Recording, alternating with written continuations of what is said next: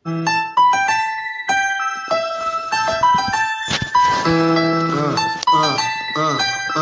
Democrats don't speak for me. Speak for me, speak for me. Republicans can't speak for me.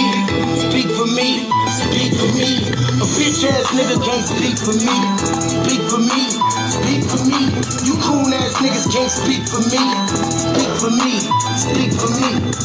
Listen here, this is a fact of life. I be rapping like Nat Turner came back to life. Grab Donald Trump by the pussy, he ain't acting right. I never run from a conflict, I be glad to fight. It's a very cold world that we live in. Somebody please tell Elizabeth you're not an Indian. You just trying to con them people to get the benefit. Just another immigrant, stealing from the Indians. That's some punk ass shit and that's too lame.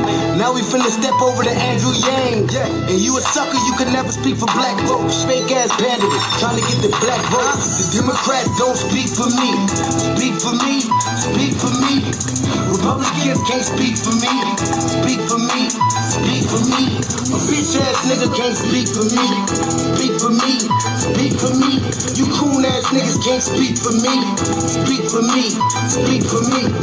You know your boy be high off sativa. Kamala wasn't popping, so we said bye, Felicia. She ain't had a right policy. We ain't trying to meet her. Y'all can take Biden too. Bye, we don't need him. We don't need Roland Martin or that coon Al Sharpton.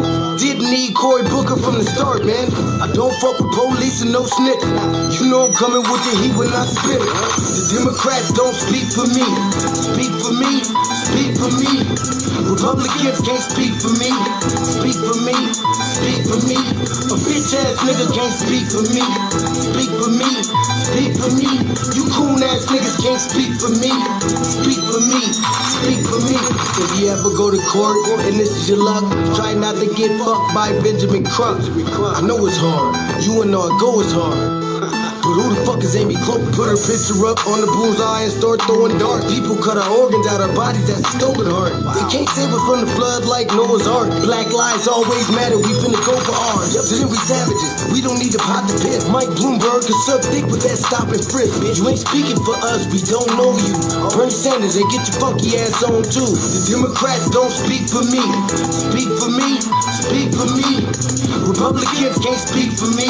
Speak for me, speak for me. A bitch ass nigga can't speak for me. Speak for me, speak for me. You coon ass niggas can't speak for me. Speak for me, speak for me.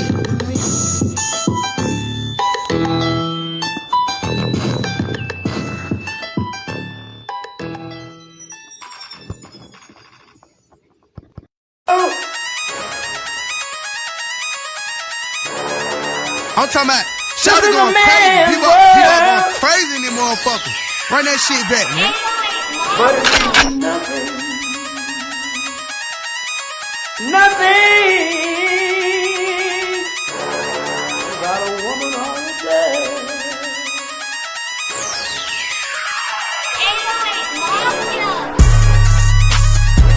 Man made the car.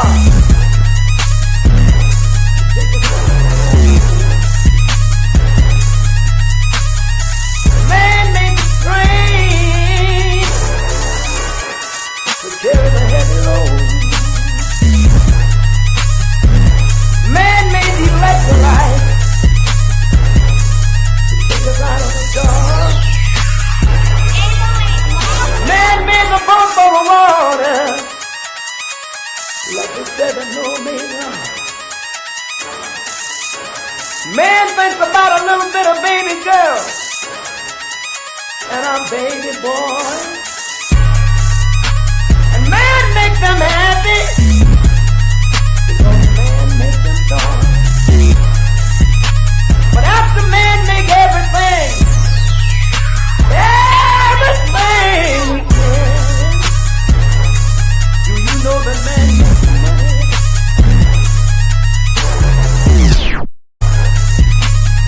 To buy from other men. This is a man's world.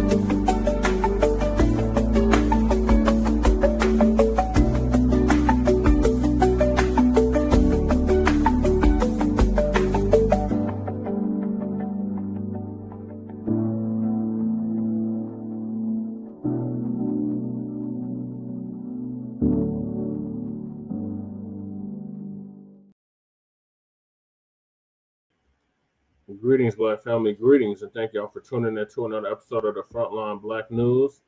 I'm your host, Che Nkrumah, and we're joined with the other host, Lady Che. Say hi to people, Lady Che. Hi. I'm your host, Che Nkrumah. Sorry about that. And on this season, we might be joined with Shabaka when he wakes up. Hopefully he joins us again. Like he did last night. He came at the very end. Hopefully he joins us again tonight.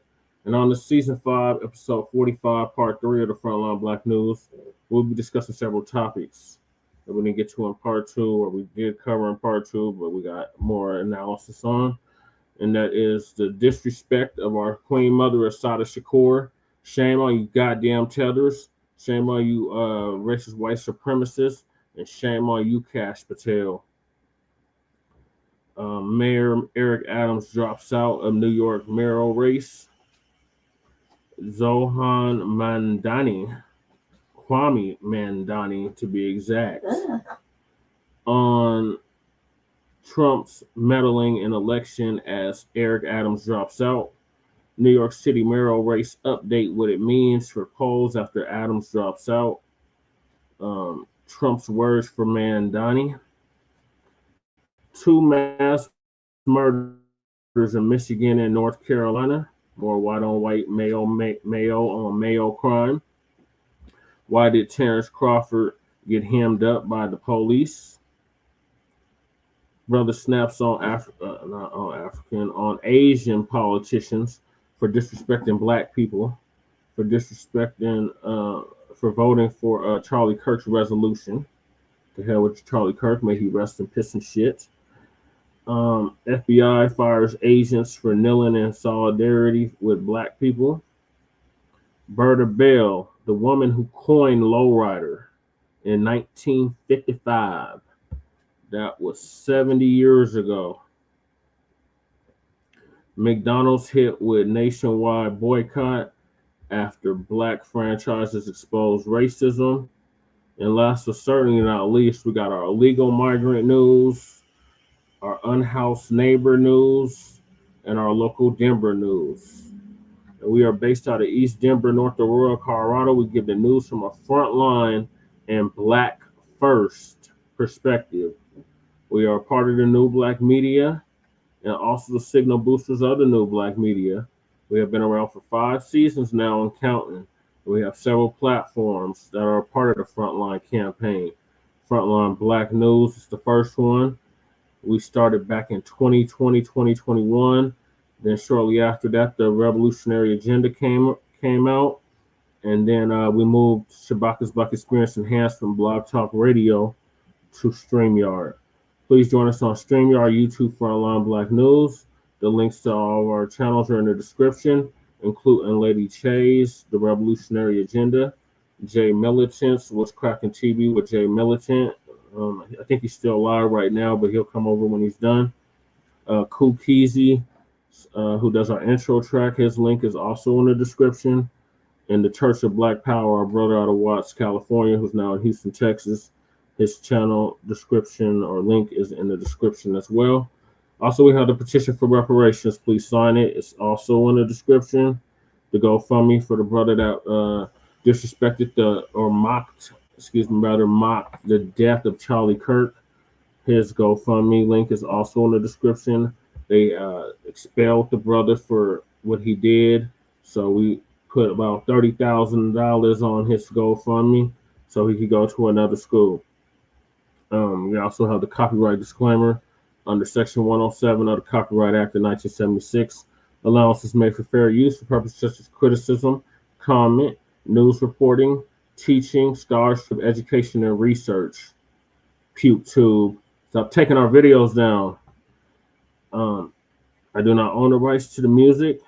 And if you don't understand racism and white supremacy, what it is and how it works, everything else you think you understand will only confuse you in all 9 areas of human activity. And that is economics, education, entertainment, labor, law, politics, religion, sex, and war. And some say health and nutrition. And that's from the great Nellie Fuller Jr., who transitioned this past February, ProduceJustice.com. Also, when you, a black person, are captured by any race soldier, i.e., the police, you must never fuss, fight, or flee. Comply and defend yourself in court. Also by the great Neely Fuller Jr., ProduceJustice.com. And last but certainly not least, we got racism and white supremacy.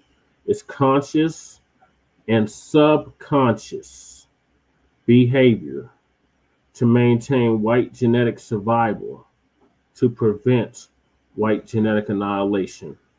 And that's by the great Dr. Francis Cress Welsing, who transitioned back in 2016. So those are the topics for tonight, Black family. Thank y'all for tapping in.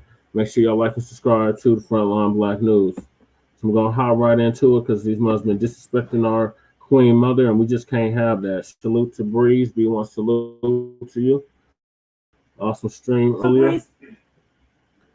Make sure y'all check out Breeze Omega as well. He has a channel as well. Yeah, she's fire. So we're going to go shout out to Church. Church covered the disrespect of Assata, and we're going to cover it as well. So shout out to Church, Black Power. The doors of the church are now open, and we're going to go right into it. So shame on you tethers. Let's just say one thing. For disrespecting our Queen Mother. Go ahead, Lady Chain.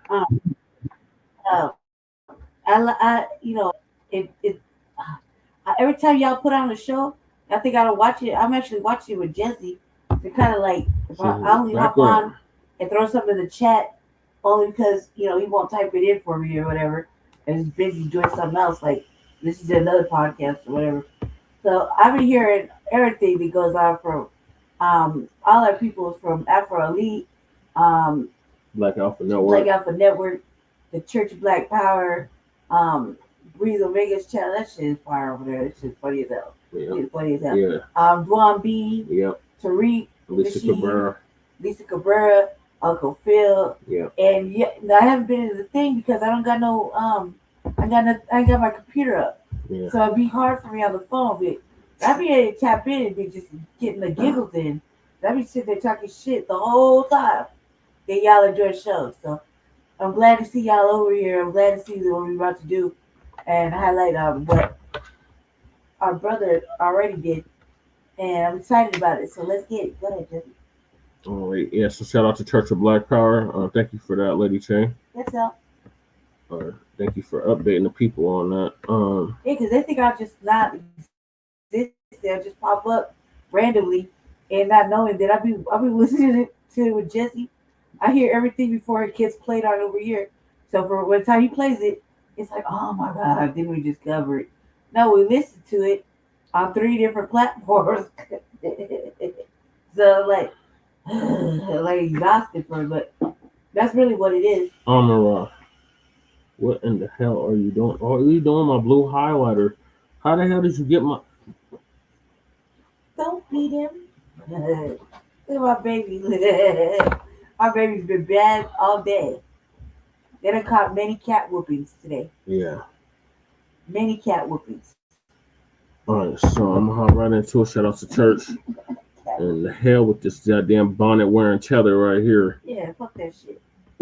What the hell did you actually do for us? Assata Shakur. So this broad... General.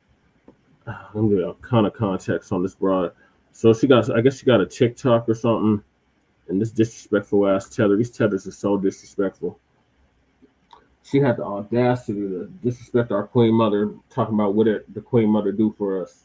Bitch, first of all, you wouldn't even be allowed in this country if it wasn't for the Black Panthers or the BLA. So you need to pay respects. These damn tethers are so disrespectful. None of them us would have been allowed over in this country if it wasn't for Foundation of Black Americans fighting for the Immigration Act of 1965 because we thought we was going to have reinforcements to fight against this wicked, racist, white supremacist beast. Instead, we got a bunch of damn tethers that got in line with racism and white supremacy and went to picking the cotton as soon as they got here. So the hell with them and the hell with this broad and the rest of these mothers that we're going to showcase. Disrespectful ass tethers.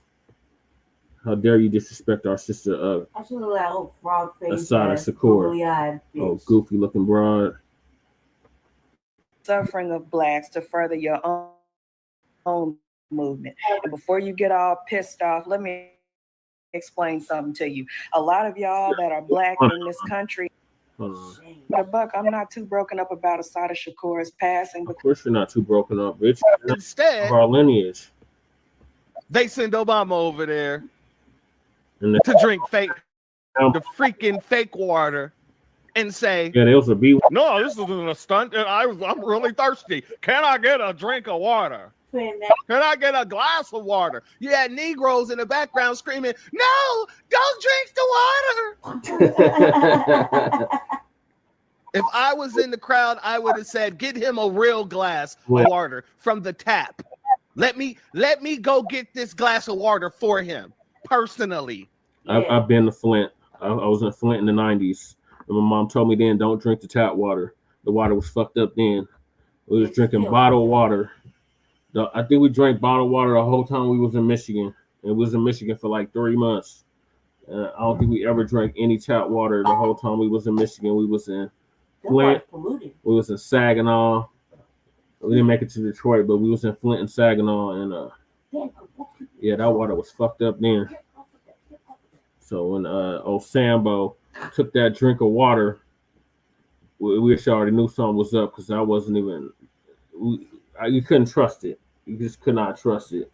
And like Church was saying, like he would have went and got it from the tap himself and had him drink it, and then say if it was good or not. Because on Sambo, they got him a glass of water from God knows where. And he's like, "Oh, from a bottle, cuz from the behind the scenes, from a bottle from behind the scenes." Thank you, Lady Che. You're welcome. And I don't know, and then he's like, "Oh, there's nothing wrong with the water." Bullshit, old Sambo. To hell with you, and you put that $2 million bounty on our sister's head. To hell with you. To hell with the dump. To hell with Christie, and to hell with Cash Patel and Gay Edgar Hoover. Yep, Obama did that. From the tap. You know he would have did that. Right. But I digress. This isn't about the tether in chief. Right. So let's get over here to the crux of what made me say, you know what? We're gonna do a broadcast on this situation. Let's get to the tether. Let's get it. The bonnet wearing cricket wig tether. Ugh. I'm gonna keep it a buck. I'm not too broken up about Assata Shakur's passing because I find it very ironic. You pick an African name, you flee to a Latino country for asylum, but what the hell did you actually do for us? Assata Shakur was for self, much like a lot of those Black Panthers. That's why they were dismantled. You use the struggling and suffering of Blacks to further your own movement. And before you get all pissed off, let me explain something to you. A lot of y'all that are Black in this country, the Black Panthers, as radical and loud as y'all are, baby, you would not have been accepted. The Black Panther Party did not like anybody who was LGBTQ. They didn't care for anybody who was of a different background. Like if you were not strictly Black American, they didn't give a fuck about you.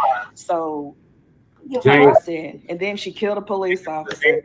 And the movement she was, what was it called? The Black Liberation Army or whatever the fuck, broke in prison, took some people hostage, and broke her out. She left in a van and all that shit, whatever. And then she fled to Cuba. But Fidel Castro granted her political asylum, and that's what I want to bring to attention. Now, you don't advocate for anybody Black outside America, but the Latino countries are the only place you can go for asylum. You didn't go. Bitch, what the fuck are you talking about? We were advocating for all so-called Africans in the fucking world. What the man? This bitch is stupid as fuck. They care as long as you was Black that's a lie too, because they united with a whole bunch of different organizations. Yeah, so what the fuck is she talking about? Carry out Black business. Stop it. She's stupid as fuck. Ignorant as hell. She must be a millennial. She's a fucking tether. Definitely I know tether. that. Ignorant ungrateful, ignorant ass tether at that. Right. nowhere that was primarily black. You didn't go to Jamaica. You didn't go to, you didn't go to Africa. Why the hell did you pick Cuba? Because if you can't go nowhere else on this earth, Latinos will protect you. That is not true. Bitch, there's blacks in fucking Cuba. There's black Cubans, you stupid bitch. Everywhere. What you talking about? That bitch is dumb. Bitch is dumb as hell. Stupid as fuck. So at the end of the day, it's sad she passed, but it don't affect me in no way, shape, or form. And bitch, you wouldn't even be allowed over here if it wasn't for people like Assata Shakur. What the fuck are you talking about? You fucking tether. You like one of the first, second generation immigrants. Anywhere. I would never follow that bitch down a dark nothing. She would not be a leader of nothing. She can't even lead her motherfucking face to the fucking bathroom. Take that motherfucking stupid ass bonnet off her head. Right. Before she do a live video. And take that stupid ass septum ring out her fucking nose. Oh, fucking dumbass ass, stupid, goofy looking ass, big ass bitch. And I don't give a fuck what you have to say. Again, just because we don't give a fuck what you have to say. What you got to say? You're fucking ignorant as a motherfucker. Especially speaking all kind of bad. You got bad, Jesse. I don't even know why you did this. Because I'm black now. Black Panther Party really didn't do shit for us either. Besides. Bitch, if it wasn't for the Black Panther Party, you ratchet ass bitch, your kids wouldn't be able to fucking eat for free.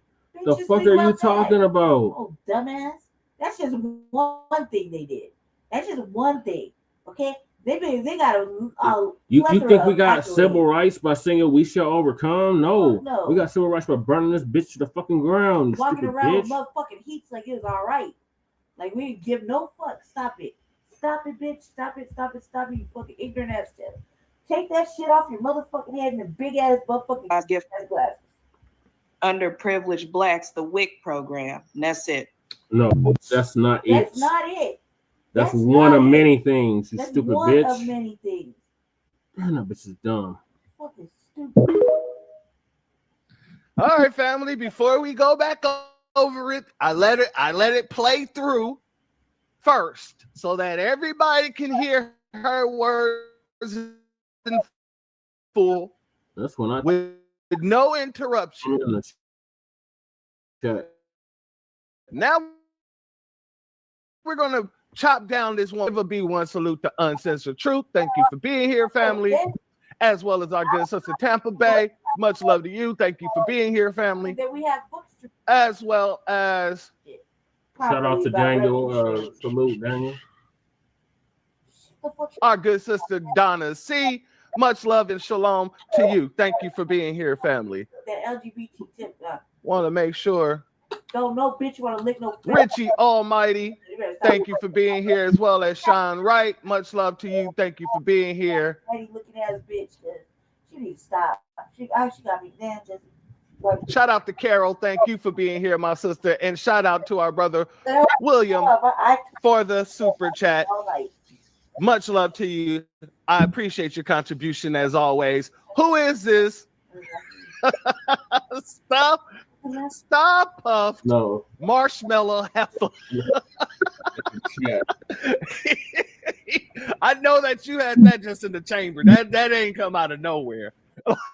That ain't come out of nowhere. Much love to you, family.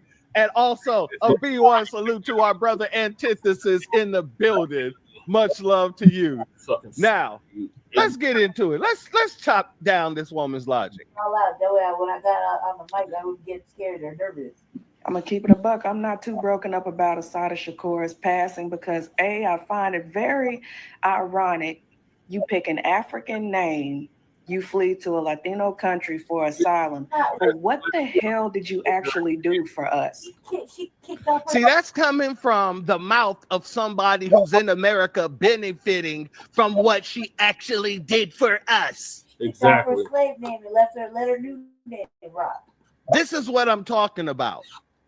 These people get over here and they milk the benefits of our greatness. They milk the benefits of our freedom fighters. They milk the benefits of everything that we fought to possess here. And not just for ourselves. We fought for everybody to possess those equal rights, those contributions and everything else. that was what we were fighting for. None of these people fought for any of the rights that they receive here, but yet they can sell over here on a goddamn inner tube, right? Playing with their belly button, with their bonnets on, and get over here and ask a stupid question, like, what did she actually do? Stupid bitch. Dumb as fuck. It's time for one of these. You know what time it is.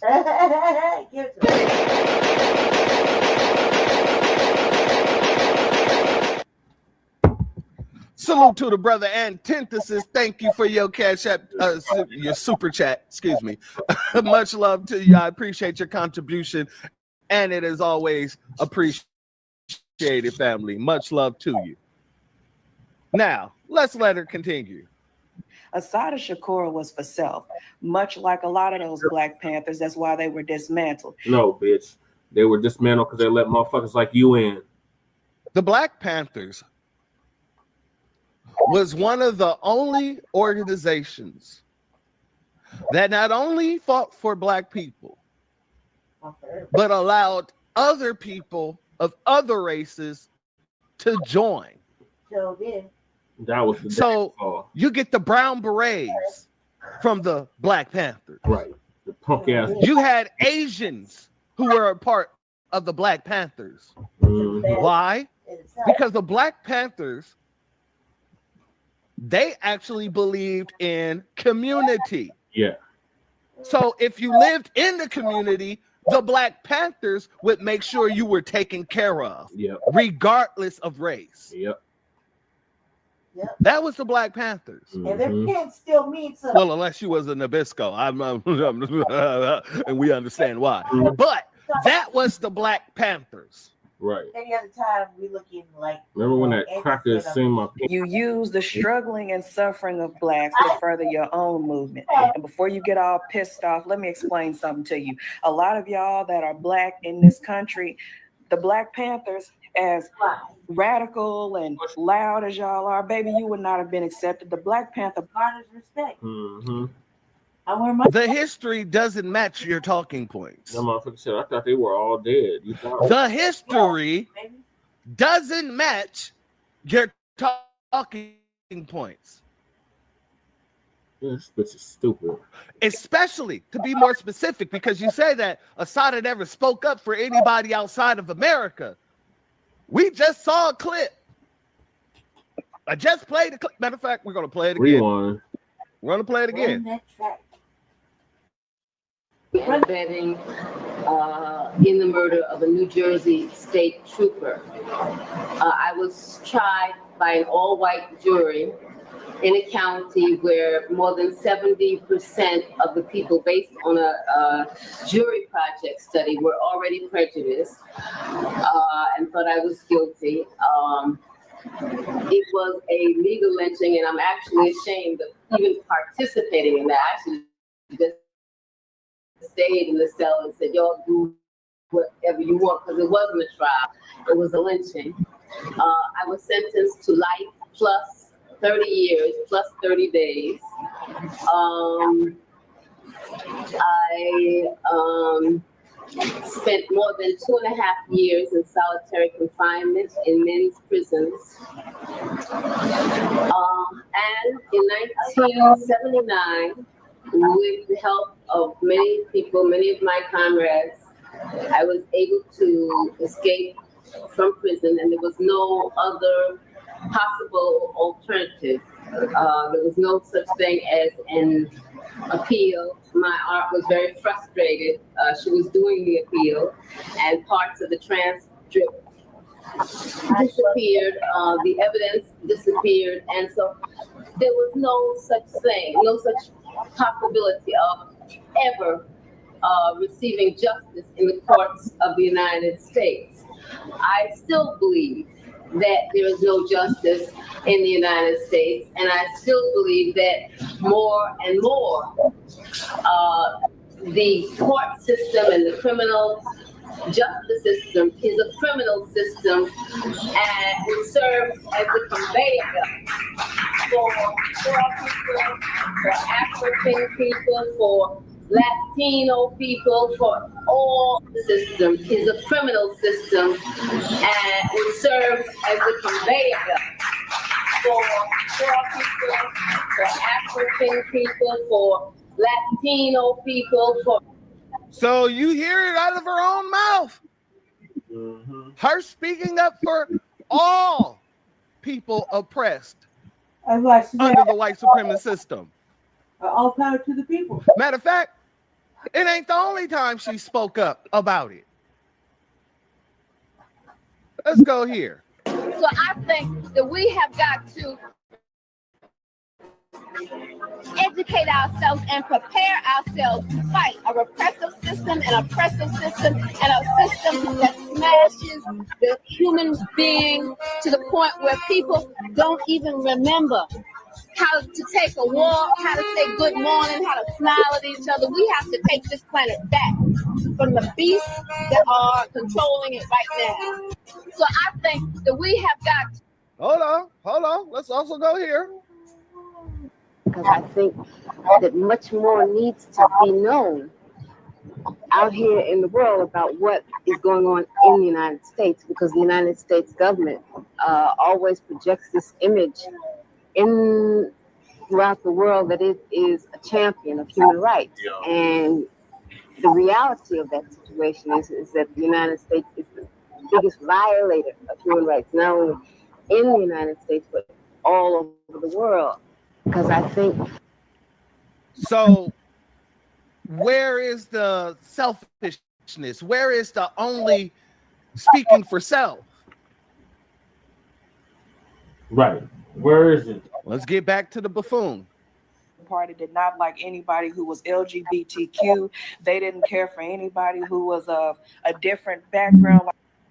That's stupid. The Black Panther Party had much respect for James Baldwin. Exactly. Why didn't you bring that up? Oh, because it doesn't match your narrative that you're pushing, right? No. Right? Right. Okay. Like if you were not strictly Black American, they didn't give a fuck about you. So, like I said, and then she killed a police officer, and notice how she just jumped in and then she killed the police officer. She's running with the FBI rhetoric in the very same way that all these tethers who talk about Dr. King run with the FBI rhetoric. In the very same way that all these tethers who call the Black Panthers terrorists. It's the very same way.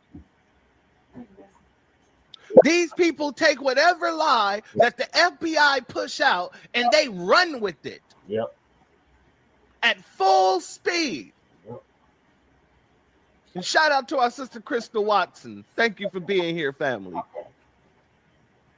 They just take whatever they hear and run with it. They don't go look at the evidence. They don't go look at anything that happened in the case. They don't look at how she was treated in that kangaroo court. No. All they do is hear something from White Zaddy, and then they take it and run with it. Exactly, Black are you. These are the new track stars. She's a runner. She's a track star. Stupid bitch is beyond dumb. This is what we have. This is what we're dealing with. And this is why we've started to delineate. And not even started. We've delineated. Exactly. That's exactly why we're delineating. Because of people like this. And I said it once and I say it again. Say it again, church. If it wasn't for these people that they like shitting on so much, they wouldn't even be here. That's.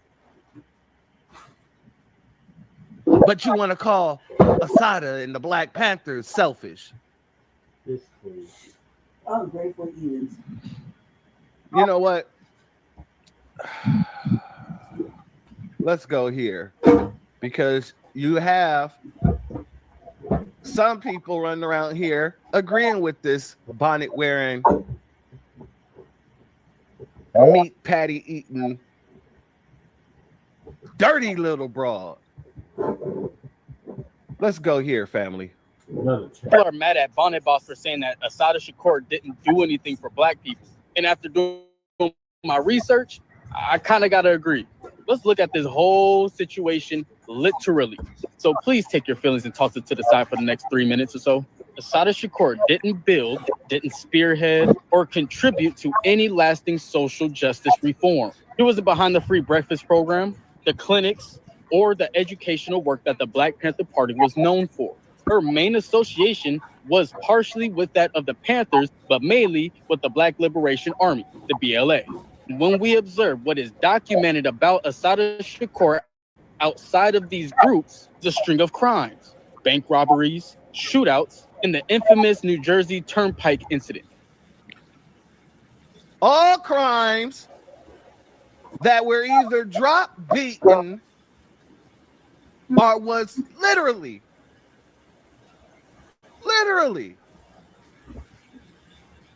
put on her.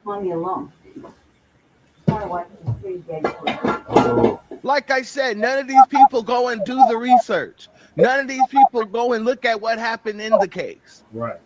They're just talking out their ass. But they feel so damn confident with jumping online doing this. And I wouldn't be surprised if there was some dark money behind these people. We already know Money. that these Money was Republicans and Democrats will pay people to read a script. Money. And I'm going to show you why I think that this is probably one of those situations in a minute. I'm going to let this tether finish with his talking points. Because have we forgot what accessory to crime means? Even if she did not fire a shot during that shootout, it's the simple fact that she was in the car with and associated with a group of people, the exact same people who initiated the shootout with the police. So no, you don't have to actually pull the trigger in order to... Idiot. The whole investigation brought to light that the police officer shot his gun first. Right.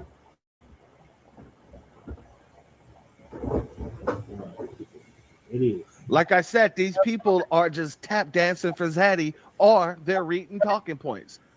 Really, they're both one and the same. To be held accountable for being a part of that group and actually there at the time that the incident was going down. That is a fact. That very much does make her responsible. And those same exact people breaking another federal law broke her out of prison and smuggled her to Cuba, which landed her on the FBI's most wanted list. Yeah. Now, here's the important part. As popular as her story is, it didn't inspire any social justice, educational, or economic reform for Black people here in America. I tell David to let you have it. Family, are you getting zesty vibes from them? I'm getting zesty vibes. That's what I'm getting out of this dude. A whole lot of zest. Yeah. They don't deserve it. You ain't clean unless you're zesty clean. Good for the gifts. The daddy said no. And if we want to be very, very, very specific about it, her story didn't even inspire somebody else to initiate any social justice, any economic, or any educational reform for Black people here in America. Nothing tangible for Black Americans, nothing tangible for Black people came from her life. At best, her story is a cautionary tale in that if you are an accessory to a crime, you will be held accountable. Glorifying her as a revolutionary blurs the lines between strategic reform and reactionary violence. Because real reform looks like civil rights, Black Panther survival programs, legal challenges. It comes from discipline. This idiot just literally said real reform looked like civil rights. While trying to say or separate the actions of Assata Shakur to get those civil rights passed. That makes no sense. I Them just, motherfuckers just want to get I online just and talk. said, That makes absolutely civil rights. no sense. You think he got it from singing "We Shall Overcome"? And I'm seeing y'all roasting him in the chat. Here we go. Keep it going because he deserves every bit of it. And yes, to my sister Mia Kim, he does look like Squidward. Thank you for being here. Much love to you. Exactly. Zesty clean. That's what he is. His hairline needs an Alka-Seltzer. Oh, man. You sure you don't need an Alka-Seltzer Plus? Young Obama. Yes, keep it coming. Organization and intellect and not robberies and shootouts. Real reform does not come from a lifetime of violence and victimhood. It comes from using your intellect to infiltrate the system, to change the laws, and to create programs that actually improve Black lives. So it is very much rest in peace to Assata Shakur, but we can't get it twisted. She didn't build anything for us. She didn't leave anything tangible for the Black community. The Black Panther Party built programs that influence social work to this day. The BLA, the Black Liberation Army that she in particular was a part of and mainly associated with, was closer to a domestic terrorist group, robbing businesses in the homes of white people in the names of taking back what they think is theirs. So yeah, the more you know. Yeah, family. I'm looking at these other pictures here of him. Yeah, I'm thinking he's sleeping with Zaddy. Yeah. I think that he's sleeping with his pussy wide open. Yeah. Yeah. I'm pretty much. I'm gonna call it. And shout out to our brother Damon. Is this the last a-hole you're showing, church? I can't handle the blatant disrespect. Well, there's one more a-hole, but I'm gonna tell you what I'm gonna do in between the last a-hole is literally put in between our family supporting and actually calling out the nonsense. So let's go there. Let's go there, family. Yeah, I want to give a shout out to this brother here because he's calling out the fact that Bonnet Hippo, that's what I'm gonna call her. I can't call her no boss. Bonnet Hippo switched up her tune when it came to Assata. She used to talk about her like she was this great figure in history. All of a sudden, she said what she said about Assata, which makes me believe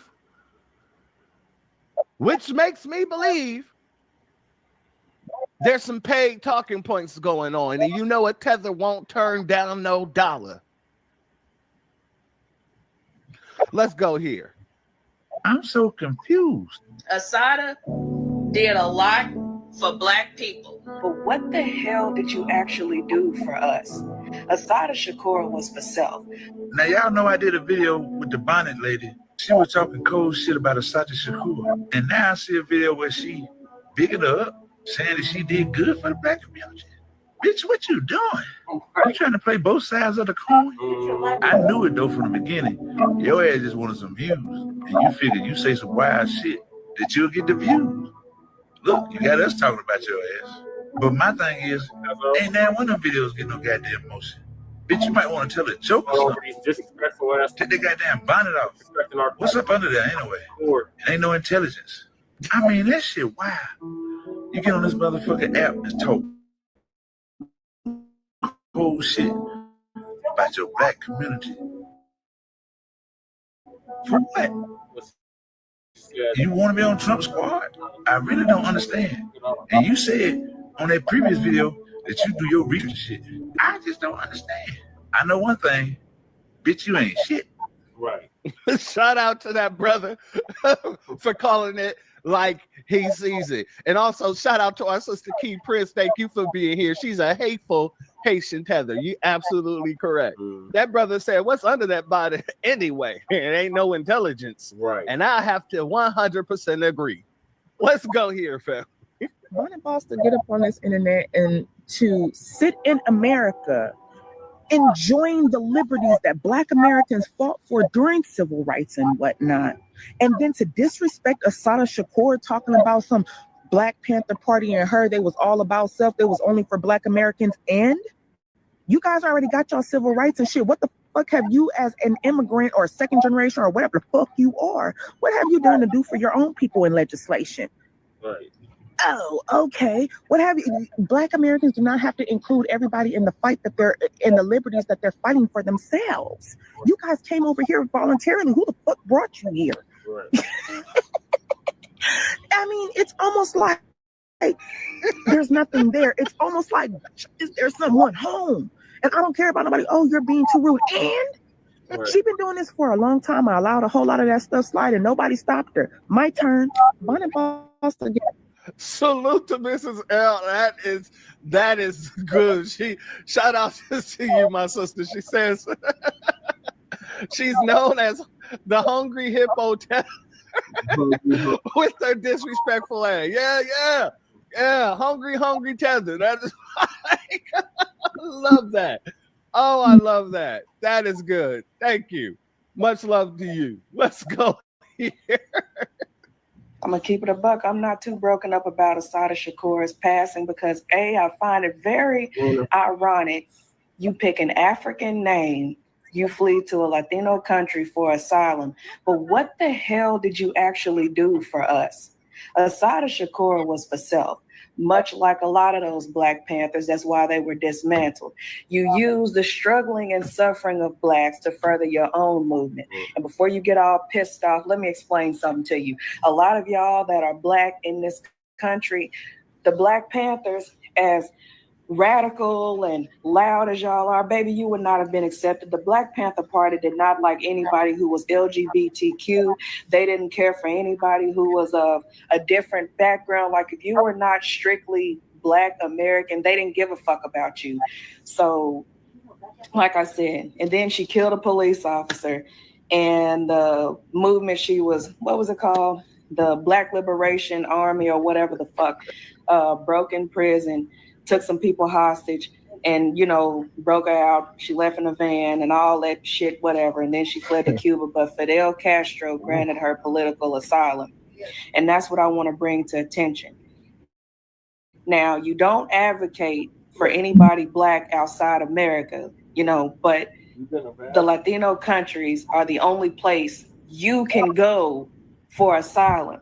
You didn't go nowhere that was primarily Black. You didn't go to Jamaica. You didn't go to, you didn't go to Africa. Why the hell did you pick Cuba? Because if you can't go nowhere else on this earth, Latinos will protect you. So at the end of the day, it's sad she passed, but it don't affect me in no way, shape, or form.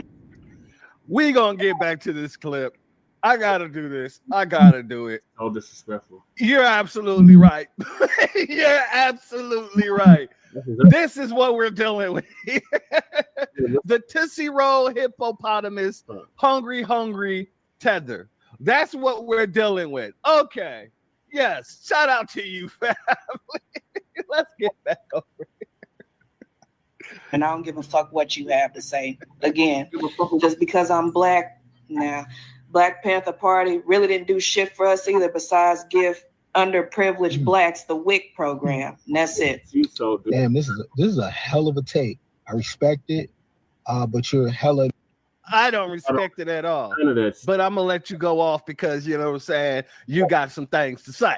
Misinformed though, beloved. It sounds like you're like reading a Sean Hannity article about the Panthers. If you really want to feel what the Panthers were, you should take a trip to the Bay because you're so off. First off, the Panthers died poor.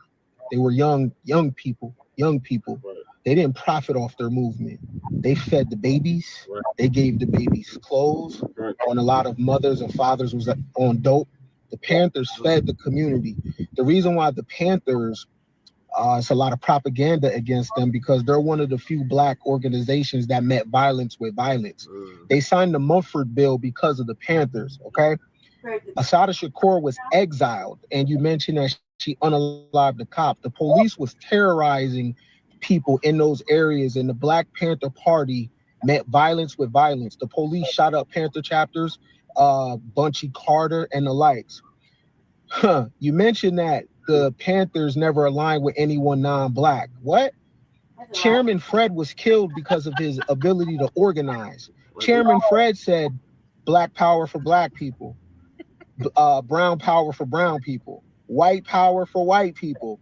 Chairman Fred was only 21 years old. He had the ability to organize poor people, whites, Spanish, black, Irish, didn't matter, right? He was dangerous. They took him out, okay? Huey would have never got out if it wasn't for the whites that were championing him with the Free Huey campaign, right?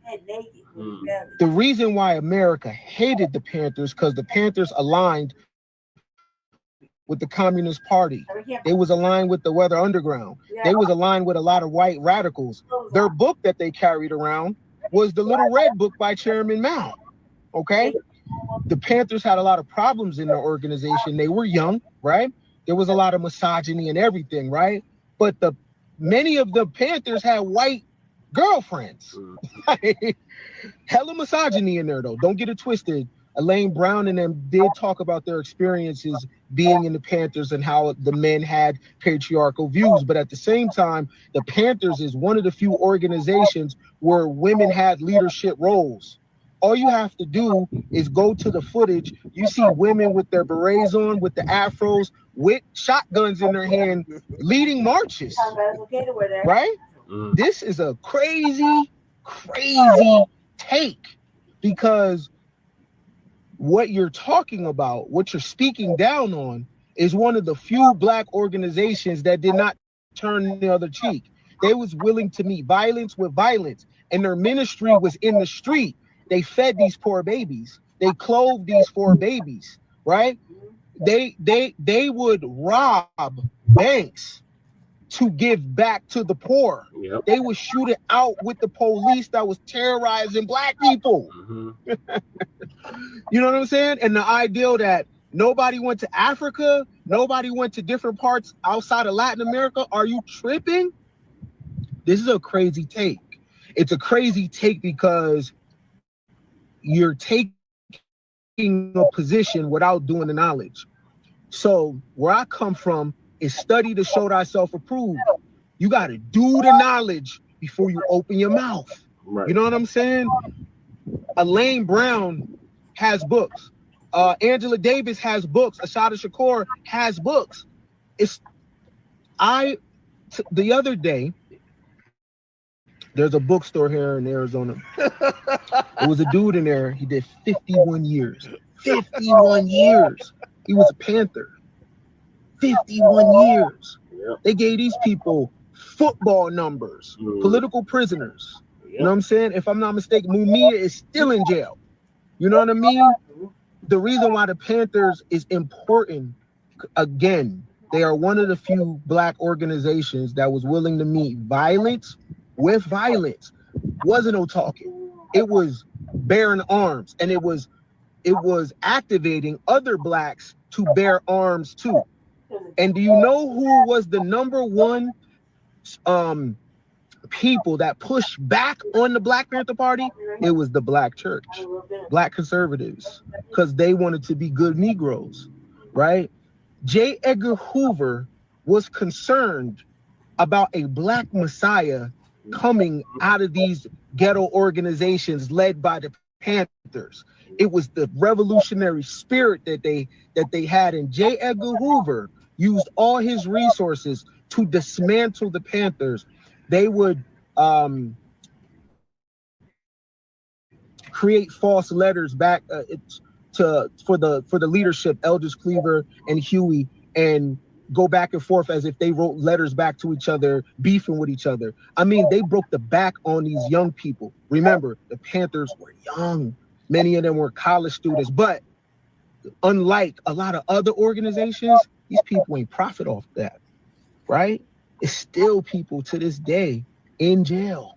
And with some bad press like this, like, it's already crazy that many of the young people don't know who these people are, but then to put something out like this and you're dead ass wrong, come on, man. The lady blood ain't even wet. Like, you you had to say something.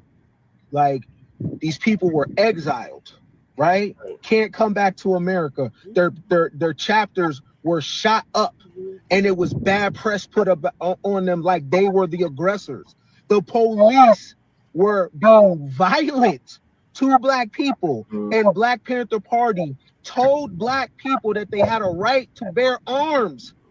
They created the Mumford Bill for these people. You know what I'm saying? The Black Panther Party put books in illiterate people's hands. The Black Panther Party told people what the Constitution was, what the Bill of Rights was. These were very politically active people. They were young. They had no idea about COINTELPRO. They had no idea about the sophistication of the state, right? But to put this kind of press out, I feel you, free speech, but study to show thyself approved, right? Before you say something like this, you got to come with your library. What are you reading off of? Do you have Assata Shakur's bio? I can tell you what she's reading off of. She's reading off of a barbecue menu. That's what she's reading off of. She's reading off the pork belly skins that she's eating. That's what she's reading off of. The bag that the pork belly skins come in. That's what she's reading off of. I'm just assuming. I'm pretty sure.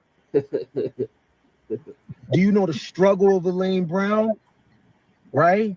Eldridge Cleaver is a sketchy character, but do you know about Soul on Ice? What about H. Rap Brown? Nice. Have you ever heard of Geronimo Pratt? Yes. Skip the Panthers. Do you know about Sister Soldier? Yes. Like, damn.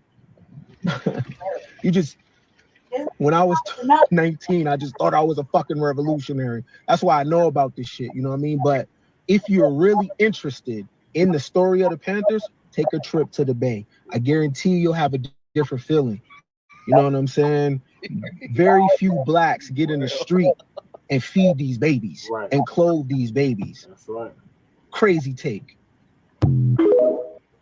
Shout out to that brother for bringing the truth to the light and power and putting power in thy name. Because, yeah, like I said, it's a crazy take, but it's also a dumb take. Right. Which shows me that either she's being paid to spew these talking points, she was giving her talking points, or she's just a flip-flop. That's what she is. And the fact that she's talking about she didn't go to Africa, I'm gonna be honest with you, with knowing what we know now about Africans, I'm glad she didn't go to Africa, because they would have turned her in for that $2 million in a heartbeat, no questions asked. Let me say that again. I am glad that Assata Shakur did not go to Africa. One more. Because what we know now and what we're seeing here with our own damn eyes, them people would have turned her in with no questions asked. No questions asked. To get that $2 million.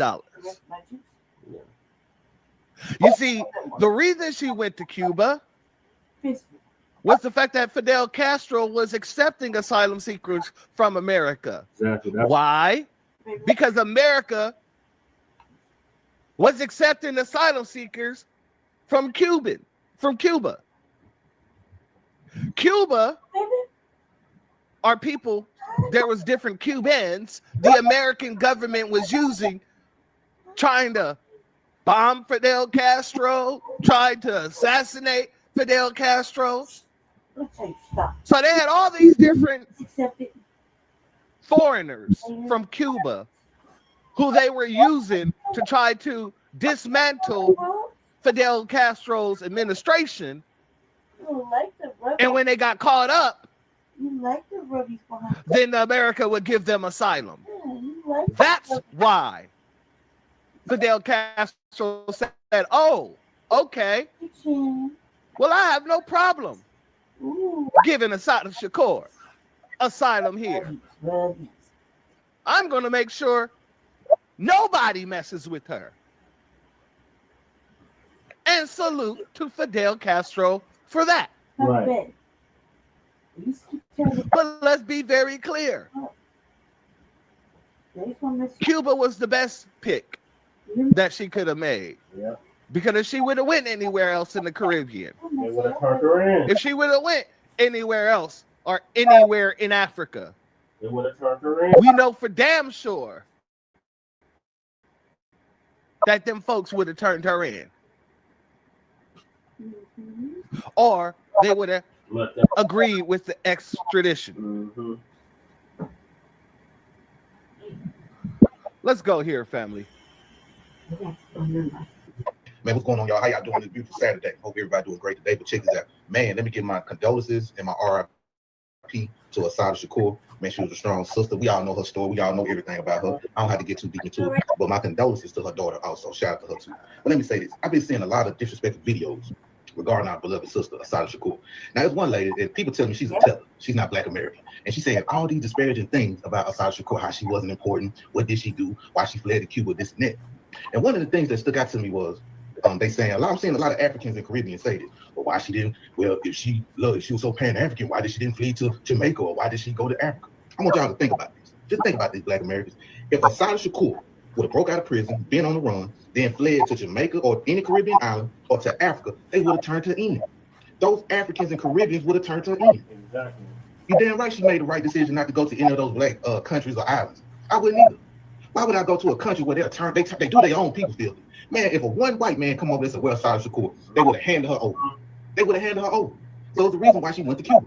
That's right. Because America was doing a lot of foul things to the people in Cuba anyway. Mm-hmm. Sending fake operatives over there, trying to knock out Fidel Castro and all types of shit. Yeah, I know. So she was safer there.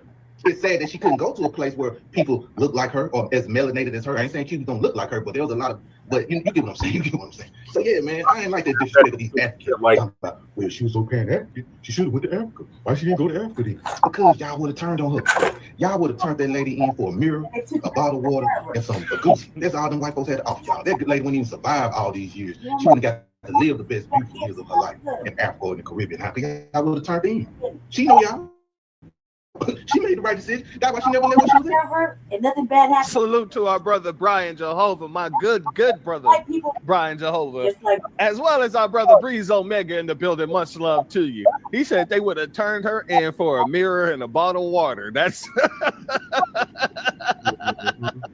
that right there is the truth. That right there is the truth.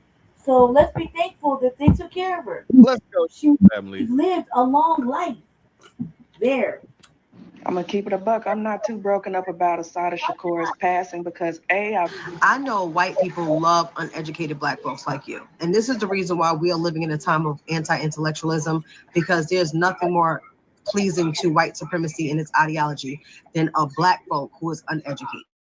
They just love that, okay? They basically love the idea that you don't have the sense that God gave you. The fact that at your big old age and you're living in 2025 and you don't know that Black advocacy has always made us a target for the FBI. They have always targeted Black advocates. They always feel as if it goes against what America stands for. And that is the reason why Billie Holiday was targeted, Martin Luther King, Medgar Evers, and Malcolm X is no longer here with us today, all because they were Black advocates. And the fact that you don't know that is absolutely insane. What did Assata Shakur do for our community? What did you do for the community? Because that's the real question. And the fact that you ain't educate yourself to know who Assata Shakur is, even though she left that information.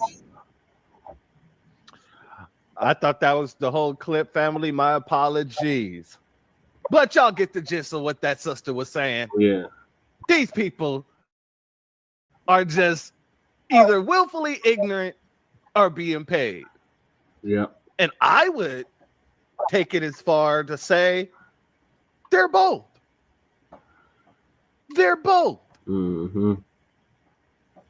But even people like, I gotta say, Amanda Seals, the woman who don't know what she's going to be the next day. Yeah. One day she's FBA. Mm-hmm.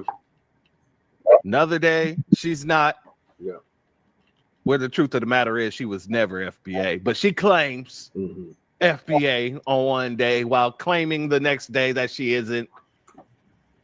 Claiming that her father's Jamaican. All of a sudden she's claiming that her father's FBA. Mm-hmm. She out here And she felt like she needed to address this as well. So I'll let her say her piece. Assata Shakur left us yesterday. She left us. See, here's the difference between myself, our brothers and sisters in the Black grassroots, the FBAs, and people like Amanda Seals. We know Assata didn't leave us. Right. We know that the spirit of Assata, the essence of Assata, lives on, resides within us. Exactly. Right. We know that our sister Junior has joined the ancestors to not only have our back, but to watch it. We know that that's only that's only People such as yourself believe I get it, because no other race she left us. or ethnicity or tetherbred. But I'll let you cook. Off-bred, buffer class, they'll never get it. Assata Shakur left us That's for FBI. yesterday. She left us. She never made it back to this land. Do you understand that? This Black woman had to escape. She had to self-exile.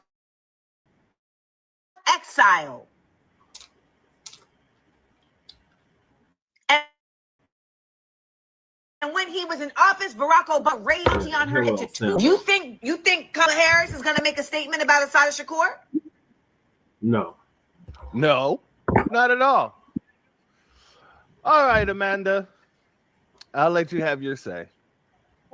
I want to go here because there's another talking point that's being peddled around, and I believe it's a paid talking point, where people are asking, well, if Assata died in exile, did she really die free? And that's a stupid question, because she was able to freely move. Right. She was able to have children, grandchildren, and die from old age complications. Yep. Who asked? That sounds pretty free to me. Right. She was free when she left this bitch. But I wanted to let this brother say his piece about that situation. Cuba took care of it. Let's go here. She was free. I've seen some conversations pop up on if Assata Shakur really died in freedom or not, right? Like the argument here is that, can you really be free while in exile? You're an African American and you're not allowed to go back home, right? Like, so like, are you really free then? And while I definitely see where the exile argument is coming from, especially when you factor in Assata's nationality and ethnic background, this argument is purely based in semantics, as most arguments are. And it really ignores the true reality of the situation. Because let's get one thing clear. The New Jersey State Police Department, the FBI, the CIA, even the Obama administration wanted to kill Assata Shakur. They wanted to murder her. And she would have died way earlier than she died now if she was still in that New Jersey State prison. When the New Jersey Police Department caught her the first time, they quite literally tortured her and stuck their fingers in her gun wounds. The Obama administration put her on the FBI top 10 most wanted list in 2013. And by that point, she had already been in Cuba for decades. And that is to say, this revolutionary went through the fucking fire, went through it all. And our government tried to use her to set an example multiple times, like so many times. And that's the reality of the situation. Assata Shakur got to live out the rest of her days in Cuba and died of natural causes at 78 years old. This is quite literally something that never would have happened if she wasn't in exile. If she got caught, if she was still in that New Jersey State prison, she would have been killed by the New Jersey Police Department in the 70s or 80s. And again, we're talking about officers who stuck their unwashed, dirty-ass fingers in her gun wounds. They would have tortured this woman to death. So at least now we have the pleasure of getting to say that our revolutionary ancestor, Assata Shakur, got to live the rest of her days out in Cuba, in exile, died at 78 years old, contributed heavily to Black feminist thought, Black radical thought, inspires young Black people like myself, and never got caught by the U.S. empire and never will. Also, big shout out to Cuba for keeping Assata alive this entire time and keeping their word. They said they would never extradite her, never let her get kidnapped, never let her get took, and it never fucking happened. Big shout out to Cuba. Big shout out to Castro.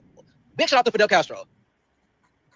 And I agree. Oh, dang. This is even though, you know, the dude, I seen the septum ring too. I seen it, but he was speaking facts, so I allowed him to do so. Okay. But yeah, big shout out to Cuba And big shout out to Fidel Castro for keeping her safe. And as I stated, if she would have went anywhere else, it wouldn't have been the same situation. It just wouldn't. Now, let's get into the last asshole that thought that they could disrespect our sister's name. And this asshole is the crooked director of the FBI, Cash Patel. Cash Patel decides to put up this post, and it didn't really go so well for him. Joanne Chesimard didn't fight for justice. She murdered New Jersey State Trooper Werner Forrester. I thought it was Foster, but okay. In cold blood. Then fled to Cuba to escape accountability. The FBI never stopped calling her what she was, a terrorist. But you never call the KKK terrorist. Right. You don't call these school shooters terrorists. Right. Mourning her is a spit in the face. Excuse me. Mourning her is spitting on the badge and the blood of every cop who gave their lives in service. Where's the badge at? Yeah. Damn that badge. That was only created for slave catchers? You mean that badge that allow white supremacists to unalive Black Americans with impunity? Yep. You mean that badge that allow these officers to go in our communities and target our children? Yep. That badge? Same one. Let me spit on it again.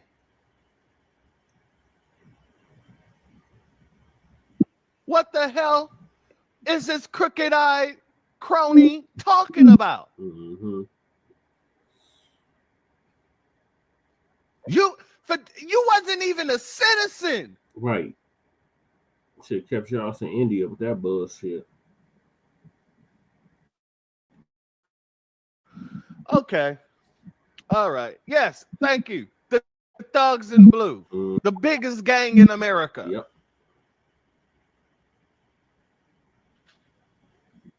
Trump will dismiss him like he did Vivek. I hope so.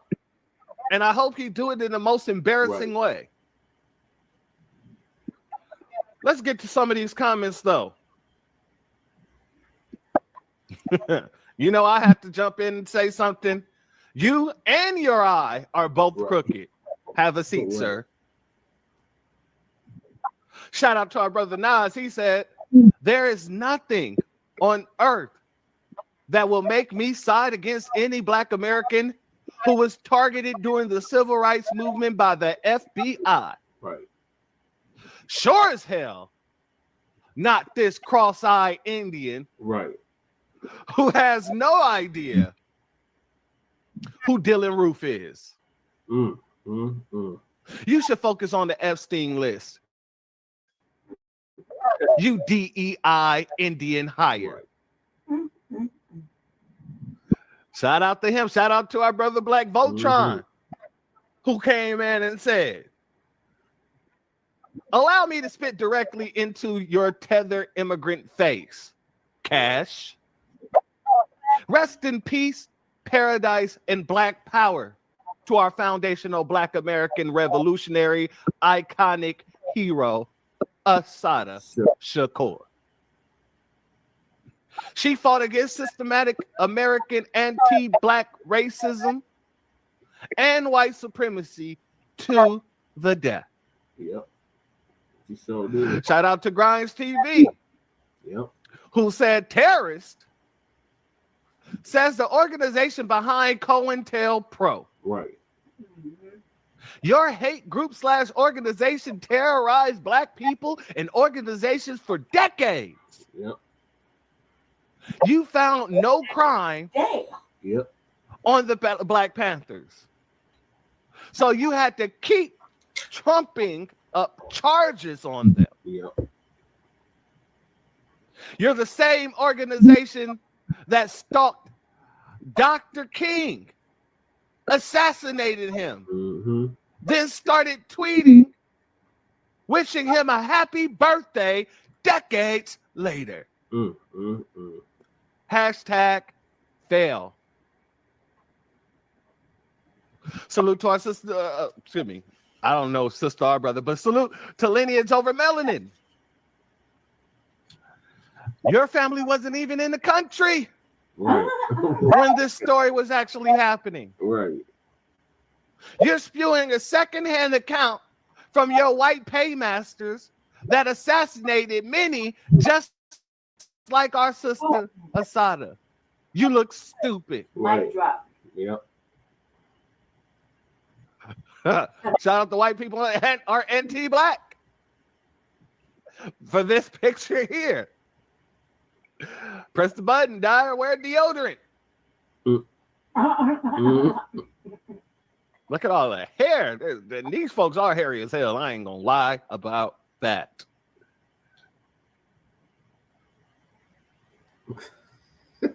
That's disgusting, but okay. Let's just pause that. Ain't shit as MFers in this corrupt, evil ass government. You motherfuckers are satanic. Yep. Now, let's get over here. Shout out to our sister Nicety Girl. Yes, sir. Much love to her, as always. Sincere love to God, too. She says, that badge represents slave catchers. Yep. The system designed to destroy Black leaders, disrupt our movements, and silence our voices. Shout out to my sister, Nicety Girl. Yeah. Excuse me. Let's go here, family.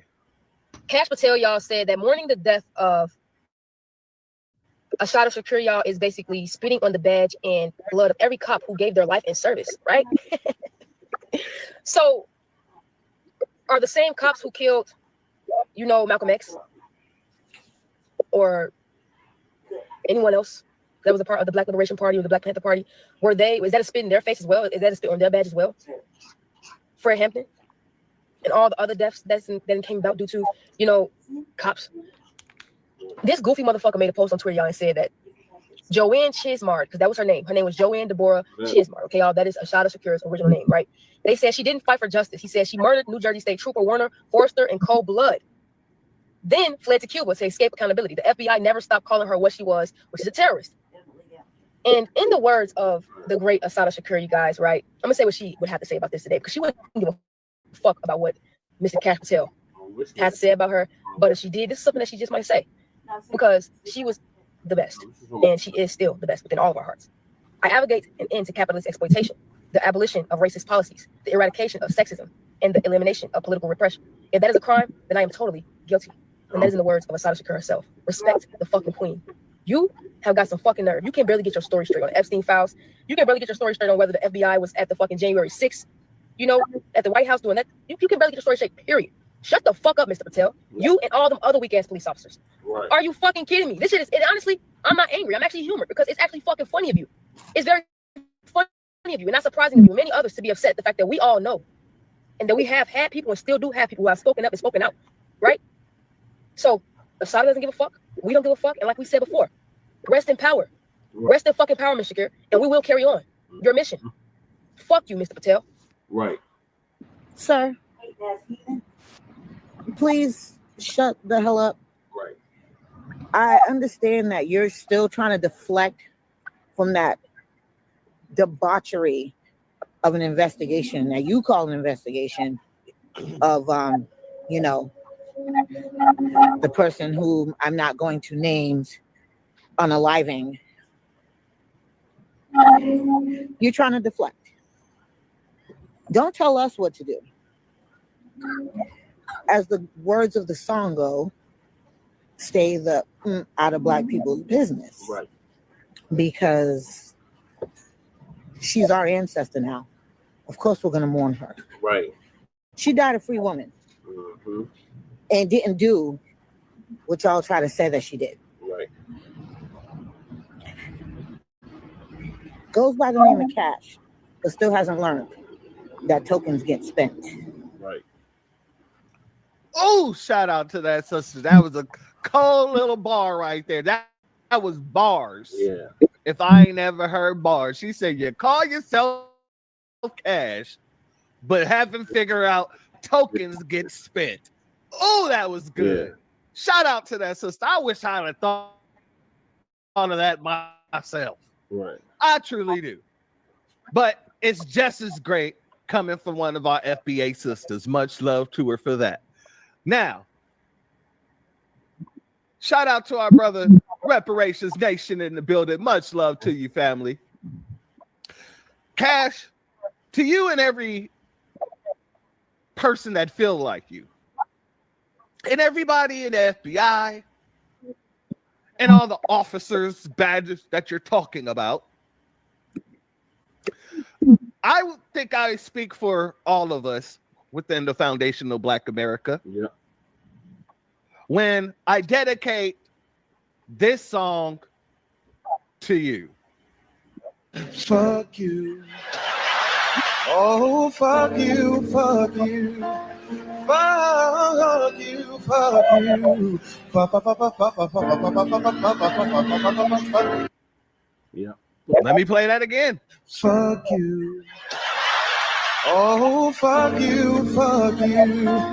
Fuck you, fuck you.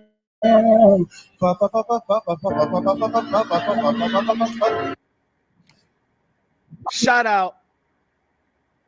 out to Jamie Foxx for that right there.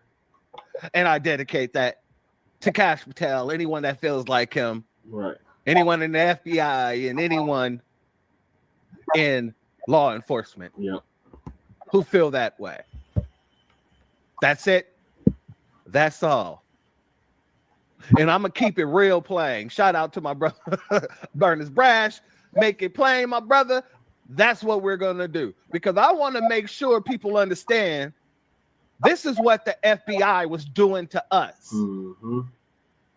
And still doing. The FBI's counterintelligence program, known as COINTELPRO, short for Counterintelligence Program, began in 1956. Its aim was to disrupt communist activities in the United States.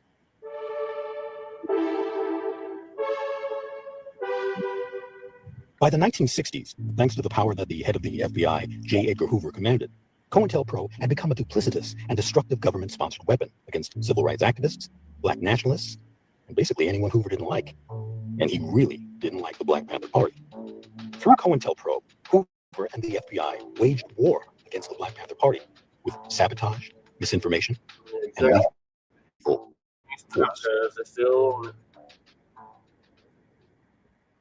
Here's Kim Bay to tell you more about it. The Black Panther Party for Self-Defense was founded in 1966 in Oakland, California, and quickly became the most influential militant Black Power organization of the 20th century. Its members confronted politicians, challenged the police, and protected Black citizens from brutality. The party's community service programs, called survival programs, provided food, clothing, and transportation. Within 1 year of the formation of the Black Panther Party, the FBI considered them political dissidents and established an extensive counterintelligence program known as COINTELPRO. Although other groups were targeted, the Black Panther Party bore the full brunt of J. Edgar Hoover's COINTELPRO program. According to declassified FBI documents, COINTELPRO's purpose was to expose, disrupt, misdirect, discredit, or otherwise neutralize the activities of the Black nationalists.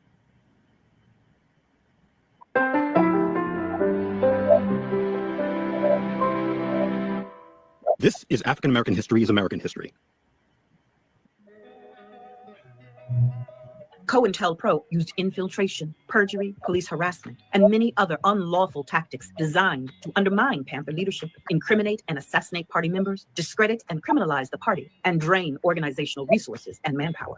The COINTELPRO operation ultimately backfired on Hoover. Instead of weakening the Black Panther Party, the FBI's killing and arresting of Panther members only served to increase the party's support among African Americans and many whites on the left. Valued the Panthers as a powerful force that was opposed to segregation and the military draft. The Black Panther Party's mission was to make the world a better place for everybody. While Hoover relentlessly painted the Black Panther Party as subversive criminals, the Black community saw the party as a force for good. By the end of 1968, Black Panther Party founders Huey P. Newton and Bobby Seale launched many social programs, including free breakfast for school children and community health clinics. The Black Panther Party enrolled the most members and had the most influence in the Oakland, San Francisco Bay Area, New York, Chicago, Los Angeles, Seattle, and Philadelphia. There were active chapters in many prisons, as an increasing number of young African American men were being incarcerated.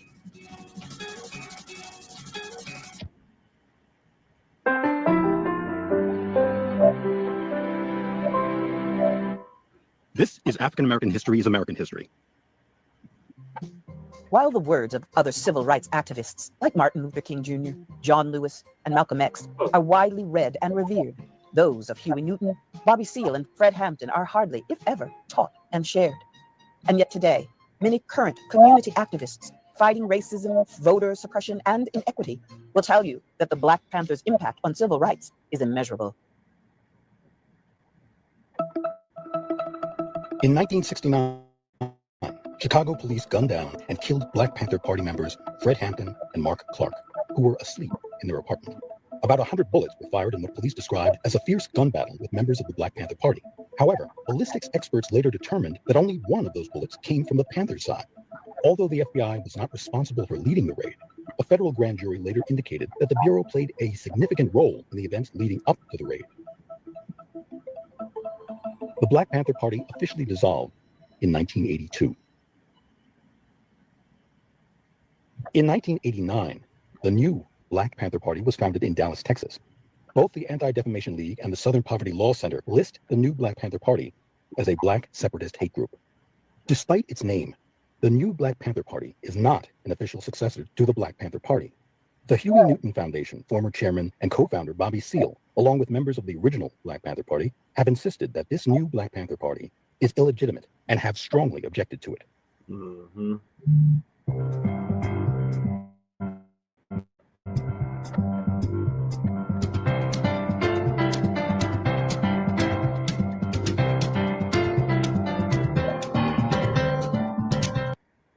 Edgar Hoover and the COINTELPRO operation had a very direct, devastating impact on the Black Panther Party.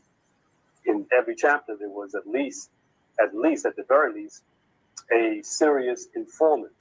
But most of the time, was not only an informant, but also a provocateur, someone who would be in the group to agitate, to confuse. People on the East Coast were supposed to get letters from people on the West Coast and vice versa, talking about each other, and it ultimately caused a split within the Black Panther Party, but they weren't sending the letters. The letters were coming from the FBI. I would say that Hoover's effect and his impact on African Americans and our attempt in our struggle for freedom has been extremely negative. He destroyed several Black leaders. He destroyed and broke the back of numerous Black movements. It was learning at the feet of Garvey that J. Edgar Hoover became the monster that he was, the one to destroy civil rights and civil liberties, using a state-sponsored terrorism that was also racist to destroy struggles for democracy by Black people.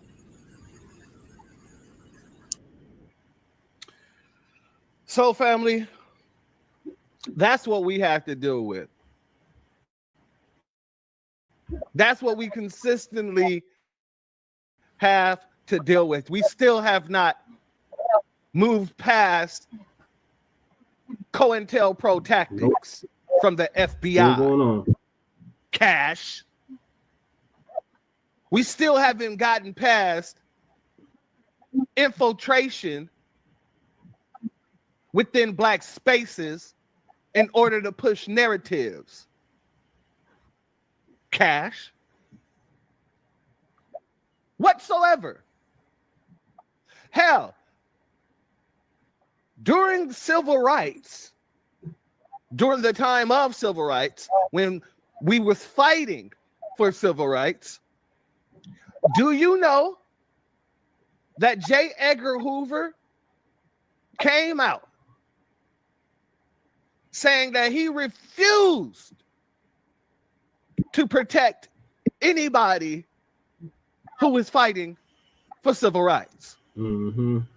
Oh, I'll let you hear it for yourself, family. Let's go here.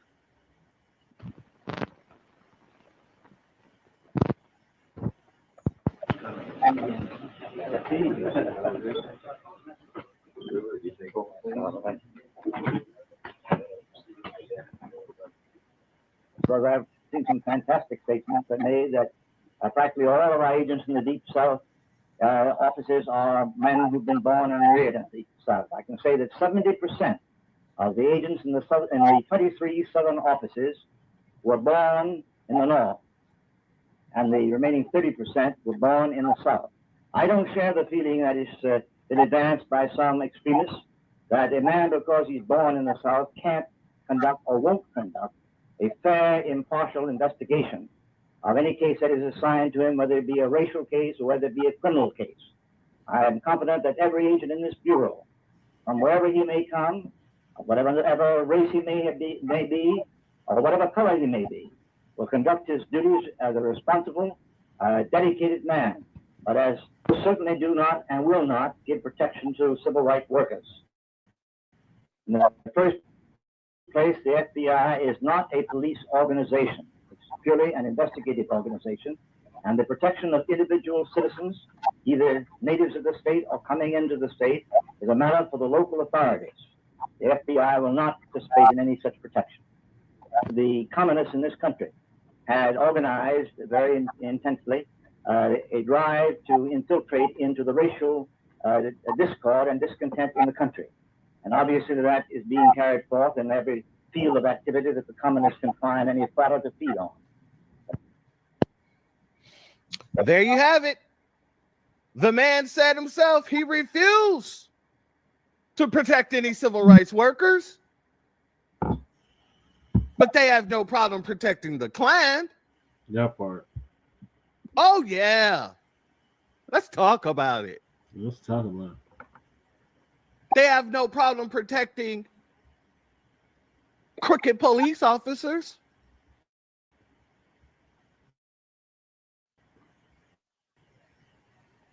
They have no problem protecting pedophiles. Mm.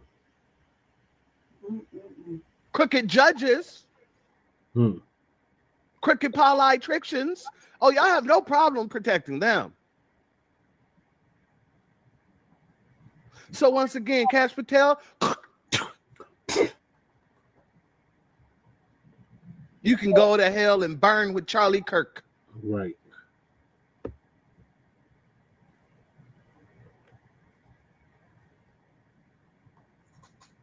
Shout out to Reparations Nation for this comment. There are far too many comfortable sand bowls, coons, and tethers to do what the Panthers, Deacons of Defense, etc. did back then. They always snitch. So now we have to be individual sleeper cells. I remember I was in the conversation. I was in the space with our brother Black Alpha. Yeah, shout out to Black Alpha Network. And somebody came up and asked the question. And he asked, why don't our people have people like them? People like Charlie Kirk? People like... Oh, yeah, I remember that. Mm-hmm. Hell, the Jewish Mossad. I've heard all kind of freaking people say stupid stuff like that. Mm-hmm. The reason why we don't have people like Charlie Kirk is because We're not a hateful people. Right. We are a people of justice. Mm-hmm. And we always have been.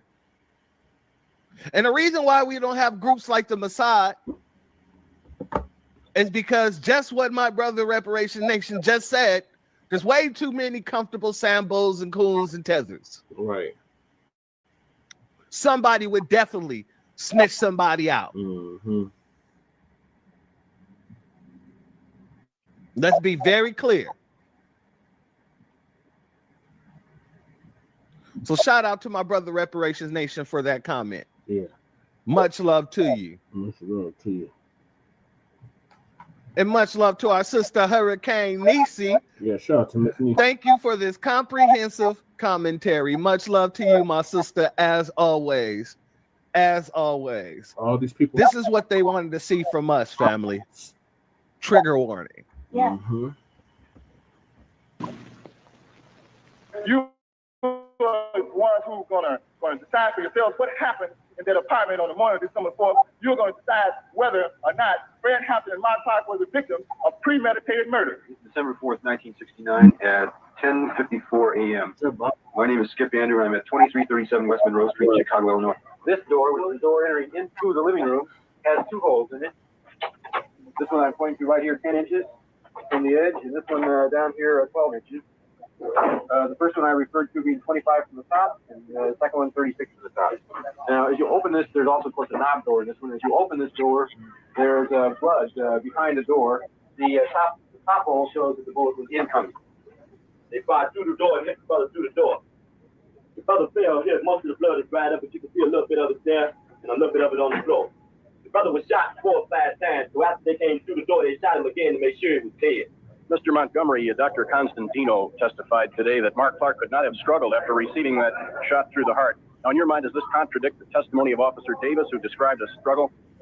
Yes, it seems to me that that was a very startling thing. We also learned that the bullet, which was in fact recovered from Mr. Hampton's body, was a bullet fired out of a carbine by Officer Davis. So that indicates also that Officer Davis may well have walked into that back bedroom, contrary to his testimony, and fired a shot into the body of Fred Hampton at one point in time or other.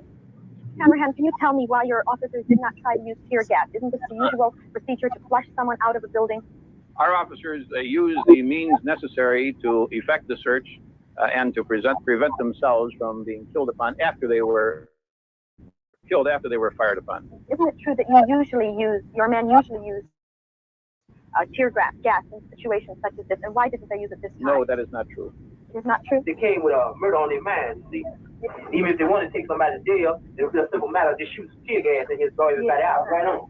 This is where our chairman had his brains blown out, and he lay in his bed, sleeping at 4:30 in the morning. Someone came into the room, started shaking the chairman. Said, chairman, wake up, pigs was rampant. Still half asleep. I looked up, and I saw bullets coming from, it looked like the front of the apartment, from the kitchen area. They were pigs just shoot. And about this time, jumped on top of the chairman. He looked up. Looked like all the pigs converged at the entranceway to the bedroom area, back bedroom area. The mattress is just going. You could feel the bullets going into it. I just dead, everybody in there. When he looked up, he didn't say a word. He didn't move, except for moving his head up. He laid his head back down to the side like that. He never said a word. He never got up out the bed. The person who was in the room, they kept hollering out, stop shooting, stop shooting. We have a pregnant woman, a pregnant sister in here. At that time, I was 8.5 to 9 months pregnant. My baby was to be delivered in 2 weeks. Pigs kept on shooting. So he kept on hollering out. Finally, they stopped. They pushed me and the other brother by the kitchen door and told us to face the wall. Heard the pig say, he's barely alive, he'll barely make it. I assume they were talking about Chairman Fred. So then they started shooting the pig. They started shooting again. I heard the sister scream. They stopped shooting. Pig said, he's good and dead now. Kids running around laughing. They were really happy, you know, talking about Chairman Fred's dead. I never saw Chairman Fred again. Inflammatory statements and false charges against our office have been made by spokesmen for the Black Panther Party and others, despite the fact that the speakers had no reliable knowledge about the occurrence. So the best account that I can give is the room that I was in and the actions of things surrounding me personally, you know. First thing I remember when I woke up was a knock on the door, and it was only a matter of seconds. In fact, I'd say it was less than 5 seconds that I heard, you know, shots. Now, the thing that struck me was that I not only heard shots, but I can see plaster coming out of the walls in my room. So I knew the bullets were coming through the room that I was in. The great variance between the physical evidence and the testimony of the officers raises the question as to whether the officers are falsifying their accounts. Those officers fired 99 shots through the walls of an apartment where they knew people were sleeping. Murder is defined in Illinois as follows. A person who kills an individual without lawful justification commits murder if, in performing the acts which cause the death, he knows that such acts create a strong probability of death or great bodily harm to that individual or another. We do a lot of Federal grand jury comes to its conclusion. every day. Unquestionably, the raid was not professionally planned or properly executed. And the result of the raid was 2 deaths, 4 injuries, and 7 improper criminal charges. In spite of those conclusions, the report then goes on to say, physical evidence and the discrepancies in the officers' accounts are insufficient to establish probable cause to charge the officers with a willful violation of the occupant's civil rights. Family, that's what they wanted for our sister Assata, excuse me. God dang, tongue tied right now. That's what they wanted for Assata. They wanted the Fred Hampton treatment. They wanted to do her like Martin Luther King. They wanted to do her like Malcolm X. You're supposed to be They wanted to do her dirty. We do what we do at our house. And they wanted us to go along with it. Well, you get your own crib. You can't walk around butt naked in your fucking house. Damn that badge. Right. Or you on that and damn the FBI. Right. Power to the people shit. You can't. And damn Cash Patel. Because one person. We have been the biggest targets, the #1 target. Like, I'm afraid for us. Of these people for the longest. It's ridiculous. There's never been another target. He's worried too. Or I'll be like, let me know when you get home. So fixing your mouth. Or if I don't hurry up and get back to my. To tell us what's disrespectful. I got home all right. As a goddamn tether. By myself. Here in this country. When we by ourselves or even when we're together. Oh, you can take that shit to the goddamn we have to be laundromat and wash no it. matter what, especially in front of them white folks. Take it back over to your country. You know, when we argue here and there, it's only temporary. You know what I mean? There will never be a day that we forget what this country has done and continue to do to our people. So they can get at one of us, so they can hurt us. There will never be a day I don't understand. that we don't call out the imperialism, we free from being harmed. the racism, right. You did? The pure anti-black hate that this country has shown to us. And don't matter don't let the shade deflect the fucking and continues to till this very day. They don't give a motherfucking fuck about us. So for all you people out there, nobody gives a fuck about us. They just that think that you can that fucking flee from your country and come to a country that Assata made better. Keep our back turned. Keep our back turned. Well, I have one thing to say to all of you. Fuck him, goddammit, and fuck anybody with his ass. Yeah. Means this is another reason why We are not picking up no cape for nobody. This is another reason why we are minding our own FBA business. This is another reason why all of you folks that are getting the hell and catching the hell that you are catching at this time is well deserved. We're not worried about you. We're doing our own thing, walking around singing this song.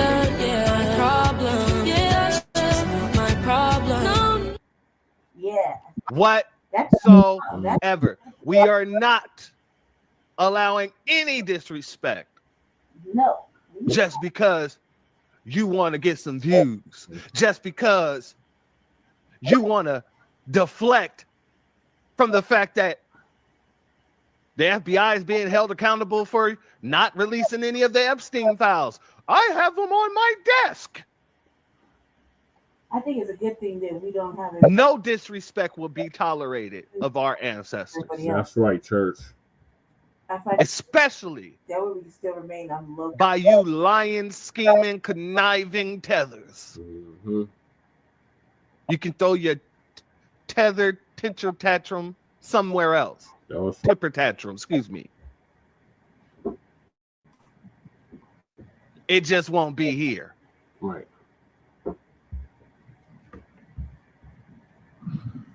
Family. These folks, they're about to feel the power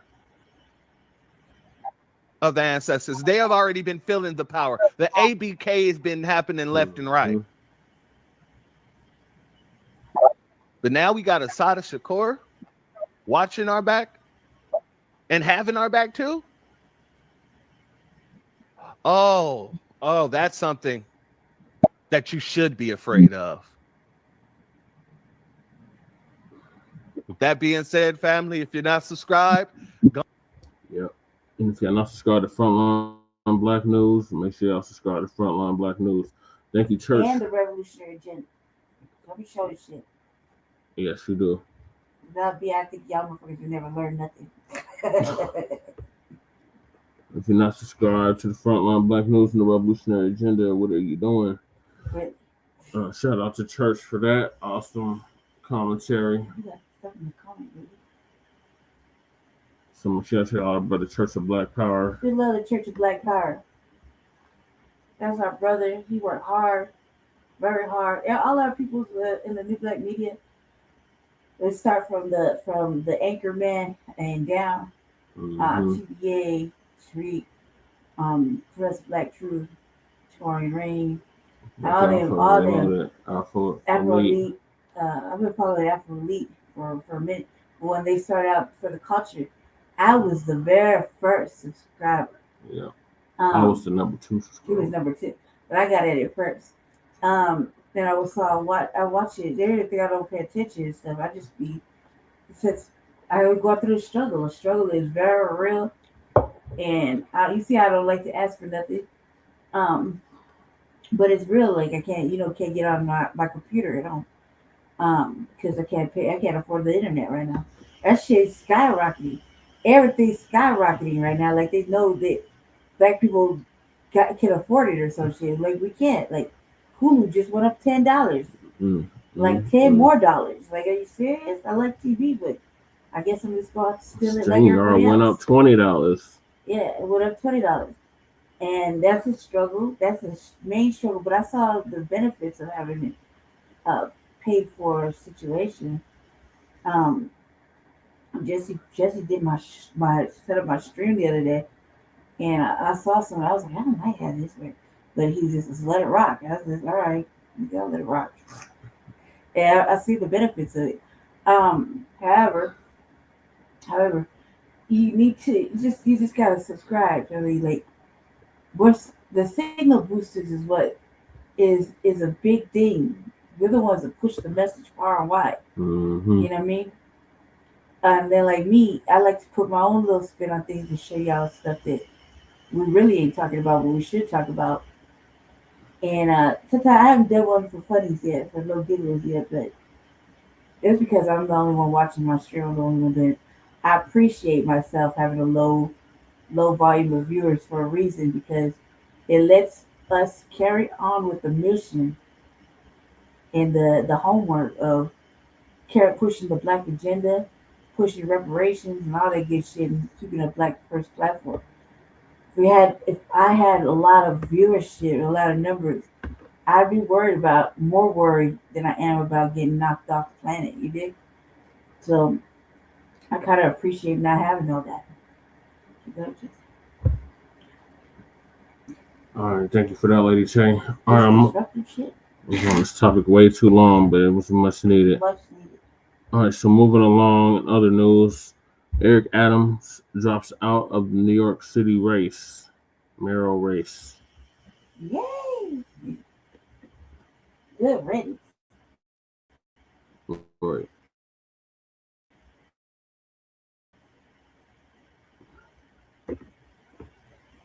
Wow, because he's scared of me. Welcome back, everybody, to Fox News Live. Big breaking news out of the Big Apple today. Eric Adams dropping campaign is, and obviously we're going to work on getting that for you. In that video, Adams goes on to say it's been an honor to be your mayor, and then, of course, he goes on to tout his many victories over his first term. We want to welcome in Fox News senior correspondent Eric Shawn. He is live with the very latest. Eric, surprised or not so much? Well, actually, it's a stunning development, Kevin. People have been talking about this for several weeks, whether he will drop out or not. Yesterday, in an interview, he said that he would consider that. But it does reshuffle the race, and experts say it is the one possibility to try and stop Democratic Socialist radical Zohran Mamdani from winning in this mayoral race. You know, Eric Adams had high hopes when he first was elected. He had been a former police officer, took moderate positions, but they were dashed by a corruption probe and other issues. So he decided to quit because of his low poll numbers and the fact that he just couldn't raise any money. He was placing fourth in this race. His popularity has plummeted after he was charged with bribery and accepting illegal campaign contributions. Those charges dropped. Amid accusations, he made a deal with President Trump, something both deny.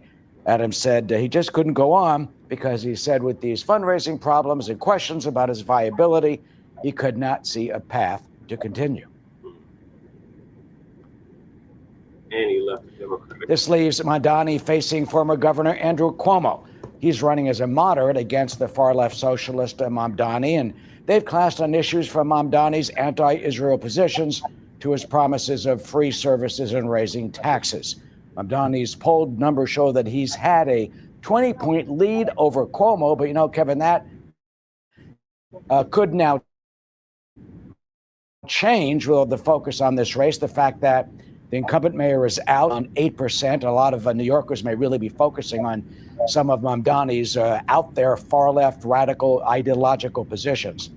The other candidate, Republican candidate Curtis Sliwa, he is well known, founder of the Guardian Angels, conservative activist for a long time. He's been polling ahead of the incumbent mayor and has vowed that he would not drop out of the race, even though he's been warning about the dangers if Mamdani is elected.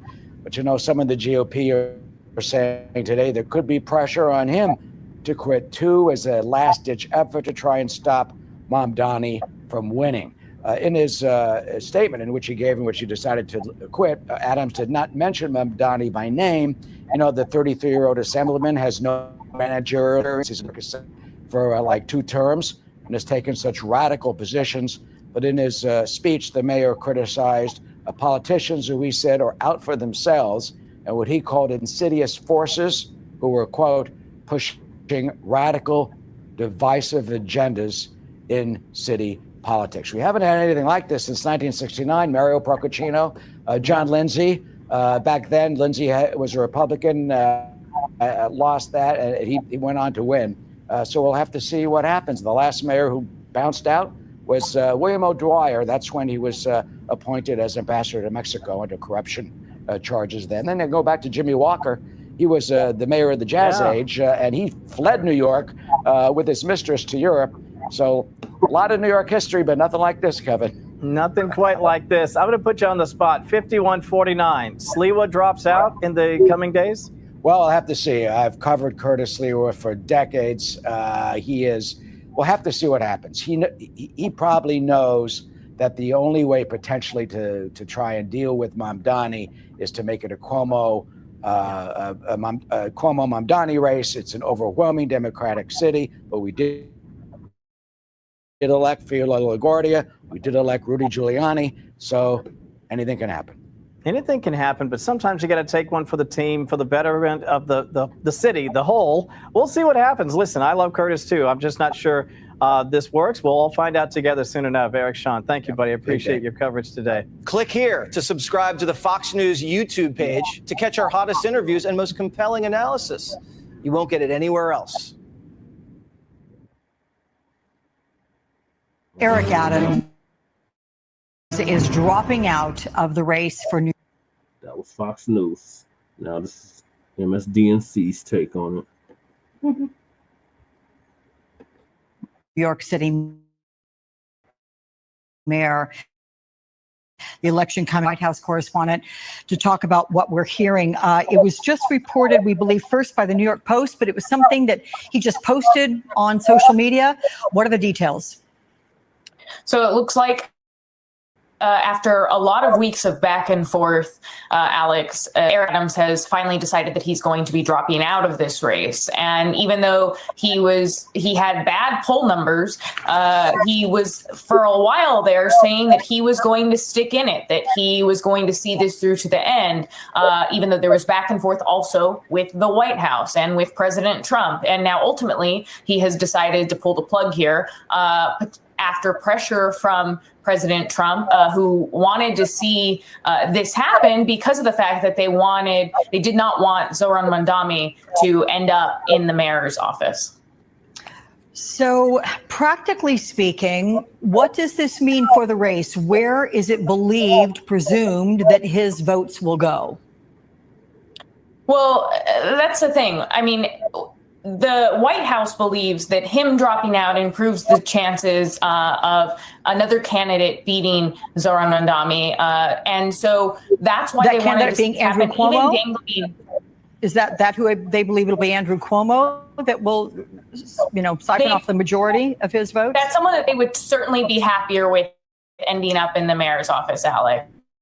And that's potentially who the votes could go to because of the fact that Eric Adams and Cuomo are more in the same mold of moderate Democrats than Zohran Mamdani, who's a self-described democratic socialist. But the White House was even potentially talking to Eric Adams also about ambassadorships. Mm-hmm. It doesn't appear as though he landed one of those. It's hard to say at this point, but even an ambassadorship to Saudi Arabia at one point was in the mix here. It was, and it seemed as if the president had talked about that, sort of dangling a carrot. Eric Adams said no to that definitively at that point, continued in the race for a good couple of months, really. It seemed like the president had pulled back that offer then. Have you heard of any other specifics regarding an ambassadorship or anything, any rumblings about this from the White House? No, at this point we haven't, but you're right, Alex. I mean, those things were being talked about, and it looks as though in recent days negotiations weren't necessarily working out. And you're right that those initial talks, those potential ambassadorships to Saudi Arabia specifically, were pulled back. At this point, I can't say whether or not there is something else in the mix for Eric Adams. President Trump is known to reward people that he feels like are loyal to him and who ultimately he believes do his bidding. I mean, we saw that the administration, the Justice Department, dropped their case against Eric Adams because Eric Adams had made pretty clear that he was willing to work with the administration when it came to ICE enforcement and immigration enforcement in New York City. And that led to a number of resignations from the Justice Department of U.S. attorneys because they were so against the fact that the Justice Department dropped their case against Eric Adams. Yeah, absolutely. Okay, Laura, I thank you for this breaking news. So that was that one. We got one more about Eric Adams. Two more, actually.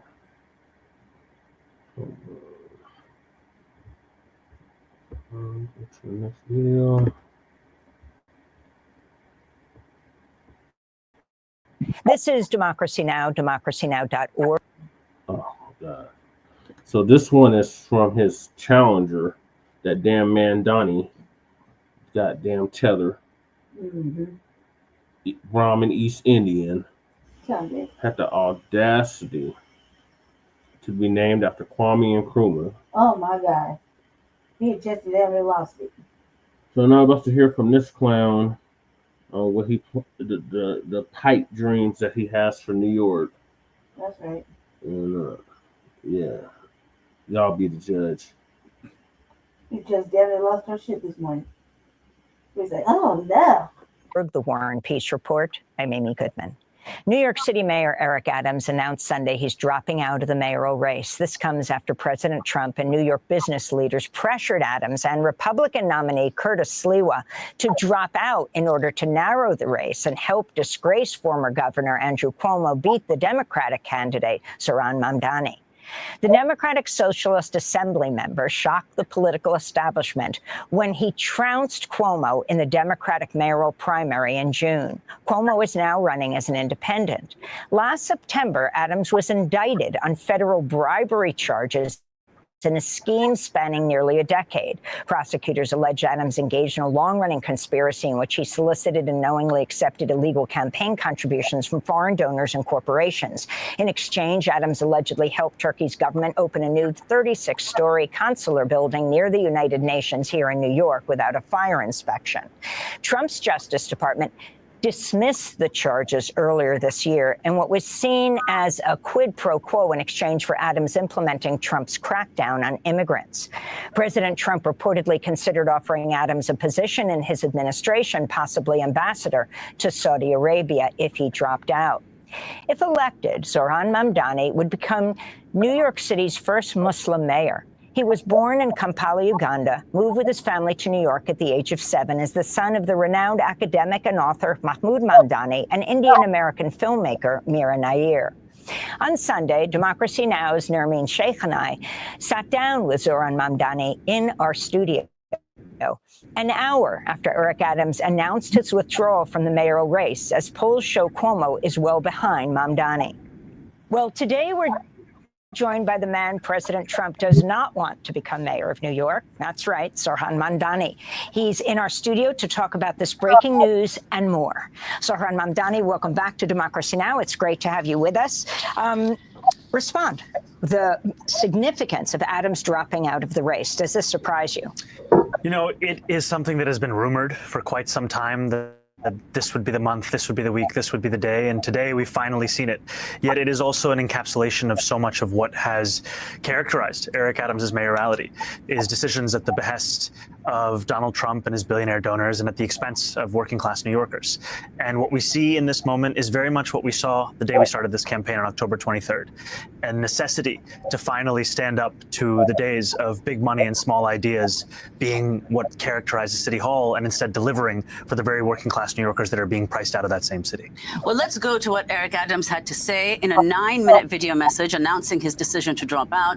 New York Mayor Eric Adams did not mention you, Zohran, or Andrew Cuomo by name, but he said this, which has been viewed as criticism of your campaign. Major change is welcome and necessary, but beware of those who claim the answer to destroy the very system we built together over generations. That is not change, that is chaos. Instead, I urge New Yorkers to choose leaders not by what they promise, but by what they have delivered. So, Zohran, your response? Well, you know, I am not surprised to hear any of these critiques or points from Eric Adams, because it is Eric Adams' mayoralty that has delivered us with a city where 1 in 4 New Yorkers are living in poverty. And in that same video, he diagnoses what the issues are that New Yorkers face. He speaks about the necessity of lowering costs, of improving quality of life, of keeping New Yorkers safe. And I don't contest the diagnosis. I contest his delivery, however. This is a mayor who raised the rent by 12% on more than 2 million New Yorkers, a mayor who priced New Yorkers further out of childcare, a mayor who has time and time again again exacerbated a cost of living crisis, whether by raising the water bill or supporting Con Edison when they wanted to raise gas and electric. And so I wouldn't take advice on addressing that same crisis from the man who's been inflaming it time and time again. Well, could you say, Zohran, what do you think the impact of his dropping out will have on our electoral prospects? Very much the same race. We have seen over the course of this race, especially in the final weeks and months of the primary, that Andrew Cuomo wanted nothing more than a one-on-one fight with me. And we gave him exactly that, and then we beat him by 13 points. And we continue to be just as confident. And yet what separates us from these other candidates is that we're not focused on them. We're focused on New Yorkers. New Yorkers deserve leadership that is thinking about how to benefit the people of the city. And too often politicians, be it Andrew Cuomo or Eric Adams, the meetings that they have or the phone calls with someone like Donald Trump, they're only speaking about themselves. It's time to actually think about New Yorkers. So in the New York City mayoral race, the Republican nominee who's still in the race, Curtis Sliwa, says at least 7 wealthy individuals have offered him money to end his campaign. He says he's going to stay in the race. If you can talk about that, who you think these 7 wealthy individuals are, and are they the same people who are funding ads to the tune of millions of dollars against you? Well, I can tell you there's no shortage of Trump donors who are seeking to influence this election, who are looking to spend more money than I would even tax them to try and stop our campaign. And at the same time, of Eric Adams, Andrew Cuomo, and Curtis Sliwa is the one that I would trust the most.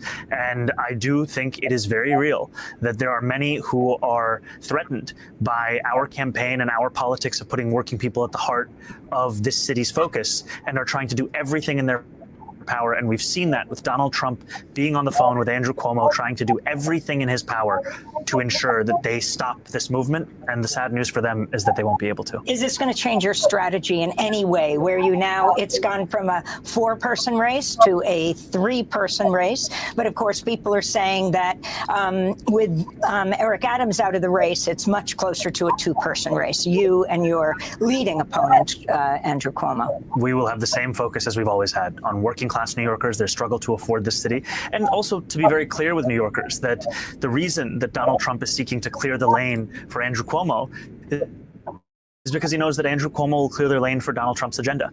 There is a reality to the fact that it takes 2 to tango, and these are the 2 people that are so often on New Yorkers' minds as an example of the politics we have to leave in the past. Well, indeed, Zohran, your entire platform has focused principally on affordability and, as you said, helping the working class. But what appeared surprising to some in the Democratic primary is that Cuomo had a double-digit lead over you in low-income neighborhoods. So how do you explain that, and what are you doing to assuage whatever the concerns of this constituency are? You know, when I started this race, and I was here on the first day of the campaign, I was also here on primary day, and I'm very happy to be back. I spoke about the fact that I was a state assembly member who at that time was polling, let's say 1%, and that's being charitable to me. That's rounding up. And I think for much of the campaign, it was introducing myself and our movement to New Yorkers. And we introduced ourselves to quite a few, which by the end of that primary meant that we won close to 600,000 votes. And yet that work still continues, because when I'm running against Andrew Cuomo, it's not just his name or his record that comes to mind for New Yorkers, it's also that of his father. And so for many New Yorkers, that was the association that they began the race with. And now we are building a coalition that shows our agenda is one that will deliver that affordability to each and every New Yorker. So let's talk about affordability and talk about your planks. I mean, I think people are looking at this all over the country. And the question people have is, how can this be afforded? For example, when you have free childcare, when you have free buses, you put a rent freeze on rent-stabilized apartments. So housing and city-owned grocery stores. Go through your planks. It's not that it's never been tried in the country, and in many cases, very successfully, but you're putting it all together. And I think it requires an approach that addresses this crisis across the lives of New Yorkers. You know, New Yorkers are not just bus riders or parents. They are all of these things at once, while also many of them being tenants. And as you've said, there is a precedent for all of these commitments. When we talk about freezing the rent, that's something that doesn't come at a fiscal cost to the city of New York. It is through the power we have of the Rent Guidelines Board to tell the landlords of those more than 2 million New Yorkers that they cannot raise the rent for these 4 years, to provide relief to those tenants to the tune of close to $7 billion. And also to still work with those landlords to reduce the cost burdens they're facing from insurance, from the water bill, from Con Edison, because it's not a competition. It's a question of ensuring that this is affordable and workable for each and every New Yorker. And if we think about universal childcare, the cost of universal childcare is around $6 billion, significant amount of money.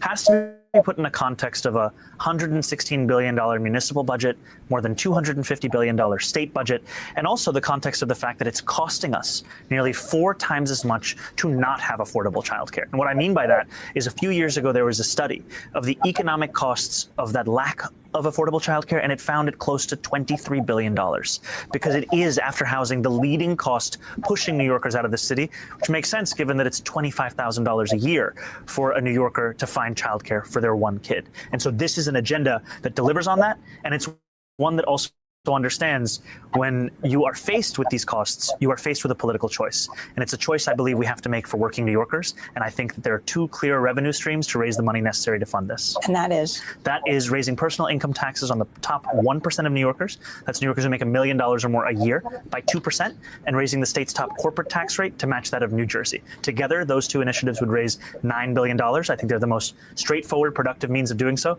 But if people have other ideas to raise the same money, I encourage it. Interestingly, on childcare, what can you learn from New Mexico, which became the first and only state in the country to offer free childcare to a majority of families 3 years ago? According to The Guardian, the program lifted 120,000 people above the poverty line.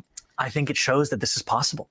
But it is a question of our own political will. And we don't have to look as far as New Mexico, frankly, because right here in New York City, the previous mayoral administration delivered universal pre-K.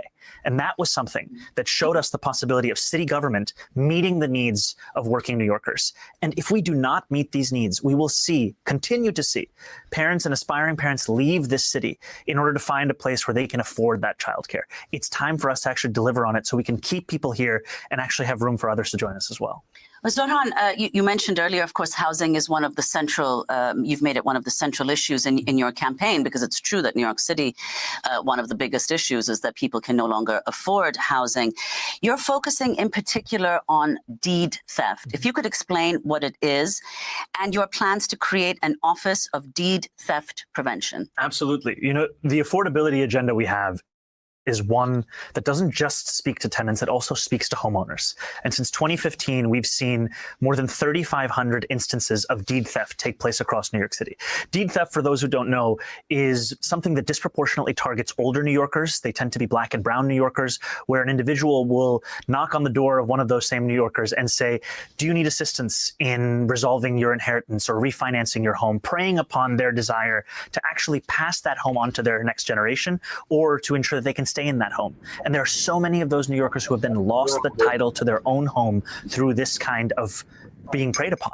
And so our office would take advantage of the new state rules that have allowed the city greater enforcement authority on this issue. It would also fund for about 20 million lawyers and further legal assistance for New Yorkers who would then be proactively reached out to by the city of New York, and would look at the example of a Tangle Title Fund in Pennsylvania and bring the success of that here so that the city is assisting New Yorkers in ensuring that their next generation can inherit their home, as opposed to leaving them to the prey of someone who would look to actually engage in deed theft. Well, let's talk, Zohran, about issues that of course, are very relevant to people in New York, but the principal action is happening elsewhere. And what you've commented on many times, namely what's unfolding in Gaza. Right now, Israeli Prime Minister Benjamin Netanyahu was just here in New York, scheduled to meet Trump on Monday. So if you could talk about what you've heard from New Yorkers on this issue. You know, I can tell you I have heard from New Yorkers across the 5 boroughs a real sense of despair and horror at the genocide that we've seen in Gaza, and an understanding of complicity as Americans in the funding of this genocide. And New Yorkers are looking for someone to be their mayor who will focus on this city, who will deliver for the people of the city, and someone who also, amidst all of that, has the moral clarity to have a politics of consistency. And that's what has been at the heart of our campaign, a consistent belief in the universality of ideals like humanity, like justice, like safety, and the ways in which Benjamin Netanyahu's genocide of Palestinians is a violation not only of those ideals, but also of international law. And we've seen that in the issuing of a warrant for his arrest by the International Criminal Court. I wanted to go to a journalist questioning Netanyahu at a White House dinner hosted by Donald Trump in July. Democratic socialist, the vocal critic of Israel and of yourself, and has said he would arrest you if you came to New York City if he was mayor. Is that something you take seriously, or are you concerned about that? Do you have a response to that? No, I'm not concerned about that.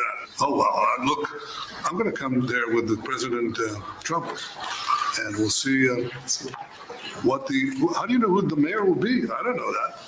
Do we know that? He's going to be very fine, and who knows? We don't know who the mayor is going to be yet. But this is a communist. He's not a socialist. He's a communist, and he said some really bad things about Jewish people, and he said some really bad things about a lot of people.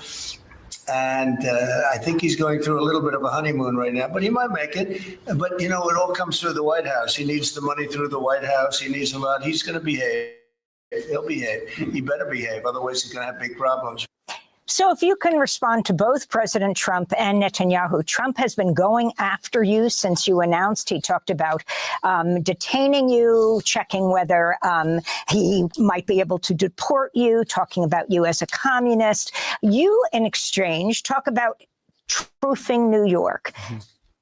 I think it is a sad reality in this country where we have a president who ran an entire campaign premised on cheaper groceries and lowering the cost of living. And what he has instead delivered time and again is an exacerbating of that very crisis, all while focusing on the persecution of his supposed political enemies. And when we talk about Trump-proofing the city, it's not just the question of hiring the 200 additional lawyers at our law department to bring us back to the staffing levels prior to the pandemic. It's a question of actually standing up and fighting Donald Trump. And fighting Donald Trump because what his agenda is doing is endangering the welfare of New Yorkers. This bill that he recently ushered through Washington, D.C., it throws millions of New Yorkers off of their health care. It steals SNAP benefits from so many hungry New Yorkers. And it does all of this in the interests of the largest wealth transfer that we've seen in this country. And to do those things while speaking about a cost of living crisis, it is truly a betrayal of so much of what his campaign was premised. Unlike him, we don't just diagnose this crisis. We will deliver on it.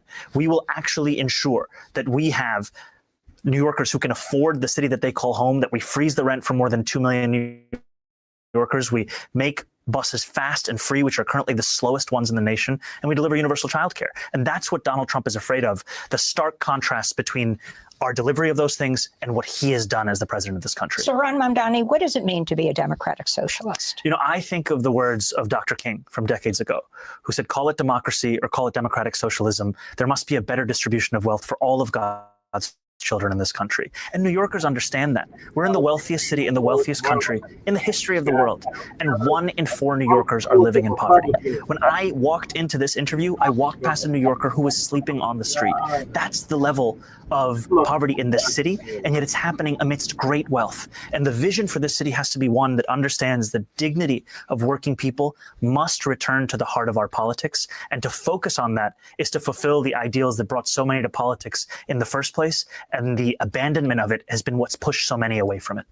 So, Zohran, let's talk about some of the support that you've received that was perhaps almost unprecedented, and in this case, unprecedented. Over the weekend, you received an endorsement from Bend the Arc Jewish Action, the very first time the organization has endorsed anyone in a mayoral race.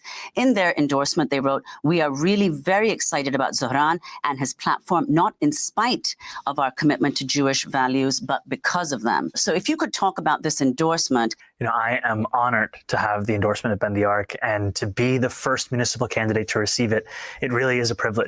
And it showcases the fact that this coalition that we have, it is a coalition that not only continues to expand, but also looks to reflect the beauty and the breadth of this city. And one of the many things that makes this city so special are the close to 1 million Jewish residents of this city.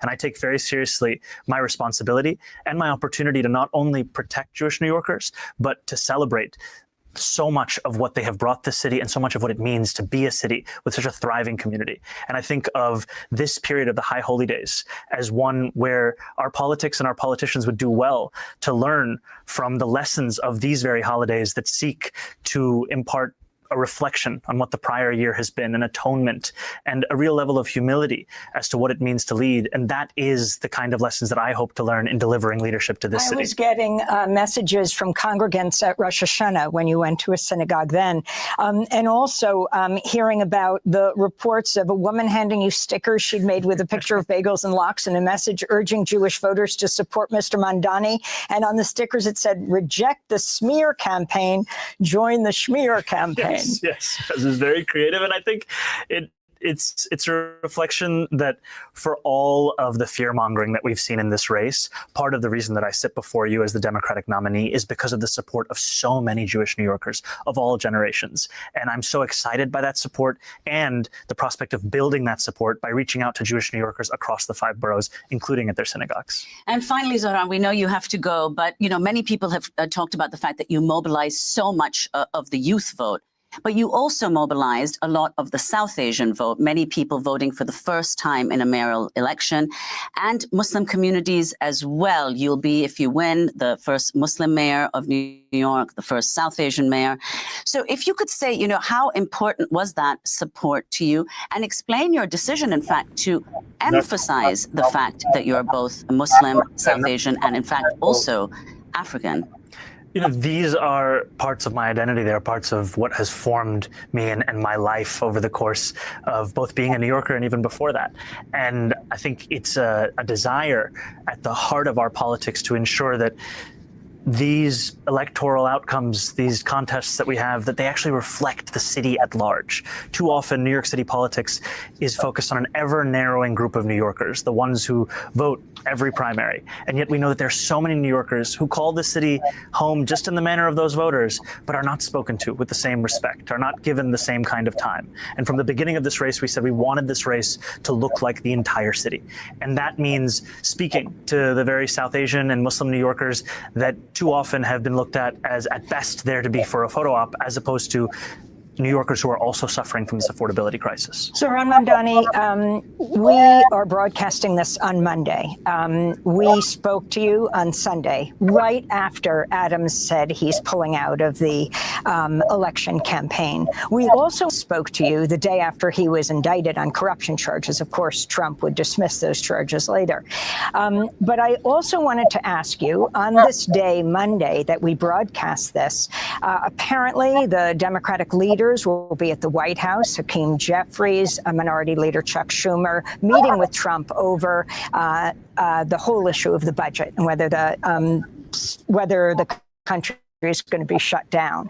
I want to know which is more contentious, that meeting, Trump, Schumer, and Hakeem Jeffries, or their meetings, Hakeem Jeffries and Schumer, with you. I was just watching Senator Van Hollen, who is really castigating his fellow Democrats who had not yet supported you. Many have, from corporate Democrats, conservative Democrats, on to progressives. But talk about that. Hakeem Jeffries and Chuck Schumer not having supported you yet, even though you are the Democratic primary candidate. And what is being said in these meetings? They keep saying they're talking to you. Yes, we have had a number of meetings, and I've appreciated the meetings because the focus of the meetings has been on the fact that New Yorkers are facing twin crises: authoritarianism from Washington, D.C., and affordability crisis from the inside.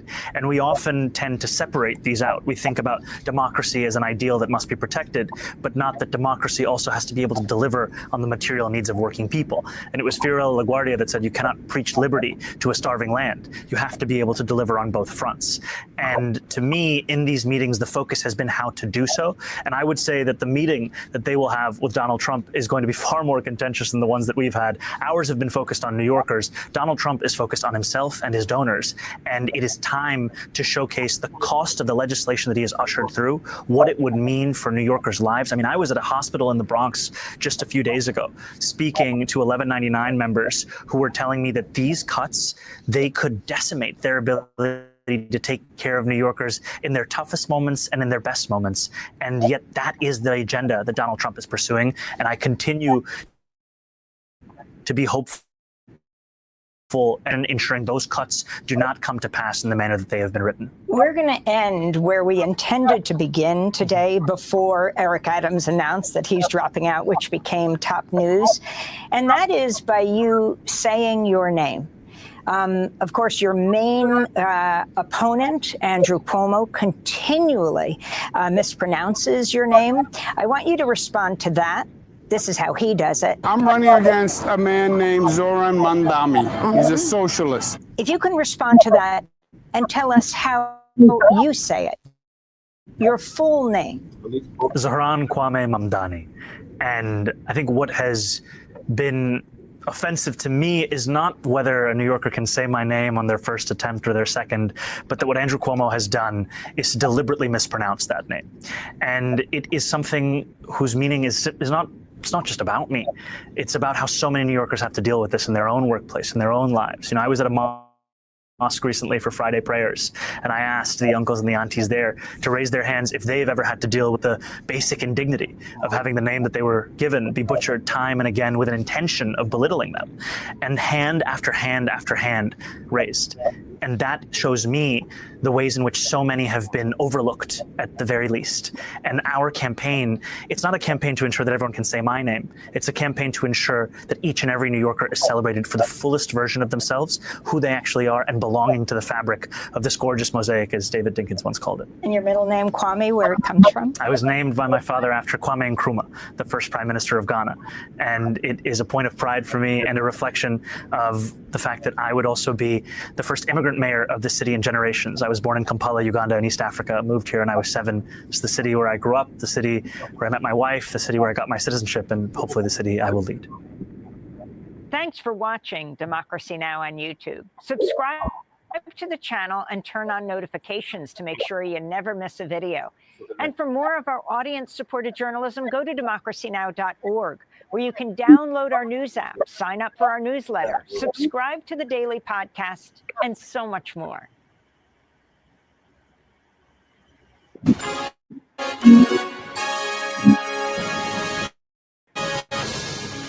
This is an Eyewitness News election update. Hey everybody, I'm Mike Marza. So how does Mayor Adams' exit change the dynamic of this election, or does it really change anything? The answers, well, that depends on who you ask. For Andrew Cuomo and Curtis Lewa, a narrowing field gives them the opportunity to try to convince Adams supporters that they are the best fit for City Hall. For frontrunner Zohran Mamdani, well, his campaign says nothing really changes. It is business as usual. Today, he traded barbs with President Trump, who threatened to withhold federal funding from New York if Mamdani wins. And if you were wondering where Eric Adams was... Turn it to the right, turn it to the right. Turn it hard, to the right, towards me.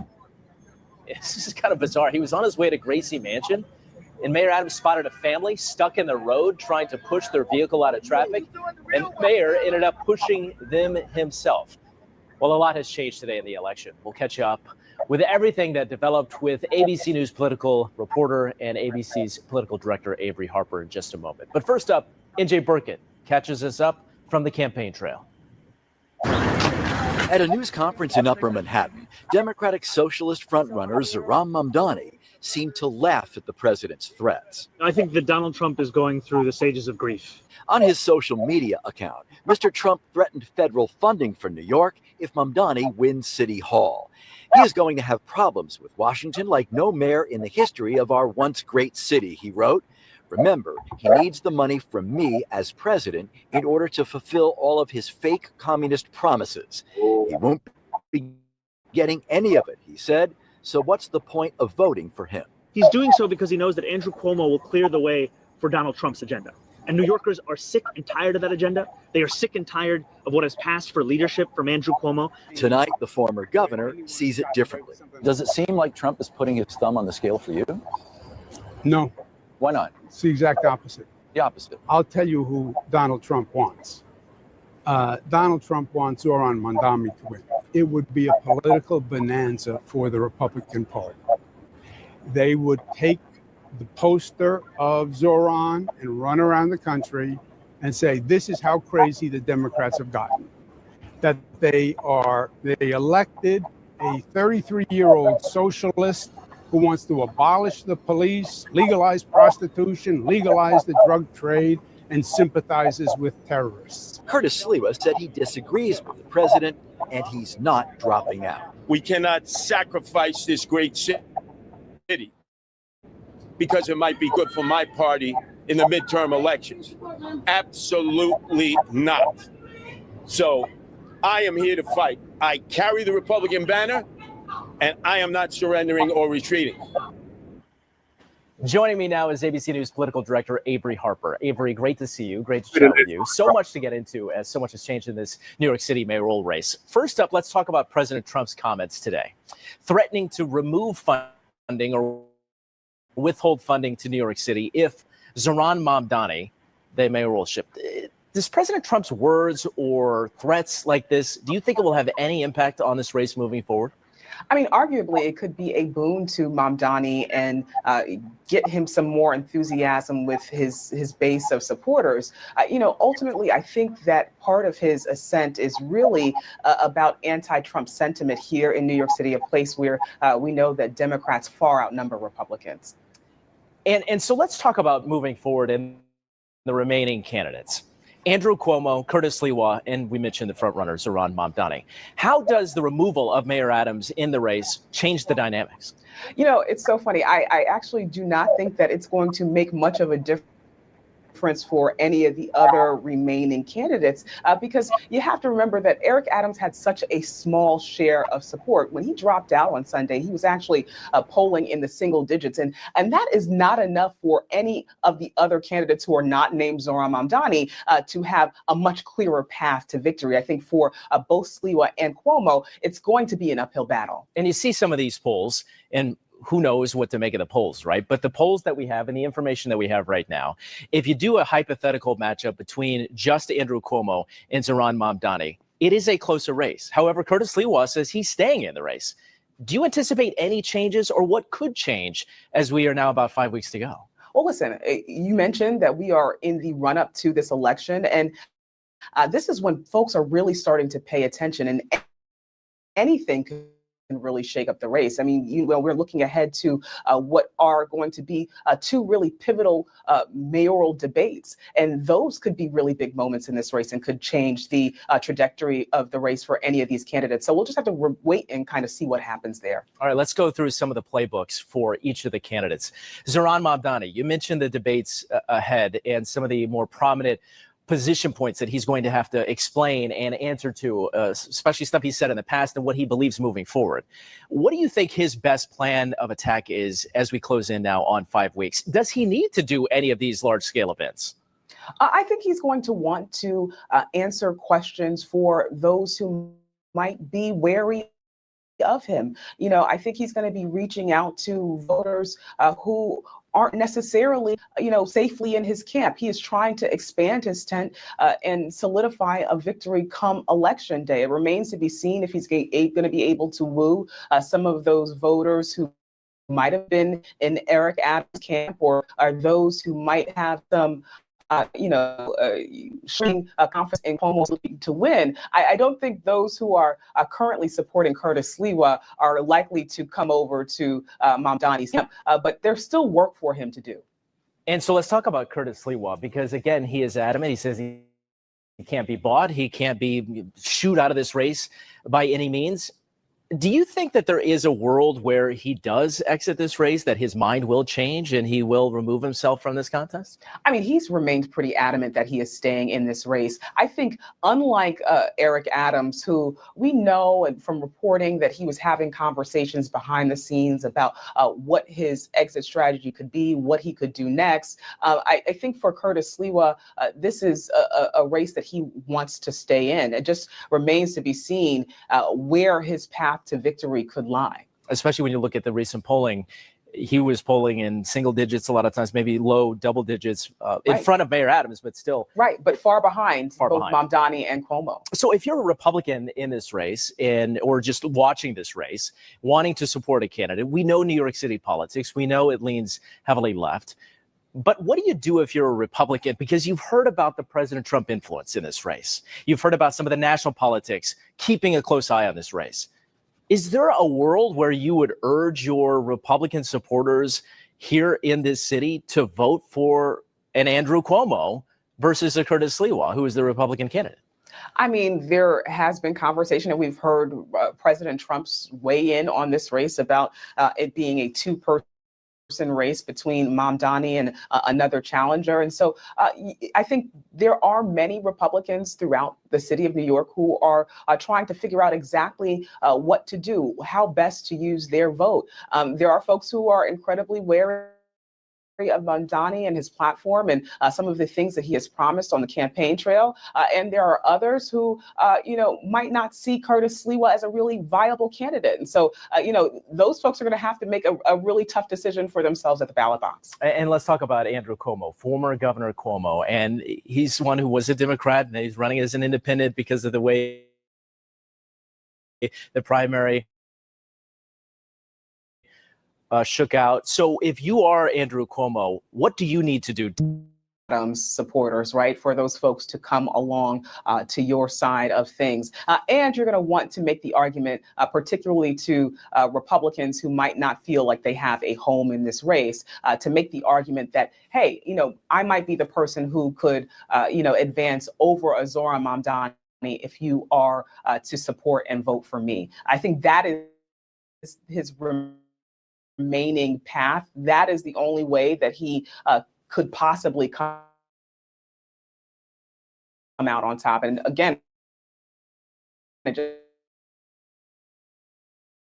just remains to be seen exactly what some of those New Yorkers are going to choose. Aligned to the fact that they believe that Zohran Mamdani is an existential threat to the city of New York. They've described it as such.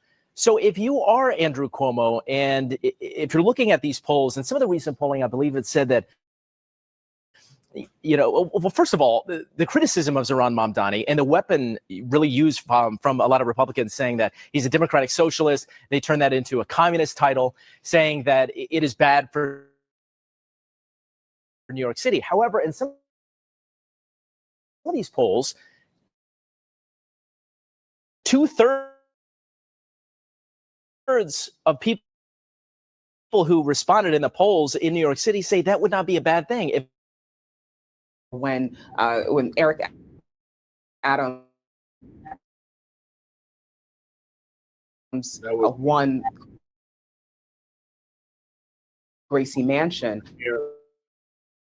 and moderate, somebody who was pro-police. And that is the antithesis of the moment and progressive ideas. And listen, we know that Zohran Mamdani has really captured the enthusiasm of New York City voters around issues of affordability. That is something that New York City voters have been able to relate to, and that have arguably boosted his campaign. Yeah, by the way, affordability across the country, this is really a national conversation that's been happening. I know you and I have talked about this a lot. So in the national landscape, how does this race play in the national political landscape? Right. I think there are a lot of folks who are looking at New York City and what happens here as reflective of what could possibly be in the future of the Democratic Party. But listen, I think New York is a special case. I am actually looking more to some of the gubernatorial races that we're going to see this fall as more reflective possibly of where the national sentiment lies in terms of the feelings about the rebuilding of the Democratic Party. In New Jersey, you see Mikey Sherrill. In Virginia, you see Abigail Spanberger. These are two more moderate candidates, national security experts who are also having the conversation about affordability, but in a way that is more comfortable for many moderate voters across the country. Yeah, you mentioned that race, Jack Ciattarelli, Mikey Sherrill, something that's heavily watched, certainly here in New York, and something that even those two candidates have been asked about the Mamdani influence in the city of New York. And then just wrapping up a couple of more. Mamdani, 33 years old. A lot of criticism has been launched at him with what experience does he have? How will he navigate that? As you mentioned, people are now taking a closer look as we're a little more than a month away. I think after 2024 and what we saw happened on the Democratic side of things, Joe Biden bowing out of that race after lots of concerns about the age of our Democratic leaders and of of political leaders just across both parties as well. So I think he is able to make the argument that he is ushering in a new generation of leadership, and that is what's required to address today's problems rather than looking at elder statesmen. So I think there is definitely energy that is behind both the young and the progressive in New York City. And then finally, when you talk about the politics in New York City, we've mentioned a heavily blue city. If you look at the numbers and you look at just the way that elections have fallen. But when you also think about the assembly in Albany, and you think about the city council here in particular, how will a potential new, well, now we know it will be a new mayor coming in. How will he be able to work with the council first and then the assembly up in Albany to try to get some of the things that he wants to get done?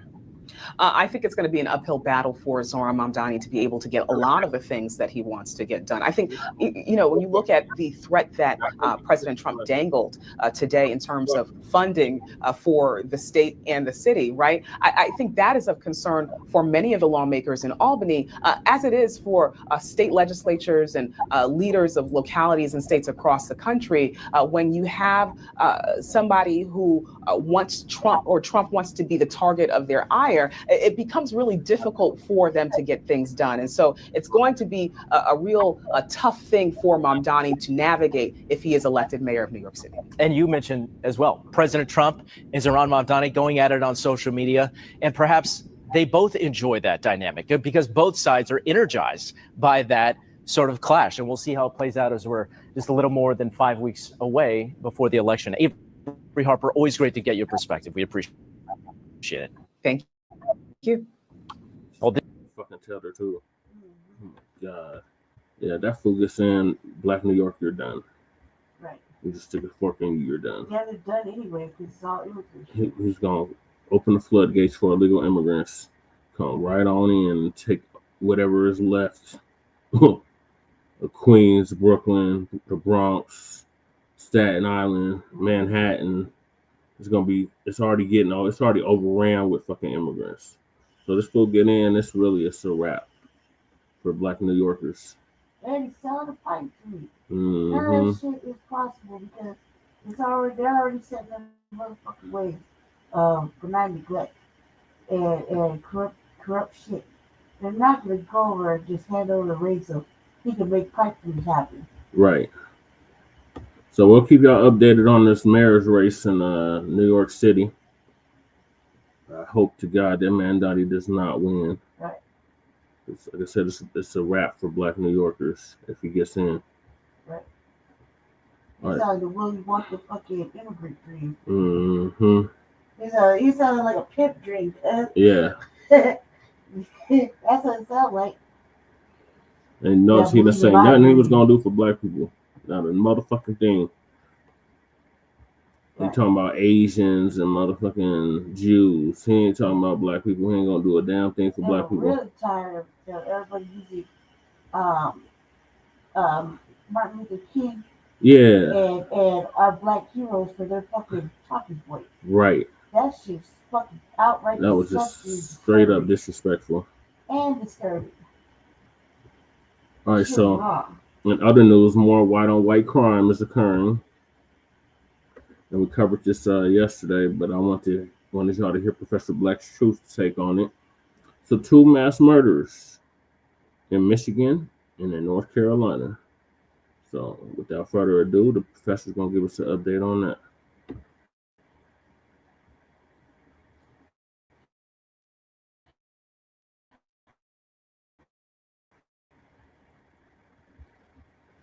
Family and fellow soldiers, I'm the professor, and this is the moment of truth.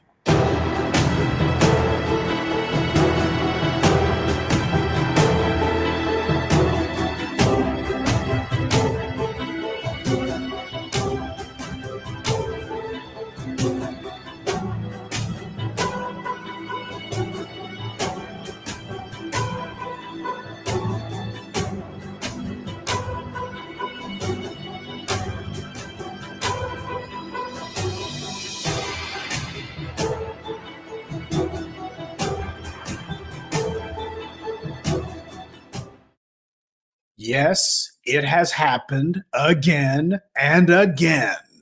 That's 2 mass murders in less than 24 hours, one in North Carolina, the other one in Michigan. Now, since as we know in the black media, these kind of incidents don't get anywhere near the kind of white media attention that they deserve, so here's the recap on it. We are following breaking news overnight. At least 3 people are killed, 8 others injured after a gunman opened fire on a crowd in Southport, North Carolina. Police say the suspect pulled up to the waterside bar on a boat. People in the area were asked to stay inside their homes while police investigated, and authorities there say they do have a suspect in custody at this time.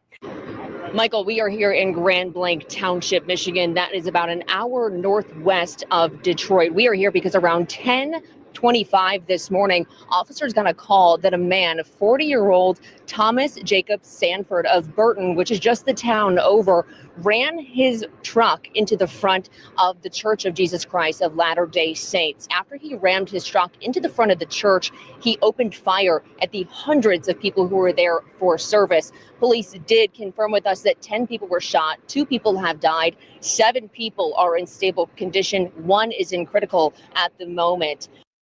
The mass murderer in North Carolina was arrested alive, no surprise, and no word on whether the cops chose to take him to Burger King first. As for the mass murderer in Michigan, that one, amazingly, was killed. Now, it seems to me like it was just the other month that there was a church attack in Michigan. Wait, that's because it was just the other month that there was a church attack in Michigan, and that one didn't take place in Detroit either, or Flint.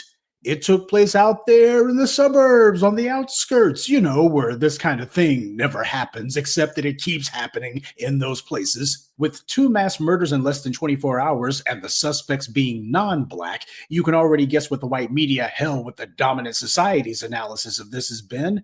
It's all a mental health concern. That's what they're all saying. Mental health. Oh, state mental health funding got cut. It's mental health, I tell you. It's so stressful out there. When the shooter's black, on the other hand, it doesn't matter how poor he is, how much stress he's under. He's just a violent Negro. You know how those people are. But on the other hand, when the suspect is not black, it's always mental illness. Surely there must be something wrong with him.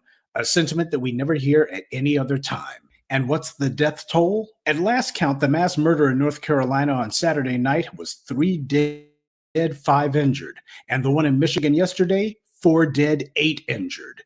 And body counts matter because when a gangbanger in Chicago shoots someone, it's black people out of control. On the other hand, when it's someone from the dominant society who kills 3 people and injures 8, suddenly it's unfathomable why they just can't reckon it. The world is simply going crazy. This stuff happens twice in less than 24 hours. That's not crazy. That's just a normal day. And yet it's treated as crazy and insane because that's how racial narratives work. It's never based on the crime. It's always based on the color of the perpetrator. Times like this, one has to wonder, where is the wit and wisdom of Charlie Kirk at? He and his followers to go ahead and comfort us all with the knowledge that black on black crime, et cetera, or white people are being hunted down by black people nationwide, except Charlie Kirk was also killed by a white man, and his followers and online fans are angry at black people because of that. Why? Because they saw him as the champion of a racialist myth that they just loved. It tickled them no end, and his death served as an inconvenient reminder that all of those anti-black narratives and talking points and tropes that he pushed and made a lot of money pushing were false from the very beginning. They never existed. This society gives itself permission to sweep these daily massacres, the real ones, under the rug. It only pulls out its phony, insincere concern if there's some black person to go after. Then they can treat the matter as a criminal justice issue. And what they've done is, to in effect, give these mass murderers a license to kill.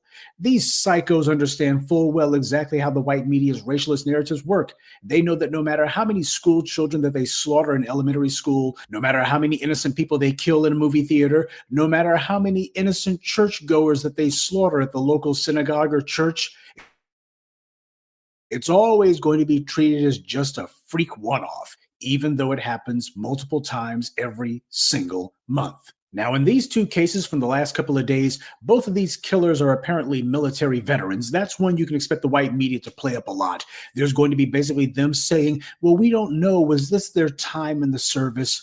Was it just because of what they had seen if they had been under fire? Or why isn't there more money and time and resources being devoted to veteran services? Well, for the folks in the white media who might want to pull out that talking point, don't expect to get much support from the orange man. Trump's already been on the internet saying that this was an attack on Christians, even though the individuals who did it were Christians themselves, or at the very least, they definitely weren't Muslims. The mass murderer in North Carolina reportedly filed numerous lawsuits against the city.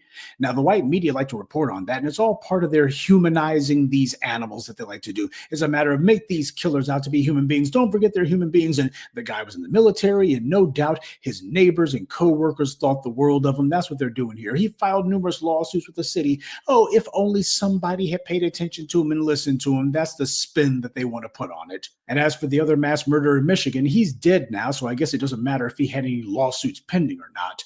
But the truth of the matter happens to be, if this guy did, what the hell's that got to do with anything? He should be told, well, whatever the issue is, you need to cope with it. It's a hard life, etc., etc. But just like everyone else in the dominant society, this Michigan killer had been socialized that when he has a grievance, real or imaginary, the world is supposed to move for him. Something's supposed to happen. And the same thing with that mass murderer in North Carolina. He filed his numerous lawsuits. As far as he was concerned, if he couldn't get justice in the courts, justice being if he didn't get the outcome he wanted, well, then he was going to take out his anger on the entire town. They would be made to pay one way or the other. For the last couple of weeks, this country's been getting some undeniable examples of why it's so dangerous and deadly to buy into the anti-Black narratives peddled by people like Charlie Kirk. He was the one running around saying that Black people were hunting down and killing white people for sport. Meanwhile, he himself was killed by a white man, and the other two mass murders that followed were not carried out by Black people at all.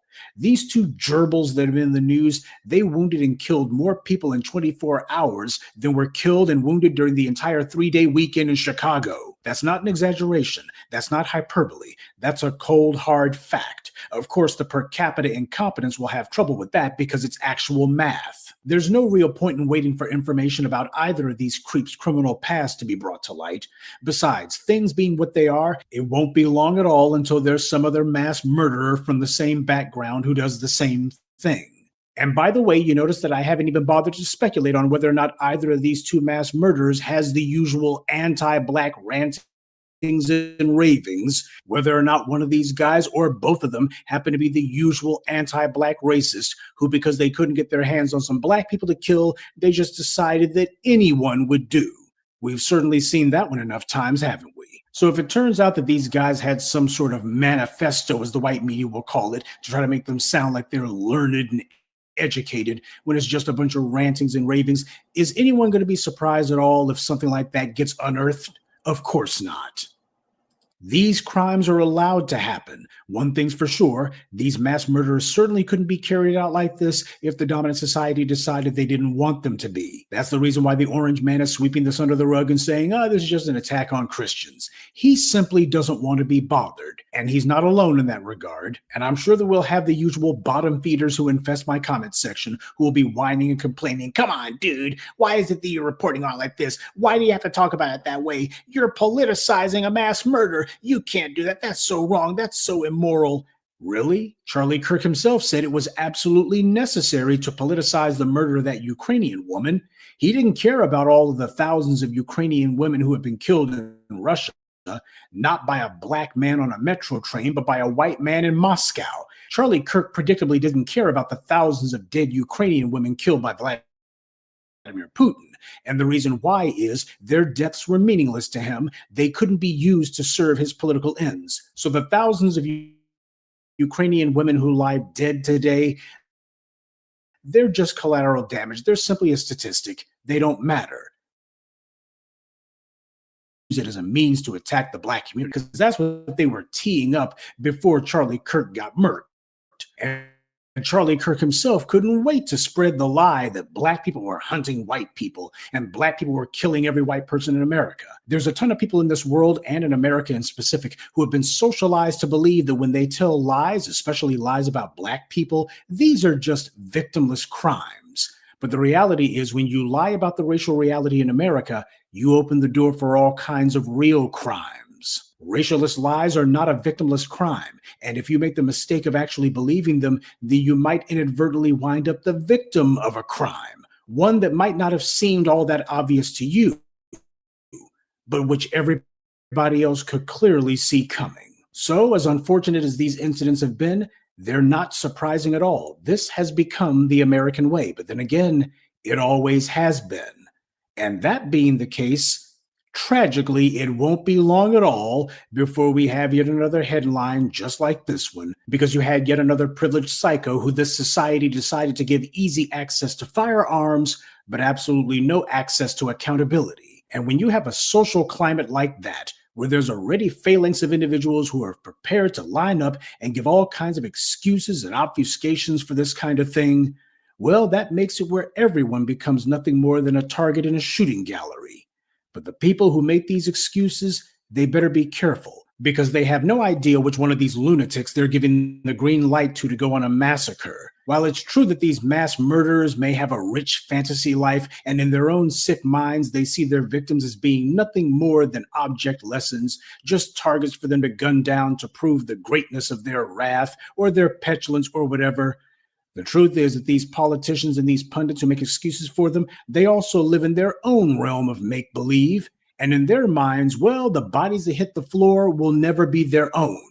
At least that's what they tell themselves. But that's one hell of a gamble that they're taking. If they decide that they're going to roll the dice like this every single day, they can do that. But it only has to come up snake eyes once. Good day, and be one.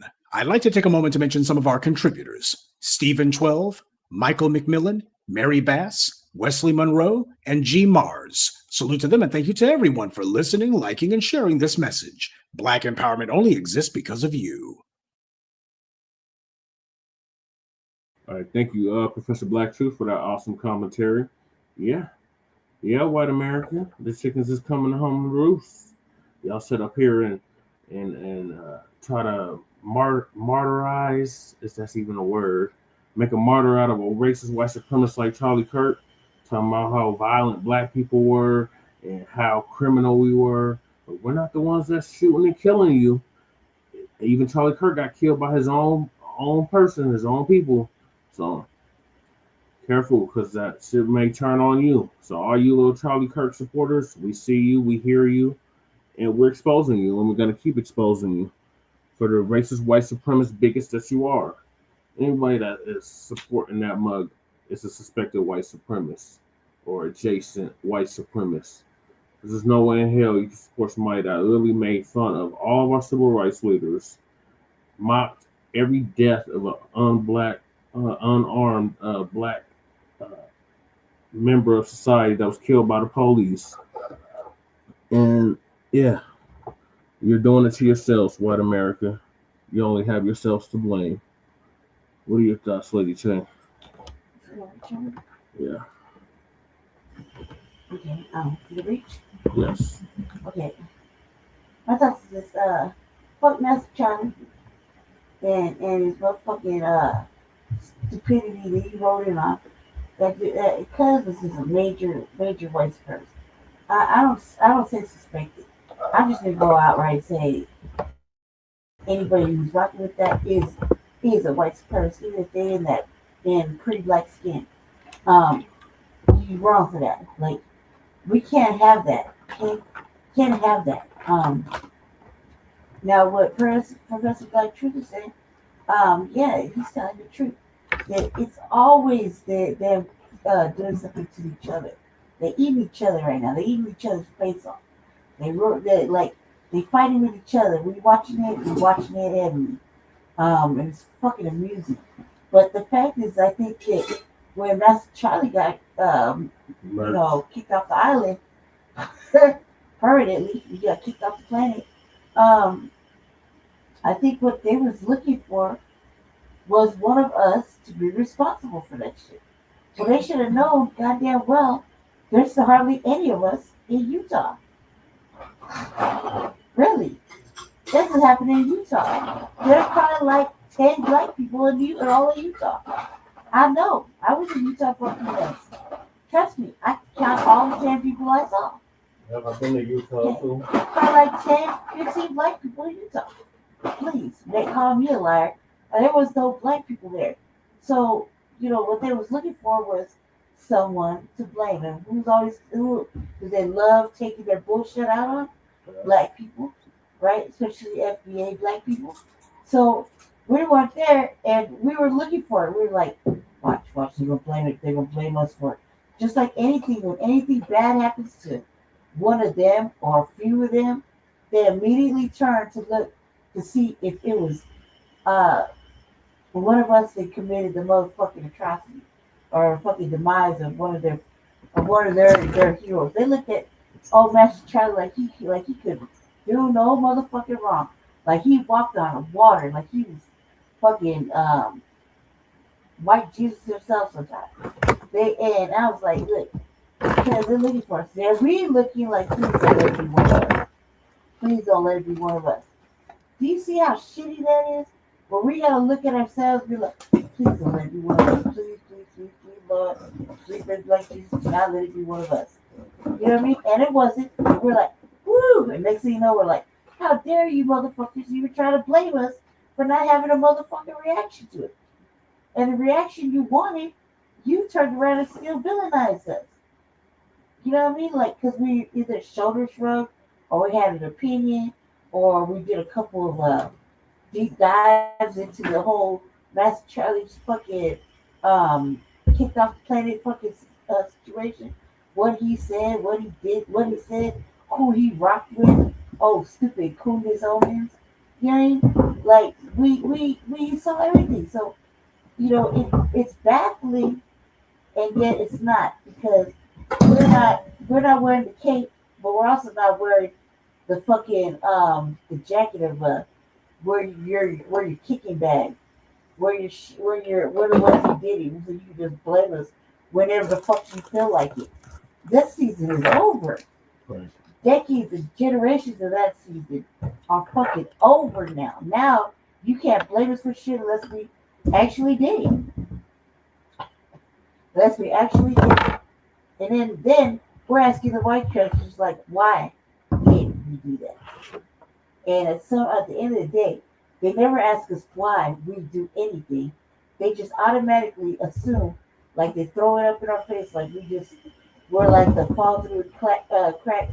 We're always the one that fucked up lives, and we just did it. We took it all out of white people. No, there's always a reason why we act out. There's a reason why fucking white people get smacked in the mouth religiously. There's a reason why white people get drugged and kicked down the street religiously. There's always a fucking reason. They never ask us the reason. And whatever reason it was, it's never going to be good enough in this motherfucking stupid ass world of racism and white supremacy. And now we ain't giving no fucks, and now we ain't answering to them. We turned our backs. And what we did have an opinion on, we have valid proof to back up our opinion when it comes to this fuck nothing, man. The fucking people that do these these white folk that do these mass shootings in places like church, Mormon church, you know what I mean? Bucking off some dude at a college, you know what I mean? He was a white dude. A white dude did it. You know what I mean? And we were innocent of it. Like, God, man. We're not always going to be the fucking villain of their fucking tales. Here you go, Jesse. Yep. Thank you, Lady Che. So rest in piss and shit to Charlie Kirk. I'm going to get spat on by black people in hell.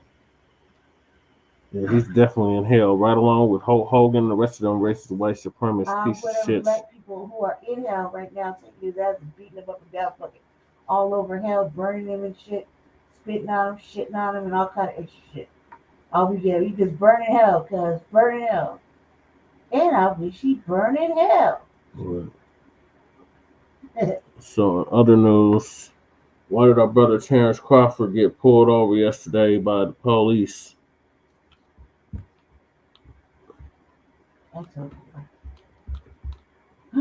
So Tariq is gonna give us an update on that.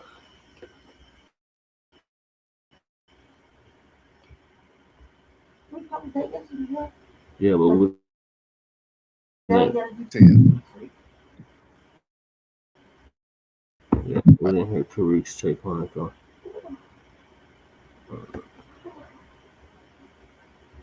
So,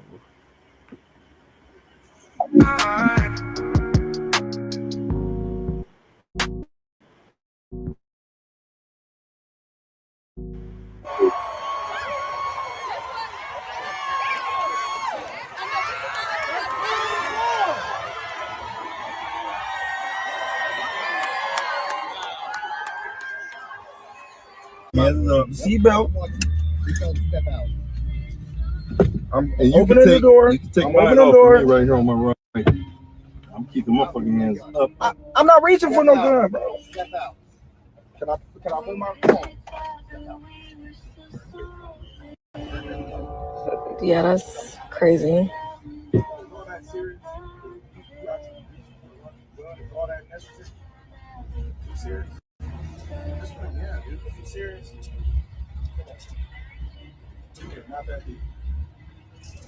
Now, let me get some call. Let me talk to the family here.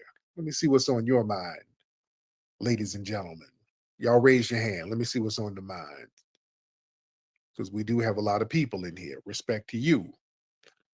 Let's try Pluto. Mr. Pluto, then we'll get Mac 10 in the building. Pluto, then Mac 10. All right, Pluto, you in here? All right, Pluto ain't saying nothing. Let's try Mac 10. Mr. Mac 10, hop on in. If you can unmute your mic, that'll be great. If not, I will move on to the next person because we do have a lot of people trying to get in. Let's get Didden something. Mr. Didden, hop on in. What's up, Tariq? How you doing, Didden? Pretty good. How are you? I'm good. Where you from, Didden? How much is it? Maine. Maine. It's very white up there in Maine. Yes, sir.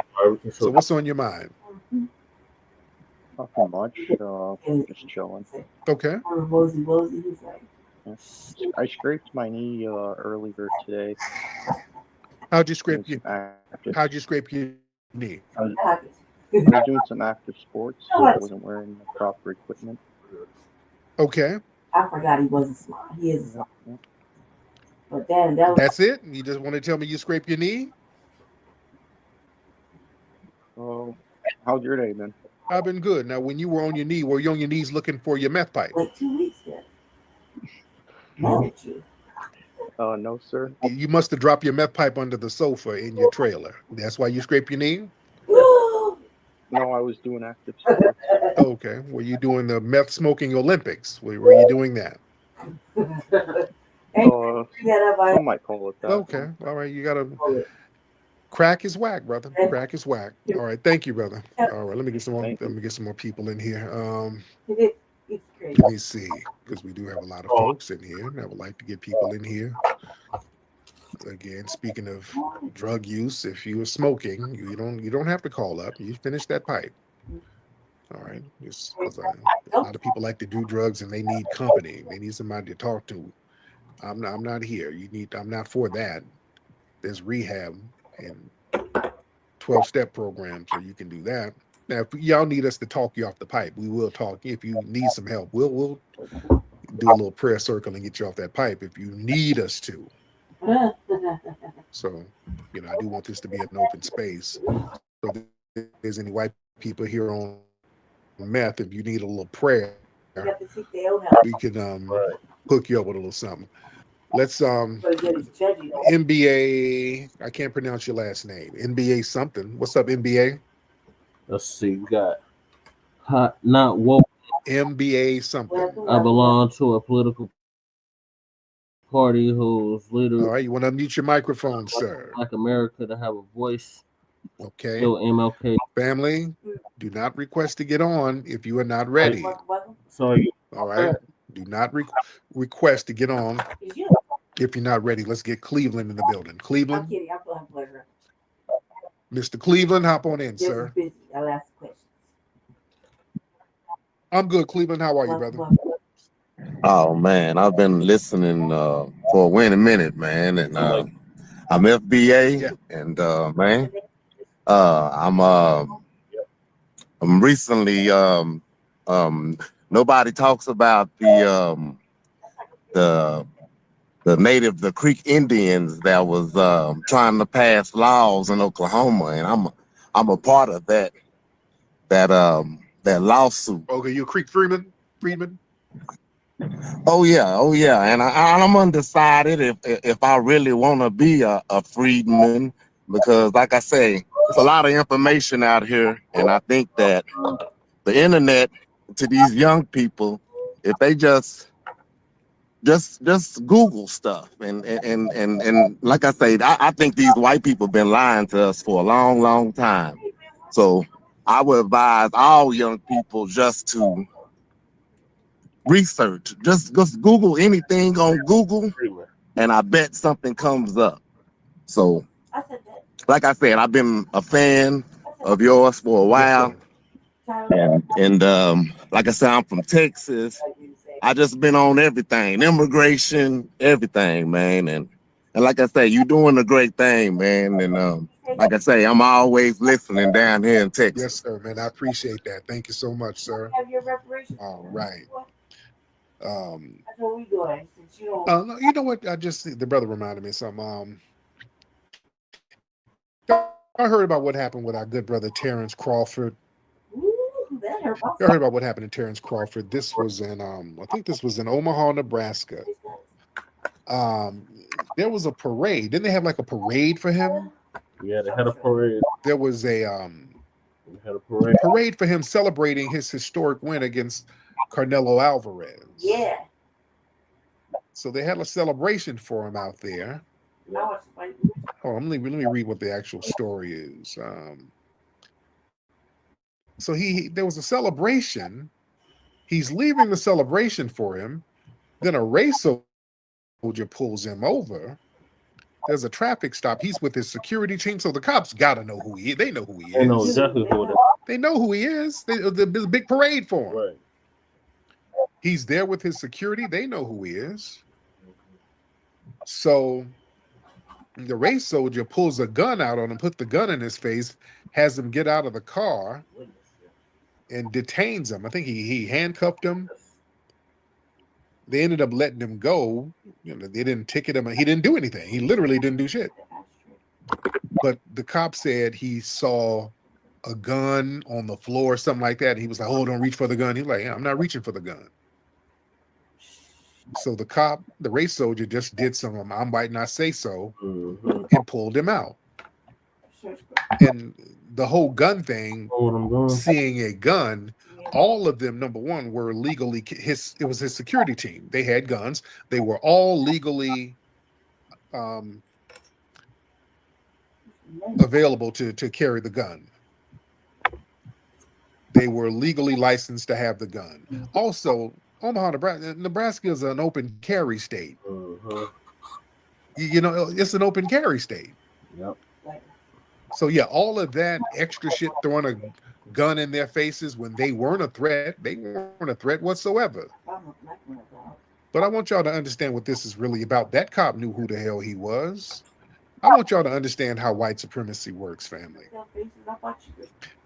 They've always done this thing when it came to black champions. Black excellence, boy, it really triggers the rank and file white supremacists. That race soldier, he was like, I'm going to use my position of authority to really flex my muscles here. They've always done that. Anytime with black boxers, especially when they're beating up white opponents or white adjacent opponents, they've always felt the need and desire to punish these people outside of the ring to show their authority. They've done this since Jack Johnson. They literally criminalized him under the Mann Act. They couldn't beat him in the ring. And he's a rich black man running around here smashing these white women. So they created a law to get him off them damn white women. That Mann Act. And then they put him in jail for the Mann Act. Yeah. They've always done that to black entertain, especially black boxers. There's something real particular about that, even with Muhammad Ali stripping him of his title for resisting the Vietnam draft. Yeah. And threatening to send him to jail. Yeah. So many others. Tyson putting him in jail. Yep. They put Mayweather in jail. Remember, they had Mayweather in jail. Then they try to say it was like he was in jail for like 90 days or something like that. They had to humble him. They always do that. Mm-hmm. See, boxing is a direct symbol of racial supremacy anxiety. See, boxing is a unique thing because it's a one-on-one contest with equal rules. Right. See, when something is one-on-one and the rules are right there up front, yep, mano a mano, black people are going to excel. Mm-hmm. When it's equal and the rules are right there up front and you have to abide by the rules, most likely we're going to win. Yep. See, the thing is, outside, dealing in the system of white supremacy, there's different rules. There's one thing on paper and there's some other rules that's off paper. And then we don't understand the rules, but then white people understand the rules. There's this shit they know through osmosis. So we got to understand the double rules are outside of the sports arena. You got what's on paper, the laws that pretend to be equal and neutral, and then you have the common law of white supremacy, which is really the law of the land, and it's a law and it's a set of rules that all the other white supremacists who are in power understand, and that's what they practice. See, that's how they get us. So we got to understand how racism works. Racism didn't disappear; they just took it off paper. Yep, that's it. You understand? I want to say that one more time. I'm going to say it 3 times like Umar. Racism didn't go nowhere; they just took it off paper. Yep. Racism didn't. They took it off paper. Yep. But that's it. It's just they just write it down no more. They don't have to because the dominant white society, they understand the rules. So when they're around black people and other whites come around, the white people already know the rules. They got to get on code, and they get on code through osmosis. We shouldn't be. But going back to boxing, boxing is a one-on-one contest, equal rules, and when black fighters, Mayweather, Tyson, Jack Johnson, now Crawford, you consistently dominated. That provides undeniable evidence that the reality of racial inferiority myths are false. And that unsettles the dominant society. So they feel compelled to reassert their dominance through police harassment, the court system, media smears. So they got to beat you outside of the ring. See, they got to put you back in your place. See, this system, it operates on the principle that black people can be temporarily celebrated for entertainment, but they can't forget their place. Yep. See, police encounters, legal harassment, financial sabotage against brothers like that. That's a reminder, no matter how rich, no matter how skilled, no matter how admired you become, the power structure can humble you at will. Yeah, that white cop doing all that bullshit, that was him trying to reassert dominance to put Crawford in his damn place. And they have a fear of independent black masculinity. See, the sight of a black man who's strong, wealthy, adored, especially in a sport that's built on physical dominance, that represents a challenge to white male authority. See, the police, they operate as they function as enforcers of racial order. Yep. They're just policy. So their job is basically they ensure that these athletes, they don't carry that confidence and that influence beyond the ring into broader society. No. Don't think you're going to be all tough and competent out here. No, this little puny white man who makes $28,000 a year, he's the authority. Yeah. You see? See, sports success, virtuals versus structural inequality. That's what this is about. See, white supremacy, they'll allow for an individual black person to have success in a controlled environment like sports, music, entertainment. But they'll retaliate if that success becomes challenging to the overall racial order. In the dominant society, they feel threatened when sports victories are seen as broader symbols of black resilience or black liberation. So systemic punishment, they have to use that to neutralize the symbolism. them celebrating Crawford out there in Nebraska, that sends a message. Hey, black people can be looked up to. So none of the cops are like, no. We still got them. Don't think that now, because we can still control them and get them up out of here. So that policing, that's a counterweight to black dominance. So in the ring, the rules are equal. Black boxers, they win. Outside the ring, the rules are subjective and they're controlled by the dominant society. So police harassment, arrests, biased media, that's the counterweight. It's tools of unequal enforcement meant to reverse the feeling of black dominance created in sports. You see? Yep. And the thing is, the mindset of the white supremacists, when they view black athletes, they look at them as modern day gladiators. They can entertain, but they got to do it under strict control. So the transition from celebrated sports figures to criminalized target, that's not an accident. That's the system's way of keeping the most successful black men one step away from being treated like every other black man under white domination. Yeah. So that's a reminder to us, to the collective black community. So when they target these athletes, that's a form of buck breaking. That's what they do. They get the big Negro on the block and just make an example out of him. This is your guy right here. You celebrating him. He just won a big victory in the world of boxing, and you're giving him a parade. Well, watch what we do.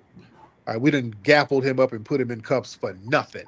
So don't you guys get too uppity. All right. Know your place. Yep. So that shows the insecurity of white supremacy. It's a very insecure phenomenon. But that's what we're dealing with out here, ladies and gentlemen. Now, who is that? This looked like one of these racist pages right here. Tyrone. What's up, Tyrone? Is this one of these racist pages? Tyrone, unmute your mic. Mr. Tyrone, you can speak. You're not going to be able to get up. All right. Tyrone ain't trying to say nothing. My name. All right.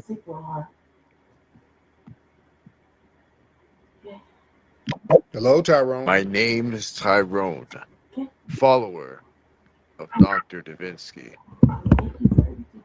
Oh Lord, this is some. Okay, Dr. Davinsky up here playing with some audio message thing. Okay. Right, his meth pipe is getting kind of low too. All right. Let's get Shine Witherspoon in the building. Shine, what's up, Shine? Shine Witherspoon in the building. All right. Let's get Tiffany. Let's get Miss Tiffany in the building. Tiffany, hop on in. All right, Tiffany or Shine, either one of you. All right, let's get Jay Francis in the building. Y'all come on with the requesting and then not saying nothing. All right. Jay Francis, hop on with Tiffany. Hello? Who's this, Jay? Yeah, it's Jay Francis. What's going on, Tariq? I'm good, Jay. How are you? I'm good. Thank you for adding me. Quick question. Can you hear me okay? I can hear you. Now, you Canadian? You kind of have a Canadian accent. Nah. I'm not. I am.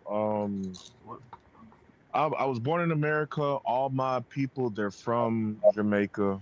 I'm a long-time listener. I genuinely fuck with you heavy. Excuse my language. I know we got kids here. No problem. I definitely rock with you heavy, man. You have put me on a lot of game, and I just want to give you your kudos. I'm an ally. I'm not a tether. Good. I'm not a tether at all. Honestly. But to be completely frank with you, you're like everything that you've been saying, like about like the Caribbeans, for instance, like I can condone all of that. Like I can honestly be honorable and let all your listeners know that what you're saying is completely true. What I mean by that is all of your like, for instance, like my parents living through this, and even family members, they kind of have some type of disdain towards and disregard towards foundational Black Americans. What did you hear growing up? What were some of the things they were telling you? Don't be like the don't be like the normal Black Americans. Be Jamaican. Literally. And and I love my parents to death. Like I'll go to bat for them. I'll kill over them, whatever. Honestly, but those are the things that I've heard. And then also, another thing that I also heard, because microphone check also definitely put me on. I also heard, like, my dad used to tell me, and like other Jamaicans as well, relatives or whatever, they used to tell me, they were like, the Jamaicans started like hip hop and all that narrative that you clarified Right. in microphone check and everything. Yes. So it's been a long time coming. I don't want to be too long-winded. I know you got other people that are trying to request everything. But I really just wanted to kind of like clarify all that. No doubt. Like everything that you're saying is 100% the truth, and keep doing what you're doing, man. Respect, man. I appreciate that. Thank you so much, brother. Tiffany, hop on, Tiff. Yeah, I'm still here. I just let Jay go because I know we kind of jumped over each other. So I was like, I'm just gonna sit back and wait. But what I wanted to say was when you were talking about Crawford, I didn't know that story. I just heard it from you right now. Oh, wow. Yeah. And I was like, well, that's in line with what they've been doing. And I was like, Jack Johnson. And then you brought up, you know what I'm saying? Yeah. This is what they do. And here's the thing. When you said that, and I just started thinking, and I was like, you remember when Liam Neeson was sitting there talking about how one of his friends got raped?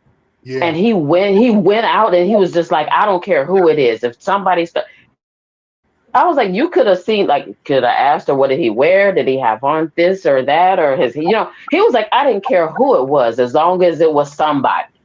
And I was like, and that's what they do. They're just like, oh, well, the Black people did this, and so I'm going to find one. You know what I mean? And I was just like flabbergasted. So yeah, that just kind of took me back there. But yeah, I was just throwing it out there. I mean, it just triggered in my head. So I'm a step down. But Thank you, beloved. Yeah, they always do that. Yeah. If somebody Black does something, then all of a sudden we all got to be accountable for it. But if they do something all the time, I didn't do nothing, dude. I didn't. We're not all the same, buddy. Mac 10, you want to try it again, Mac 10? Mac 10, unmute your microphone, sir. Unmute your mic. Okay, Mac, you keep requesting to get on, and then you are not saying anything. So I don't know what that's about. Let's get Black Jack in the building. Black Jack keeps raising his hand. He wants to get on. He has a lot to say. Black Jack, what's up? Hop on in, Black Jack.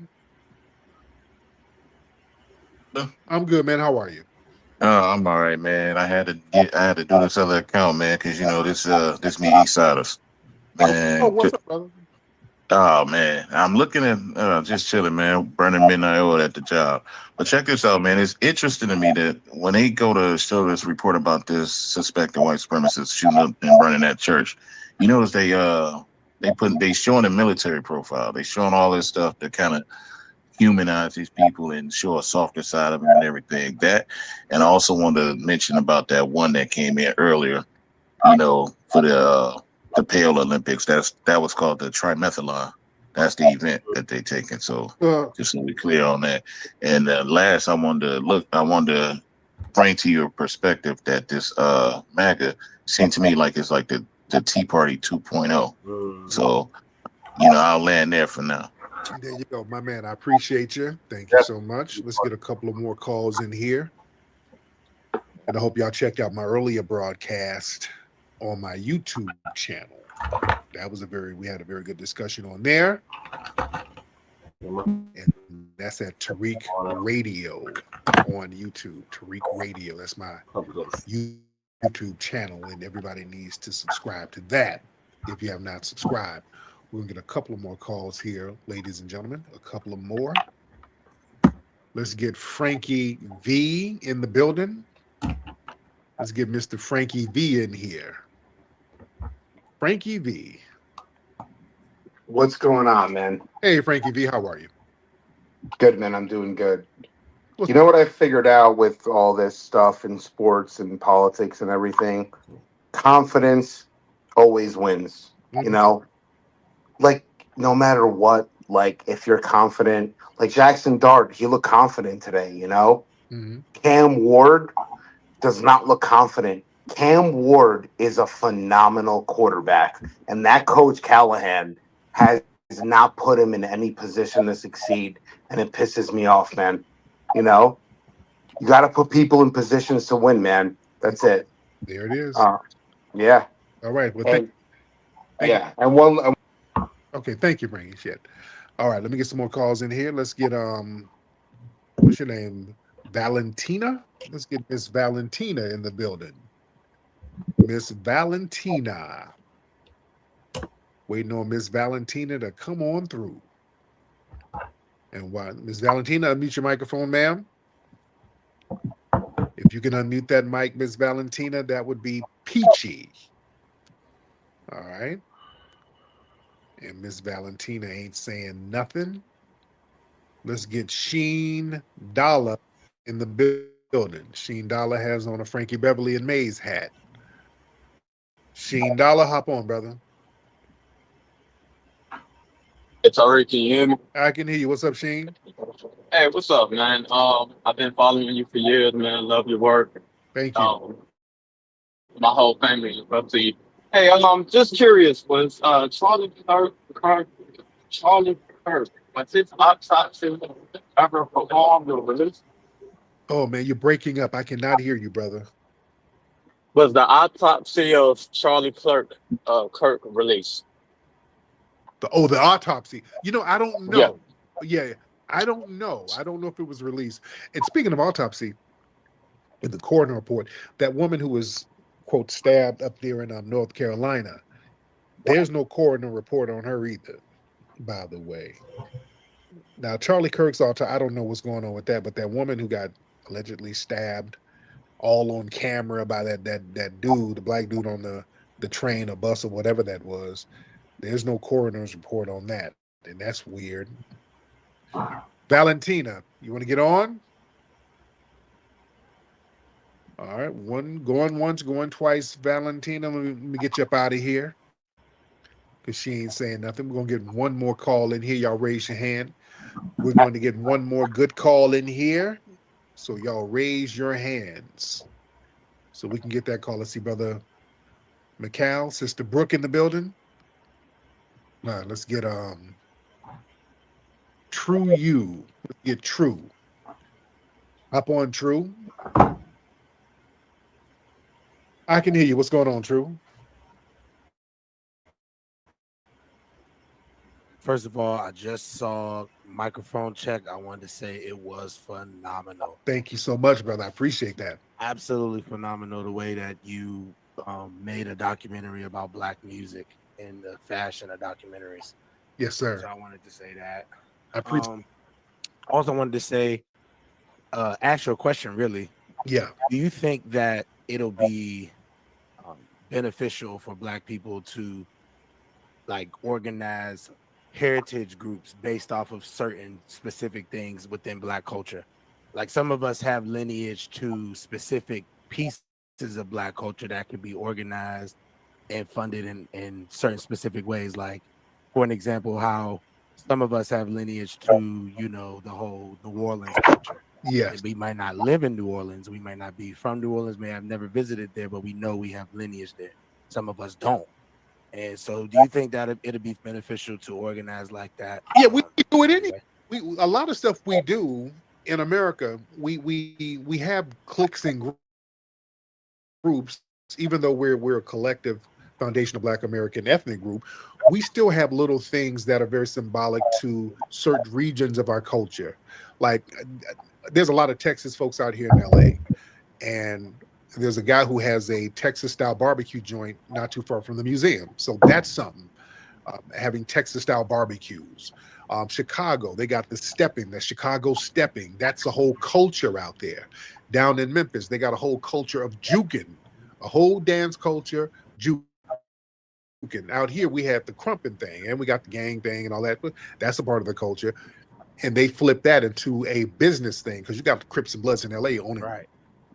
And one thing I wanted to say too to the family is a lot of us. One of my things that I've been getting into is genealogy. I know a lot of us been getting into genealogy and lineage research, but we also got to get into kinship, and that's more of like an active thing with planning, not just family reunions, but planning like how our ancestors used to do. Planning, child development. Like I want this specific child who's into this, and maybe this child that's into that, to get to know each other. How our family used to do it. So I just wanted to land with there. Keep doing what you're doing, brother. More power to you. More power to your family. Yes, sir. Appreciate everything you're doing, brother. Thank you so much, brother. I appreciate that. Let's get Vaquero Mex.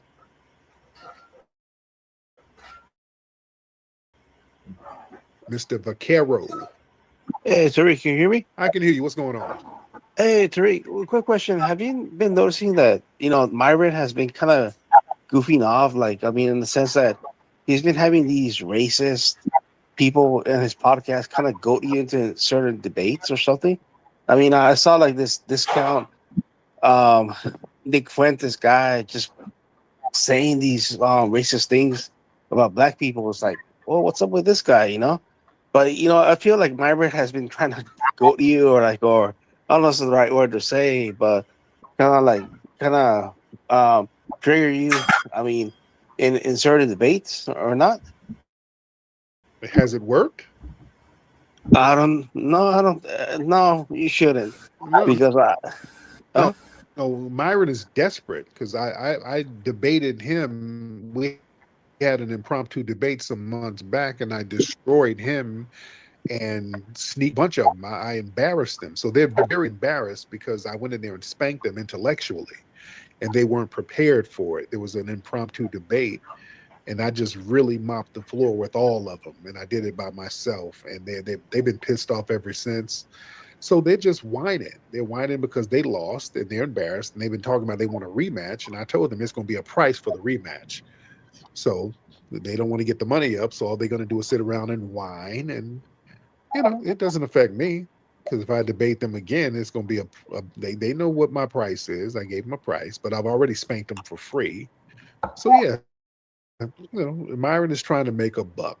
He's trying to appeal to the white supremacists because he knows they're on the march, and he ain't got he's a man with no country. He don't have no community here. He can't go back to his failed homeland. So he has to kiss up to the white supremacists. He gains is a nothing burger. But it's just been really overt. I mean, the last guest he had, guest he had on his show, he was just going out, saying the N word. I mean, insulting black people. It just seems like, man, come on, man. I mean, what do you have to have this, this person on his show? It just seems like, man, you're desperate. I mean, to kind of create content. Right. No, I don't watch Myron Gaines. Now, what's so good about Myron Gaines that makes you want to tune in? Why you want to tune in to Myron? Well, he's been speaking a lot about the Palestine, certain things. Yeah, you don't give a shit about no Gaza. You're Hispanic. Well, you don't care about that. Well, what do you mean? I mean, do you really care about that? In the sense, like, yeah, I kind of do. In a sense, like, you know what? If you really about that, there's more reputable sources you can get information from except Myron damn Gaines. There's a lot of reputable sources who keep up on what's going on in Gaza. Not no Myron damn Gaines. That's not who you go to for reputable news about Gaza. No. So, what else you listen to him for? No, it's just basically that about the Israel connection regarding Jewish power when it comes to America. I mean, it's just like, you know what? At the end of the day, it's America that funds Jewish power in America. I mean, that funds Israel, the war machine, and at the end of the day, it's really a genocide that's going on out there. I mean, and few people dare to speak of it. I mean, it's just like it's just it is what it is. I mean, Piers Morgan doesn't speak of it. I mean, CNN, MSNBC doesn't speak of what's going on in Gaza. It's becoming a genocide. That's all. I mean, basically, but then he kind of turns to other things when it comes to Myron Gaines. Like, oh shit, now it becomes like really white supremacist kind of stuff. No, hold on. Let me get my brother the Black Receipt in here to chime in. My brother the Black Receipt wanted to come in. Black Receipt, what's up, brother? Man, this could keep doing no damn well. He don't give a damn about no guys. Look, these white adjacent people are so hilarious and very disingenuous. Let's just keep it real. You like some of his talking points, and you can know what I'm saying, agree with him on some of his anti-blackness that he pushed. Like everybody else, know what I'm saying? Because that's one thing y'all immigrants do agree on is being anti-black and kissing white dad. Yeah. Is that true, Vaquero? Yeah. I'm not gonna kiss her. Come on, man. Seriously, just not, man. Just quit that subject. Myron Gaines, his platform is about how black folks ain't shit. That's the primary part of his platform. Yeah, he spends a lot of time on that. So if somebody's listening to him regularly, I'm like, what you listening to him for? It ain't about no damn Gaza. Yeah, you can look up Don Lemon to get information on Gaza. You ain't watching that. You watching him for the you soaking in some of that anti-black bullshit. Don Lemon's gay. Yeah, I know that. So is Myron. So what else is new? Right. I mean, I'm just saying, like, he's kind of speaks truth about that stuff, uncensored. Myron's a pathological liar. Myron don't speak no damn truth. Myron just be lying just to be lying. Myron says my wife is Jewish. She always tells that. This is a real random lie. He just random lies just to be lying. He don't tell the truth. He just be saying shit. That's what I'm saying. What are you listening to somebody who's not reputable for? Right. Unless he's spewing some of that bullshit that you kind of agree with, which is some of the anti-black stuff. No. I mean, Tariq, have you been demonetized on YouTube? No, because I don't say a bunch of racist stuff. I don't call people a bunch of epithets. Like a lot of truth tellers have been demonetized on YouTube, like Nick Fuentes, Myron. I mean, a lot of people have been demonetized. Like, seriously. No, because if you are using nothing but racial epithets over and over again and demonize that, I don't do that. I don't use racial epithets. And we roast people and stuff like that, but I don't demonize people. And also, some of the people connected to these folks are carrying out certain acts. Again, the guy who shot Charlie Kirk, many people are saying that this guy is part of that Goiper movement, which is that Nick Fuentes shit. You know what I'm saying? So a lot of these guys, some of their people have direct ties to some of these heinous acts that's done out here in the streets. So that's why there's a little skepticism. And, I don't like people getting banned or demonetized. I like free speech. I like free speech. But, when it gets into violence or hate speech or just deliberate lies, that's kind of a tightrope. So, yeah. There's been a lot of weird things going on with the whole Charlie Kirk, assassination, rest his soul. But, ever since that whole, you kind of notice that they kind of been trying to pin it on certain black people. I mean, in the sense like, you have this, these people trying to go on HBCUs, trying to debate, kind of go black, in certain debates. I mean, yeah, they're trying to, they need a scapegoat, so they're trying to harass black people in the spirit of Charlie Kirk. They know Charlie Kirk's whole platform was like anti-black antagonism. So in order to uplift Charlie Kirk's legacy, they're going to go and try to harass black people. It backfired. They got their ass tossed off campus. So that's a beautiful thing. But anyway, thank you so much for the call. All right. Okay. Yeah, he's listening to Charlie Kirk for a damn reason. All right. All right, let me get up out of here, guys. It's been real. Go to hiddenhistorymuseum.com. Get your tickets to join us at the Hidden History Museum. There's your brown unity, right? Black and brown right there. The motherfuckers ain't fought with us. Fuck no. All right, moving along.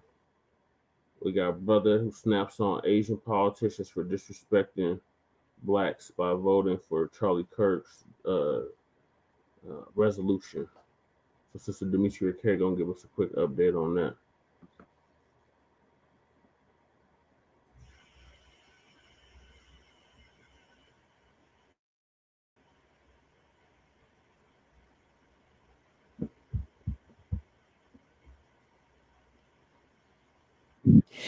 A brother that goes by the name of Film the Police LA had a very interesting action with members of Congress. One of them, and you'll see, check it out. Excuse me. So Charlie Kirk apparently had said that MLK was not a good person. Civil death was a mistake. Why did you vote to honor him? I did not vote to honor him. I voted against political violence. So that vote was against violence only, but the name of the bill is like honor Charlie Kirk act or something. So you voted for it, but you weren't honoring. I voted to end political violence. You know, he also said some horrible things about Simone Biles, who've been actually assaulted. Nothing. And you still voted for him? Congressman, Charlie Kirk said that MLK was a terrible person, and you voted to honor Charlie Kirk. Why did you vote to honor Charlie Kirk who said MLK was a terrible person? I voted to freaking condemn political violence. It was called the Honor Charlie Kirk Act. It was called the Honor Charlie Kirk Act. So you could do a little fake screaming. What you did is you disrespected a lot of people. Condemn political violence. Yeah, and what did he say about Simone? What did he say about Simone Biles? What did he say about Simone Biles? He said Simone Biles was a sociopath for sitting at the Olympics after she had been assaulted. That's what Charlie Kirk said, and you voted to honor Charlie Kirk. How dare you? You voted. The name of the bill is to vote to honor Charlie Kirk. You voted to honor Charlie Kirk. How dare you? Shame on you. You could have sat there and made a statement against political violence. You voted to honor Charlie Kirk. I disagree. I voted. You voted. All your other colleagues were even voting no. Standing up. Okay, so your other colleagues who voted against it were wrong. No. They condone violence. Is that what you're saying? So now, okay, if you're saying you are voting against violence, then it means the people who voted against it were voting for violence. For the reason that you stated. So that wasn't important to you. The fact that Charlie Kirk said that MLK was wrong. You said the fact that he said the Civil Rights Act was wrong, a mistake. Those are awful things. Those are awful things. And what about what he said about Yusuf Salaam, one of the Central Park Five, who he called a gang, even though he knew it was a lie? Dude, I disagree with most of what. Then why did you vote to honor him? Shame on you. I'm going to make sure every place you go, you're going to be seeing my face. And people are going to learn. You disrespected black people with that. You disrespected black people with that. Shame on you. This guy right here, Ted Lieu, who represents the west side of LA, voted to honor Charlie Kirk, along with you. And Freeman, you voted present. You didn't have enough guts to say, you know what? No, I vote against it. You just voted present. So as you saw there, he basically ran up on them and wanted to know why they voted for the Charlie Kirk resolution, because as he said, that was disrespectful to black people. And he cited a lot of the things that Charlie said that was disrespectful to black people. And of course, you know, they're like, oh, well, I didn't vote for that necessarily. I voted against political violence. So that's their talking points. Now, it should also be said that Representative Hakeem Jeffries also voted yes for that resolution, and he's a black man, right? So he's also running around saying, well, I voted against political violence. Okay, whatever. So anyway, Ted Lieu, his district is a population is comprised of 54% white, 18% Asian, 16% Hispanic, and then not that many blacks, right? Because he represents areas like Beverly Hills, Malibu, and Pacific Palisades. Now, Judy, her district is mostly Hispanic, white, Asian, and then black. And then she represents Pasadena, Altadena, and Claremont. Now, of course, y'all know Altadena was a predominantly black neighborhood that was recently burnt down in the wildfires in Los Angeles last year. So I bring up what their districts are comprised of is because there's not that many black people there. So, of course, they, and again, if y'all haven't noticed, okay, they're Asians. So they can say, well, you know, we can disrespect black people. We don't care what Charlie Kirk said about them because what they gonna do is not enough of them in my district to vote me out or in, right? So yeah, I'll go ahead and vote for that. But the other thing, that should be said. The Charlie Kirk resolution, it passed on the 16th of September of this year. Now it condemns the assassination of Charlie Kirk, extends condolences and sympathy to his family, and honors his commitment to a civil discussion and debate. Now, as far as the Democrats' votes were concerned, 95 of them voted yes, 58 voted no, 38 voted present, and 22 did not want to vote at all. So, again, we thought that the Democrats were the party of Black people. Right? Just thinking about what the brother said. You know, all the stuff that he said about Black people, and y'all think that he should get a day to be honored, because essentially that's what it is, right? And so it should also be said, y'all remember in 2021 when the Asians got a hate crime bill, like the COVID-19 hate crime bill that was for the Asians? Y'all remember that? Yep. Well, it should also be said that the Congressional Black Caucus unanimously voted to give them a hate crime bill, but they ain't voted to give Black Americans a hate crime bill yet, and they're not going to, right? Of course, we know that they got on their knees, you know, talking about the George Floyd Justice and Policing Act and things like that, but they never meant to pass any of that stuff. So I'll bring the Congressional Black Caucus up to say, they don't mind helping the Asians, but the Asians will not help Black people, and they're making that very clear. So whether Charlie Kirk should have a resolution or whatever, it's neither here or there to me. But what's most telling is, yeah, the Asians who were helped by the so-called Congressional Black Caucus basically thumb their nose at the little bitty Black constituents that they have left. What a shame. So anyway, for more insightful commentary, please subscribe to this channel and my channel, The Demetra K Show, here on YouTube. Peace. Keep telling y'all we ain't got no damn friends. All right, so moving along, we got FBI fires agents for kneeling in solidarity with Black people. This is punk ass Cash Patel's FBI.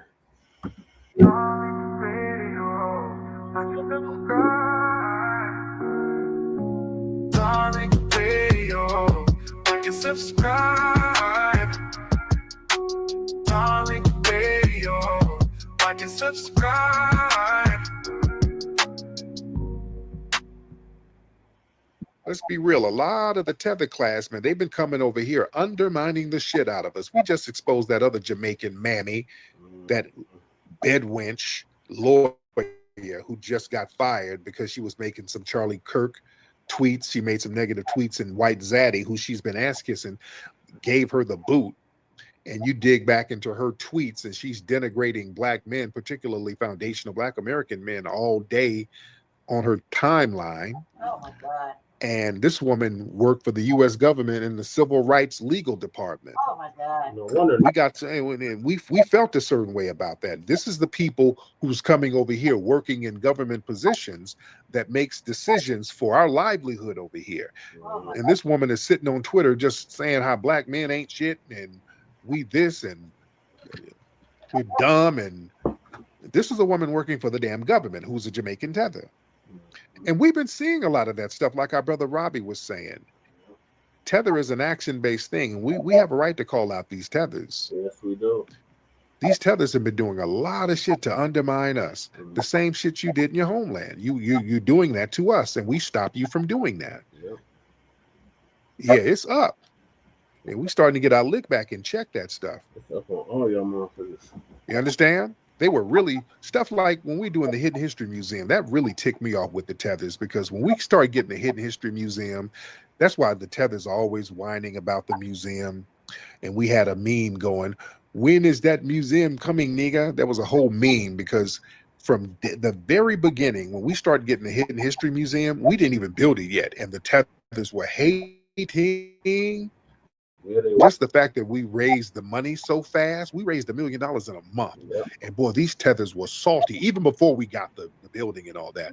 We already knew the tethers are going to be going out of their way to hate on it. That museum and things like that, that to them, they look at that as a failure for them to see us get stuff going so quickly without white approval. That's why a lot of people really started to delineate, because a lot of people saw how these tethers were acting about the museum.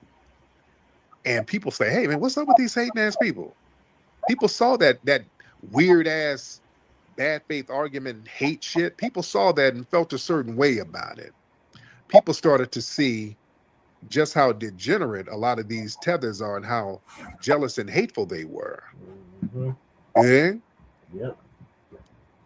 But we got to we got to really analyze that. They kept moving the goalposts, because when we first got the money for the museum, the whole lie they were running around saying it's going to be a scam. They're never going to build anything. They're going to run off with the money, nigga. They kept saying it's going to run off with the damn money. Then we got the building. Oh, it's going to be like Umar School. They're never going to build it.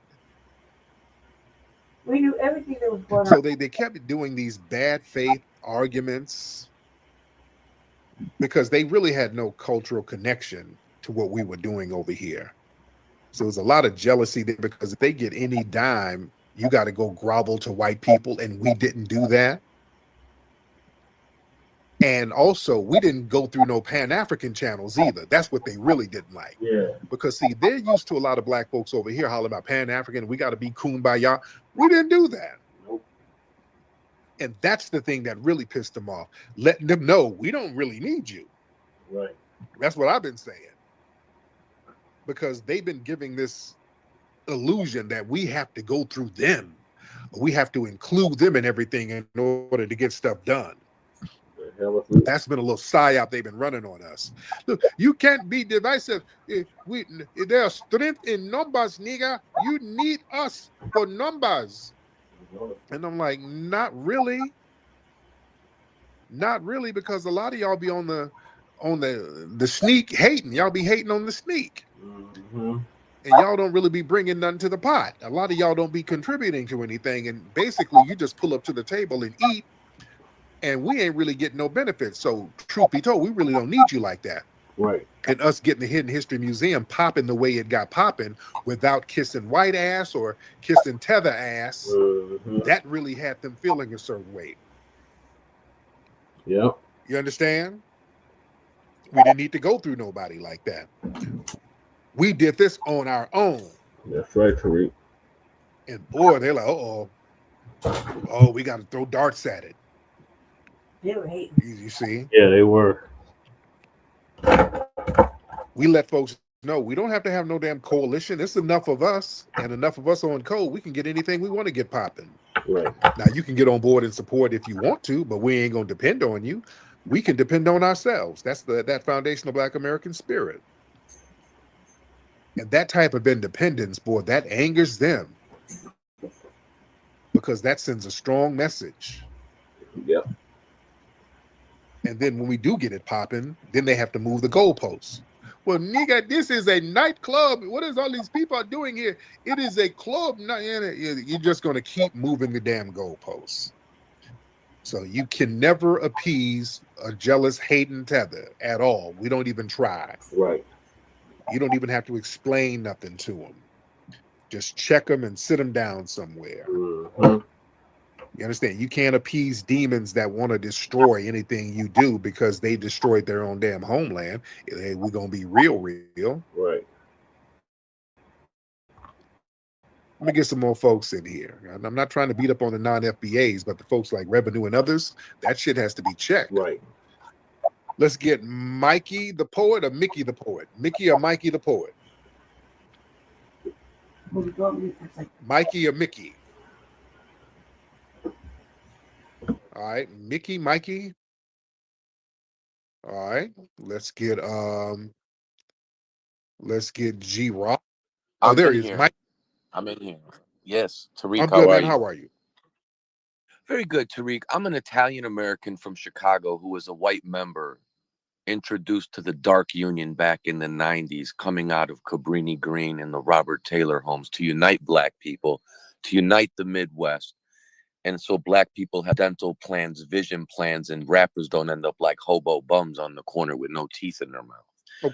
So I was the one trusted white man with the Union under the tutelage of final attempt to escape the Dark Holy, who recently passed away from Lou Gehrig's disease.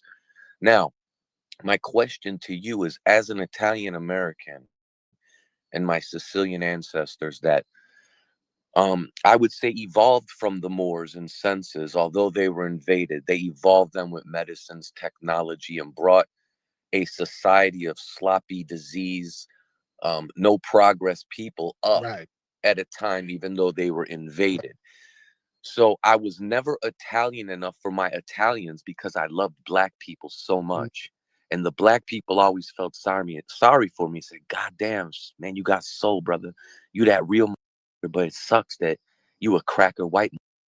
But we still gonna pass it to you because you're the only one we trust with the whole. So when they dropped the Monsters of the Midway double CD Unity, Chew dropped it from the joint. They put me, I was the only white man ever on that double CD with Twist the Bone, the Dayton Family, Johnny P, rest in peace, and every other brother, the Black Pirate Militia, D.A. Smart, Brother D.A., Young Khan, the Don, Soldiers at War under the 5-star General Wes Madison. Where does that leave me in this whole situation with foundational Black America and my love for my own people and my love for Black people equally? Well, yeah, it would depend on how the people of Chicago and the community where you live in. It depends on how they receive you, the people who you're closest around, because I mean, foundational Black America means everything to me in a sense where, as a boy, they were tougher than us. They grew up harder than us. We were inspired by the kids in the ghetto. We looked at them playing basketball, everything, how hard they worked, how good they fought, and how hard they had it. And it made us want to be like them. So a lot of us Italian kids were running around, learning from your culture, but didn't understand what it was like to get abused and slammed on cars and spit at and treated like shit. We just got the good part of it. We got to receive the good energy from it. Well, the thing is, man, my thing is, if you talk with the people out there and if everything is cool, let us know what's going on. Thank you for the call. Let us know what's going on in white supremacist society. If you're going to enjoy the culture, the good of it, understand when the bad happens, when we start getting the backlash and the anti-Black attacks, folks like you need to stand up and say, hey, enough is enough. We can't have that. But we do understand a lot of times, you understand in the dominant white society, they will punish white people who try to stand up for Black people. You understand? And y'all have to be fearless enough to stand up to your fellow white people like we do. We stand up to white supremacists. A lot of times, y'all come down to the hood or whatever, but when it comes time to standing up to the white supremacists, y'all don't want to do that because, there's punishment. You don't want to get the Negro treatment yourself. See, that's the thing, family. That part. And that's the part of white supremacy. Let me tell you something. Speaking of that, did y'all see what they did? Did they just the FBI fired 20 FBI agents because in 2020 there was a protest and some FBI agents took a knee in solidarity with Black protesters. So y'all know back in 2020 when we were putting in some damn work and people were getting some act right and cops and everybody was kind of taking a knee and showing solidarity. Yeah, they felt like, well, the white supremacists felt like they took a major L. So yeah, the FBI right now with that Indian tether who's the flunky in charge right now, they sat up here and fired those agents who took a knee. You understand? This is how the white supremacists like to punish other white people who are off code, especially the ones who stand in solidarity with Black people. Because I want you to understand something. White supremacy is a group loyalty system. See, white supremacy is not just a belief. It's a structured intergenerational group loyalty system. Like any oppressive regime, it requires the beneficiaries, meaning white people, to actively maintain or passively accept the rules. And when white people break that code by showing solidarity with Black people, when the white supremacists are attacking Black people or challenging the system, they are seen as a threat to the group's control. And then they end up getting punished more severely than the black dissidents, because then you're looked at as internal traitors. Oh, it's deep. Y'all better understand how white supremacy works. And there's a historical precedence to that. The white civil rights workers back in the 60s, many of them were killed for standing with black people. Y'all heard me talk about this white woman named Viola Louisa, who was from Detroit, who went down into Alabama and Mississippi to help black people, and they ended up killing this woman. It was the Klan killed her, and there was an FBI agent in the car with the Klan when they killed her. After they killed her, J. Edgar Hoover did a smear campaign of this woman, start putting out rumors and lies that she was getting smashed by the black men. And so that was supposed to turn white people against her. Other white people, Andrew Goodman and Michael Swerner, they went down there in Mississippi and got lynched and killed for standing up for black people. Yeah. You understand? So that shows that white supremacy is so committed to maintaining control, it'll turn on their own white people who dare to disrupt that racial hierarchy. See, that's what that whole Kyle Rittenhouse acquittal was about. That's why they were celebrating him, and he was throwing up all the white supremacist hand signals. Kyle Rittenhouse is celebrated because he killed off-code white people. Yep. All right? Kyle Rittenhouse, a suspected white supremacist teenager, shot those 2 white men who were out there protesting against police brutality. Yep. All right?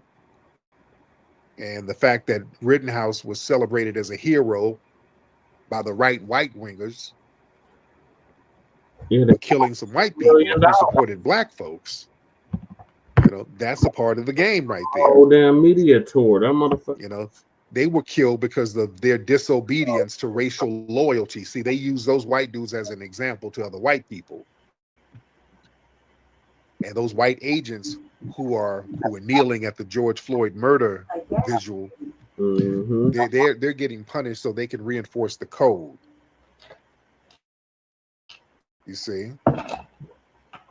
That's that institutional punishment for deviating away from white supremacy's neutral face. See, kneeling wasn't an act of violence. That was a gesture of moral clarity. So that gesture, it violated the unwritten code that state agents, they must remain loyal to systemic white control, not for justice for black people. Now, I want y'all to think about this. White agents got fired for kneeling in solidarity with black people. They don't get fired for killing black people, though. Yeah. You see that? Yeah. Now, when they kill a black person, boy, you get all types of promotions and raises. If you say, hey, let me show respect to black people who's fighting for justice, you get fired? Come on, think about this. This is how committed to white supremacy these people are. This is the government. This is the top levels of government right now we're talking about. We're not talking about some 4chan trolls. We're talking about the top level of government. The same FBI who does the crime statistics. Yep. Right? This is the same FBI talking about 40, 50% of the crime and all that bullshit. See, white supremacy, man, it relies on collective denial and silence. Yep. See, white supremacy, it doesn't just require active racists. It depends on a large population of white people who are willing to stay silent while the system functions. Yep. That's why all these white folks call up here acting dumb. Every time you point out white supremacy, they start acting dumb. That's by design, especially with Charlie Kirk. And notice anytime these people come and defend Charlie Kirk and you point out his racism, like, hey, wait a minute, Charlie Kirk, this man has just a whole plethora of racism. Huh? Racism where? Yeah. I didn't see it. Yeah. I didn't know. I'm going to have to look up that. You have a link to his racism? What'd he say?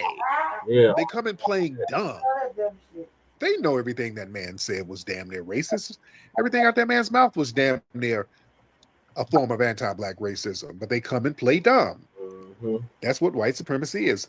Staying silent and acting like you don't see or hear nothing. Yeah. See no evil, hear no evil. When white people do speak out or take some kind of visible action against racism, against black people, kneeling, protesting, whistleblowing, see, that breaks the illusion of neutrality and it exposes the system and it makes them a liability to be dealt with.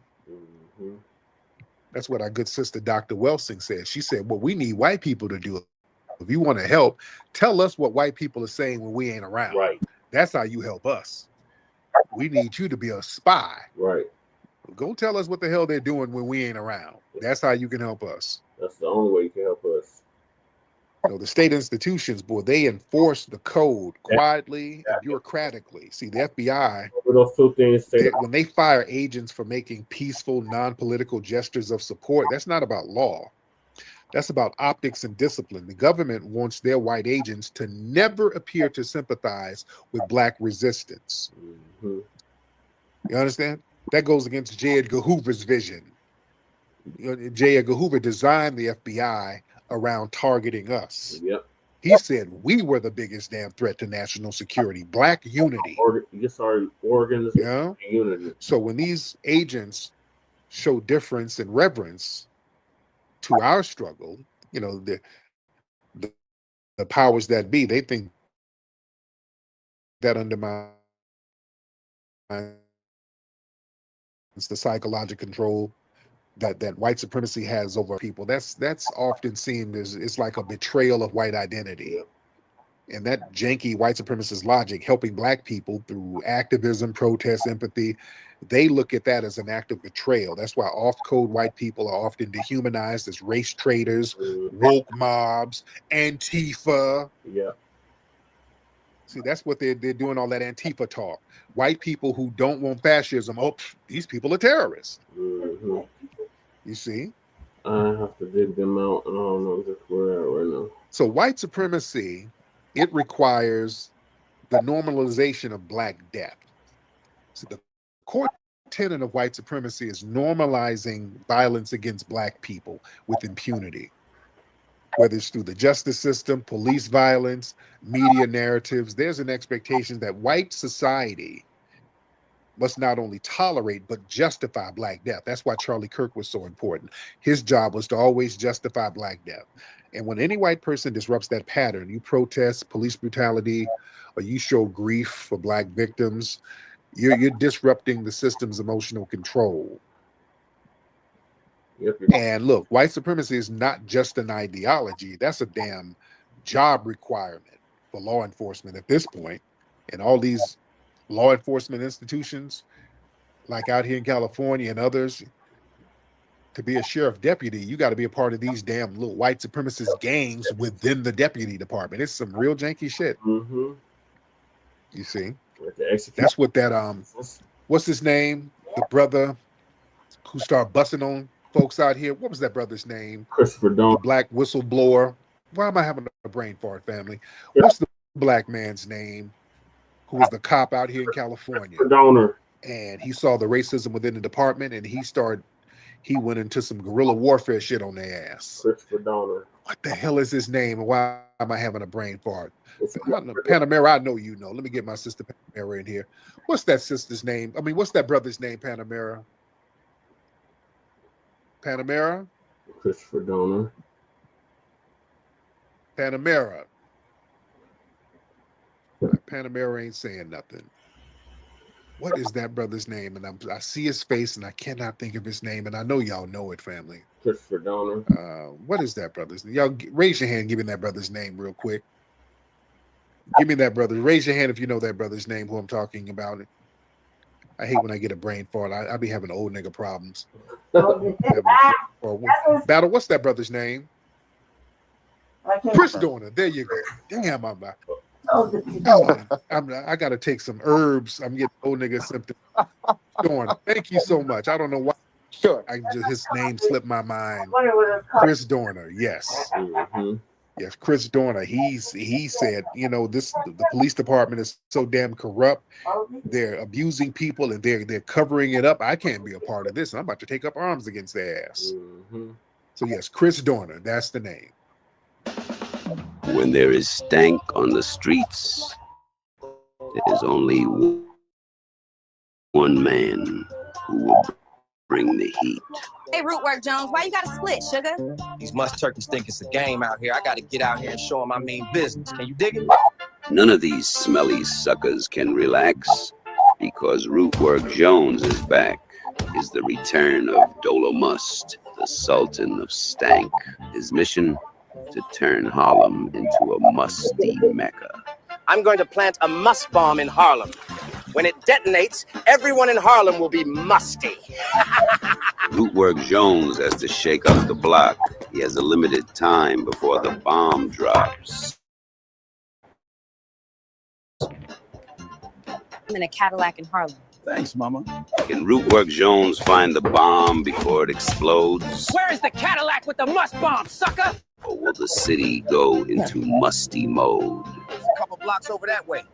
Rootwork Jones is behind the wheel, socking stanky suckers all in their grills.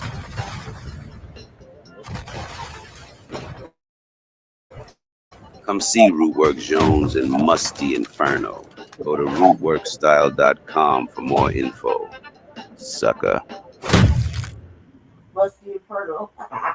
So the moral of the story is either you're gonna fight against the system of racism and white supremacy, or you're just gonna go along to get along with it. And if you're just gonna go along to get along with it, stay the fuck from around us. So moving along, this has been a very heated topic recently. So not only did they try to take hip hop away from us, they try to take lowriding culture away from us too. Oh yeah. So we had to set the record straight on that and where that actually came from. So shout out to Dewan B. Dewan B did it. For interviewing this sister who was there in the very beginning of lowrider culture and actually coined the term lowrider before war. And her name was Berta Bell, the woman who coined lowrider in 1955. That was 70 years ago. 70 years. And it wasn't we didn't call it cruising, we called it caravanning. So the sister gonna give us an update on that. Shout out to the B. It's this other channel, Incense and Ashtrays.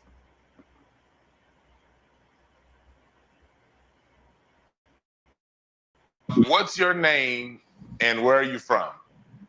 I'm Berta Bell of Los Angeles, California. How long have you been in Los Angeles, California? 80 years. 80 years. 84. 84 years in Los Angeles, California. Wow. So you've been here since the 40s, correct? I came from Louisiana when I was 3 years old. Okay. And I've been here ever since. Okay. And so say you've seen all of the changes LA has gone through, right? Yes. So when did you first started seeing lowriders and these modern cars? When did you first start noticing that? My father had old cars. He had 38 Chevys, and we used to go to Pasadena and ride all the time. It started with your father? Yes. Okay. Who was Charles Red Bell? That's my husband. Charles Big Red. He was amazing. He had so many friends, so many friends. He worked on a lot of people's cars. The original lowriders. He showed them how to fix their cars and work on them because they didn't know anything about it. Fixing on cars. And when we started on 53rd Street, all of them started coming by. And my mother-in-law, she let them all come in. She never turned anyone away. And she, very white, Johnny Guitar Watson, Jesse Velvin, Richard Berry, they all came from South Central. So was that 53rd and Central, that area? 53rd and Ascot. What years are we talking around? Well, it really started in 53 when I met my husband. But they really started coming by when you was on 53rd Street. Okay. And so they all just started coming. My mother-in-law, she never turned anyone away, period. because she had those two sons. She wanted them not to be running up and down the street. So all his friends, they all came. A lot of them stayed with us. Does Mr. Bell, does he have a background in auto body, or did he have a background, or was it started off with bicycles. Okay. Then motorbikes. To cars. And he showed the original lowriders that started with us how to fix their cars because they didn't know how. A lot of them were young. And he would get out there. He started fixing on the cars and stuff. And he told them, oh no, I'm going to show y'all how to fix your own cars. And cars was lined up on 53rd Street. Okay. Now, talk to me. Were there any Mexicans or Latin Americans in the car riding crews? The only Spanish guy, like I said, was my mother-in-law's boyfriend. At the time, him and his brother was in jukebox service. Right. What was his name? And he was on Albert Casadillas. Albert Casadillas. So he was really the only one that you guys have around? That's the only one. Okay. And around what year was that? That was like in 58. Okay. Did Albert have his own lowrider? Well, he mostly worked in the on jukeboxes and stuff. Okay. But he was very close. And he was just over here 2 weeks ago. Oh, okay. Yeah. At that time, what was the racial makeup of the neighborhood? Was it a mixture of people? Was it all black? It was more older people. And when we come on the scene, we didn't associate with them because they didn't like us anyway because we were young. And we had always a lot of people coming and stay. And we partied. We partied. Back to the community. Was it an all black community at the time? Yes. All black community. Okay. So it was an all black community. Yes. Okay. Who came up with the term lowrider? I did. You came up with the term lowrider. I came up with it. I defeated the term of lowriders. I came up with the name. So how did you come up with the name lowrider? Okay. When I first met my husband, he was set real low. I thought he was short like me. But when he got out the car, he was tall, 6'4", so damn, he's tall. So we always rode around in the neighborhood and all over LA and Compton, Pasadena. So this particular night, they all say, we got to name ourselves something. They come up with all silly names. And no, we don't like that. No. I say, well, hold it. Wait a minute. I said, we're always riding and setting low. And that's how lowriders came. And say, yeah, we like it. We like it. That's what we're going to name ourselves. And we did. You named yourself the Lowriders. Started Lowriders. Do you know what year? And that was in 1955. That was in 1955. 55. In Los Angeles, California. Los Angeles, California. Right on 53rd Street in Ascot. Right on 53rd and Ascot. That's right. Okay. A lot of them stayed in the neighborhood. 4 of them stayed in Pasadena. Mm-hmm. That was Fields, known as Dr. Feelgood. Mo, that's his nickname. Big Banks and Little Banks, they were brothers. Oh, they were all brothers? They were the Bank brothers. Okay. Donald Banks. Okay. And they stayed in Pasadena? They stayed in Pasadena. Okay. Mo was an artist of the Lowriders. Okay. Was this around the same time as the Slausons? And can you talk to us about the Slausons? The businessmen, the Satan Saints. And were these all gangs in and LA? The Lowriders. Were these considered at the time? Were they gangs or car crews? We caravan. See, they don't know this. We made this up. We caravan. We didn't cruise. Okay. Okay, that's one that we start. We Lowrider started that.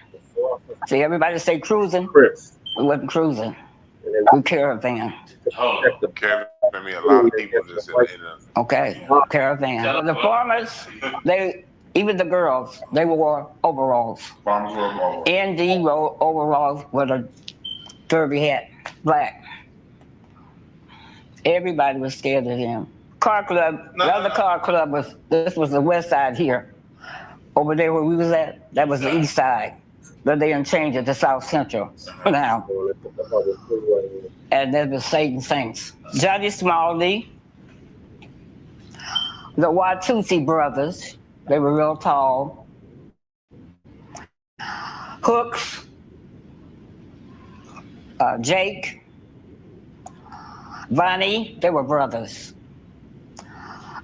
Jesse Clayton, Charles Montgomery. Those were all black men. And they were all members. Those were the Satan Saints. The Satan Saints. Mm-hmm. Okay. It was a car club. It was a car club. Uh-huh. Okay. And did they low ride their cars too? They had low riders cars too. Okay. Okay. And did the Slausons and the businessmen, did they have low riders also? No. No. Did the Satan Saints, did they call their cars low riders too? Or what did they call them? No. They wasn't low riders. What did they call their cars? They didn't call their cars. They just was a Satan Saint. Okay. It's Satan Saints. Okay.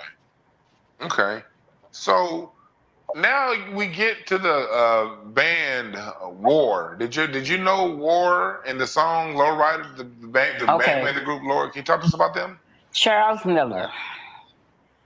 This is during the summertime because at Testimony, this church over here across the street, my husband had all these old cars out there in the front, and he kept walking back and forth on Western by the church. And I was like, what does he keep looking over here for? About 2 or 3 hours later, he walked over. He said, oh, I'm a lead order of War, Charles Miller. I said, oh, say, hold it, wait a minute, I got an album in here. And I brought it out. And he said, look, see, that's the thing. I said, sure it is. So him and my husband got to talking for about an hour or so. Then he said, oh, I have to go back over here across the street and get my bike. So he rode a bike back over here. And then I told my husband, I said, honey, I said, tell him you started the Lowriders. And what did I say that for? He talked and talked. He didn't leave till the next morning. But in the meantime, I went back out there and I asked him, I said, are you sure you're going to come back? He said, oh, I promise I'm going to come back. So I come back in the house because by me being a lady, they was out there drinking and stuff. I didn't want to, so I come back in the house. So my son, Charles Bell, Deontay Bell, and Beatrice Bell, they seen him. They kept looking out the window. They said, Daddy's still out there talking. So the next morning, he come in. And then 3 months later, here we hear the song War. My husband got mad. Oh, he got mad. Because I don't know what all he told him, but whatever it was, he didn't leave till the next morning. And I know when I went out there the second time, that's what they were talking about, Lowriders. And so just a few months after that conversation, the song Lowrider came out? Came out. Oh. Did you ever see them again? No. He lied. He said he was going to come back, but he didn't. Oh, okay. So now, basically, the song Lowrider comes out, and that's a term that you created, correct? Yes. And now the song is named after a word that you created. I believe that he took those, what my husband told him, and made the song. Oh, okay. Wow. What do you think about modern day lowriders? Well, see, they have that. We didn't have that. Our cars was just dropped low. They were called cutouts. It was channel. Channel. When they lowered, my husband had a '57 Chevy. He got it brand new off the floor. And when he lowered it, that's what we call channel. Nobody else didn't know that. Okay. Yeah, what I'm telling you this is something that I know. Yeah. A lot of people didn't know that. So he got it new off the lot and had it low. And he had, yes, channel. That's George, the muffler man. Mm-hmm. He said his shop was on Wilmington. Mm-hmm. And 118th and Wilmington. Mm-hmm. He put all the cars, put the pipes on them, put the straights on them, and the pipes was loud. Everybody knew about George, the muffler man. The muffler man. Well, did you have special wheels for the cars, special rims, or did he stock up? They most was most into hubcaps and stuff. Okay. Yeah. Okay. Speak to me? Was there a lowrider code? Yeah. Was there like a code amongst the lowriders when you got together? Oh, it was just we always just had a whole bunch of people all the time. Okay. All the time. Okay. Did you post lowrider signs on the telephone poles? Oh yeah, they had them on top of the houses, and police made them take it down. So they kind of arrested us on that part. Mm-hmm. And that was it. How was it dealing with the police? Only time we dealt with the police is when they came and lied. The neighbors across the street say we broke their windows, and we didn't. The police, the whole story, and the reason why you guys were in the papers was because the police was harassing you, and you guys all went to jail. No, wait a minute. They didn't harass us. The reason why they came that particular night is because the neighbors across the street had gotten into it with each other. They broke the windows out. And the next day, the landlord came. We didn't know him personally, but we knew he owned the building. And when he came out, he got on them about it. So what they did the next day, they called the police and said, we broke the windows out. So that's how it came in the police harassing us. Never had no problems until that day. Did the police ever harass the lowriders when you were out there? No. Okay. We went everywhere. Okay. So you were able to go all throughout South Central? We went all over. Okay.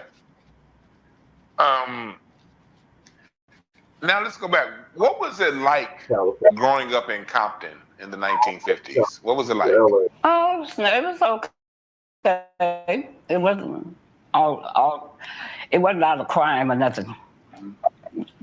So in the 50s, Compton didn't have much crime? No. No much crime at all. Do you remember what part of Compton, what street? 115th and Compton Avenue. 115th and Compton. Mm-hmm. And so you have a neighborhood of mostly black. Was it mostly black people in the neighborhood? Mostly black. And no crime or little crime? No. Okay. When did you notice Compton changing? It had to be elected in the 70s. In the 70s? Uh-huh. Yes. And what year again did all of this start? The Lowrider crew? Well, it really started in 53, but the name came in 55. The name came in 55. Okay. And about how long were you out there lowriding? When did you stop? Oh, we did it for about maybe 12 years strong. Okay. After that, everybody started having kids. I started having kids. So Yeah. that's how that went. Well, we all kept close friends Okay. over the years because everybody got married. A lot of them got a lot of kids and stuff. So by the time, so you were basically done, would you say by the late 60s?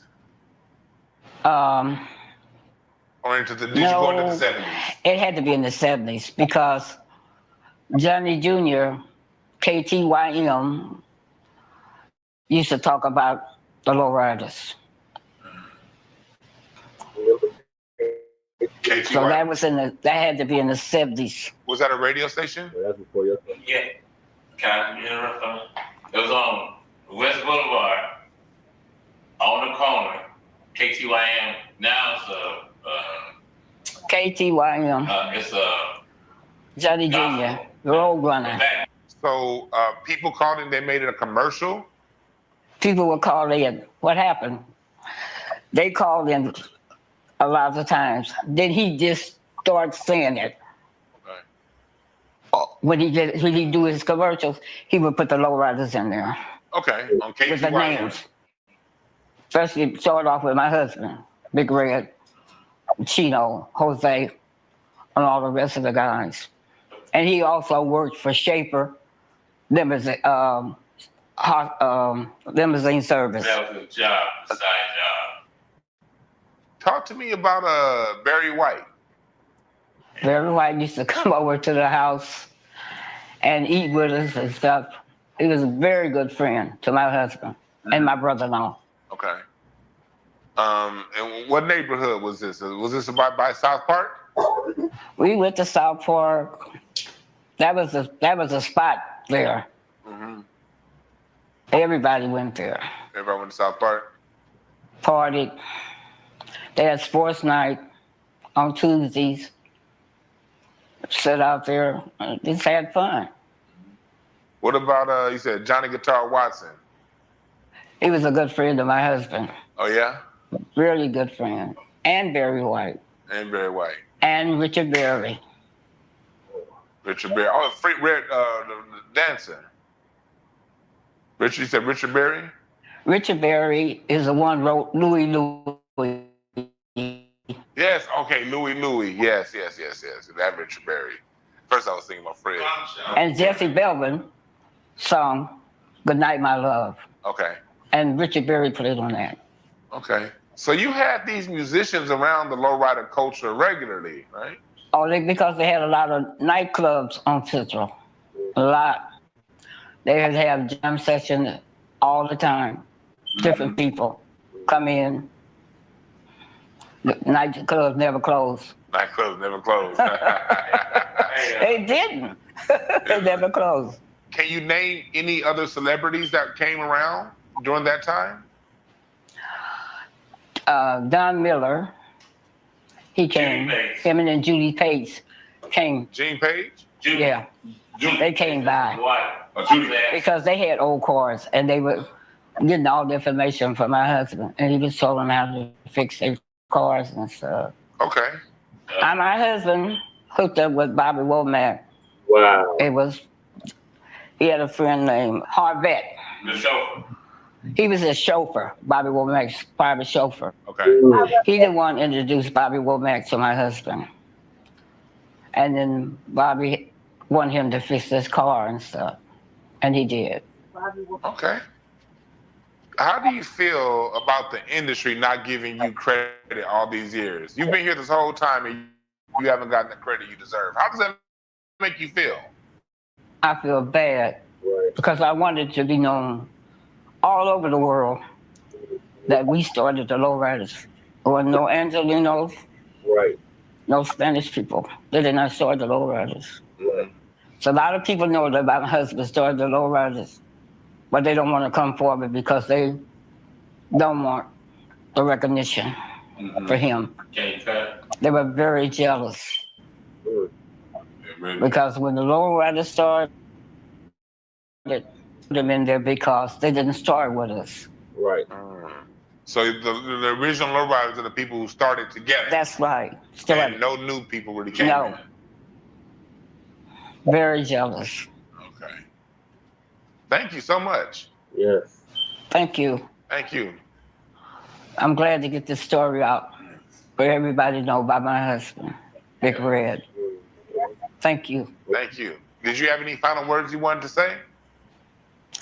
I just wanted to be known for my husband to get the recognition. Right. Like they put this young lady in the Hall of Fame for Lowrider. And when my husband started the Lowrider, I don't understand why he's not in there. In Black history. That's what I wanted to be. Yes. To know that we started For the young men that's coming up about the Lowriders. There you have it. We created lowrider culture too. All they do is steal us from. All they do is steal our shit. They don't want to give us our fucking credit. What are your thoughts, Lady Che? I know you got a lot since you're a California native. Still for the thing? Yeah. That is smart. No, you good. Yeah, passing the mic because I was laying it down. I listened to this. I think shout out to Barbie for doing this interview because we would have never known. Right. Until he did this interview. I was born in California. I was born in East Los Angeles. The bar zone.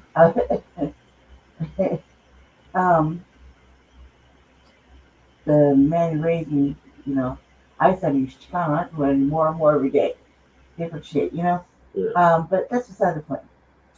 My grandfather had I think my grandfather had a nice little lowrider.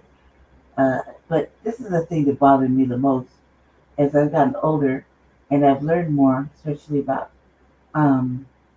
our place in history, many FBA's place in history, to let the shade deflect the messages we're talking about, is that when it comes to Los Angeles, when it comes to our culture, meaning traditional Black Americans culture, right? Native Black Americans culture, or the Aboriginal culture out there is hard, like fleeting day by day.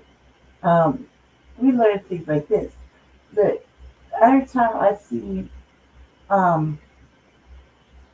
Chicanos, they're wearing old shit, right? I think about that first NWA album or Snoop Dogg, the first Snoop Dogg album, or the first Eazy-E videos, shit like that, right? You got these motherfuckers looking just like them, minus the Jerry Curl. You know what I mean? And they stand like us, or they stand like the men that were in prison taking gay photos, you know what I mean? Back in the day. They wear their pants like that. They had this whole thing talking about Pachucos and Pachuco culture, shit like that, lower culture. And the bitches looking like fucking drawn on clowns, you know? Yeah. Wearing man shit. You know, and I had a little moment, man, where I was wearing, you know, like, I like, what I like? Pendletons. Ben Davis. Ben Davis. Yeah, I had a shitload from Ben Davis. I had a shitload of Dickies, I had a shitload everything, press to the max. But I would say, however, I was rolling with the Crips. Right. And they was Black. Right? So my cousins, my brothers and sisters were Black. What baffled me though was when, like, I'd be irritated. So I would watch dances. Like now you don't pay attention, you see the native or these Chicano / wannabe $5 Canadians, crip walking with feathers. Yeah. And I'm like, God, that's you crip walking. You know what I mean? Next thing is when somebody one of our Californians, I think Californians need to do a documentary on how the Crip Walk started. Yeah. That would be insightful. Why? Because these people think these the $5 pretenders think they got a monopoly on it. Chicanos, same thing. Dressing like they dress like us. They listen to our music. They have the audacity. I said it. Audacity to say nigga. Excuse me. Nah, nigga, like that, and think that it's okay. You know what I mean? Let's go off. I got a black friend. I got black friend. That's the same thing as a white supremacist say. Yeah. Right? So as older as I get, the older I get, the more I pay attention to what's going on now, right? And thankfully, you know, like thank you for Tariq doing microphone check. Yes. Right? But thank you for Blacc doing this because she was basically saying that her and her husband's history, her daddy and her husband's history of what they started was basically stolen Yeah. and capitalized on, and no monetary, nothing, not even a thank you or look at her direct in their direction of accolades was given back. That's stolen wealth right there. That's stolen intellectual property. Yeah. That's stolen cultural That's appropriation. cultural appropriation. You know Yeah. what I mean? That's theft. That's fucking theft. And they need to cut the motherfucking check. Pay out every motherfucking royalty. Give that lady and her husband and her daddy and all the people that was with them, that stood with them from day one, fucking accolades. Yeah, they're much due flowers. They're fucking well past overdue. The fact that this band wrote a song like had that shit, they was rocking it, and didn't even acknowledge the black people that put that shit together. Not to mention how they said with their cars just dropped down. Yeah. Now these motherfuckers have made a whole thing talking about well we put shots and motherfucking switches up in our shit, and we got the whole lowrider thingy top, and we put a Mexican bitch on the front of it. They got that shit from us too. The switches, all that stuff. They got all of that shit. All that shit came from black Americans. I mean, because of time by timeline, right? And I'll be seeing motherfucking sometimes occasional Chicano thing will pop in my timeline, right? Because if you really look at it, I'm usually looking at how to do hair or something stupid, you know what I mean? Watching dances and music and stuff like that, right? But occasionally some Chicano should pop in instead of trying to pop their collar at us about how good they think they could, you know what I mean? Or the shit that they got on, or some whack ass Chicano bitch try to capitalize on our music, on our music, right? And still be like, we'll have a brother rapping in their song. Why? Because they nigga need us too. Just like white folk. That's a big ass for that word. Yeah. Urban politicians. But yeah, there's a big responsibility for saying that. Like, you know what I mean? They need niggas too. They can't do it alone. That's why everybody's like, well, where the black people, where the black people, where the black shit, we sit at home. But we keep calling it out. We keep saying they stole our shit. That the way the Pachucos dressed was the way was it Black Harlem? I think so. Was it Harlem Renaissance? Yeah, Harlem It Renaissance. was a Harlem Renaissance, and you looked at the brothers with their suits. With the zoot suits. Yeah. Yep.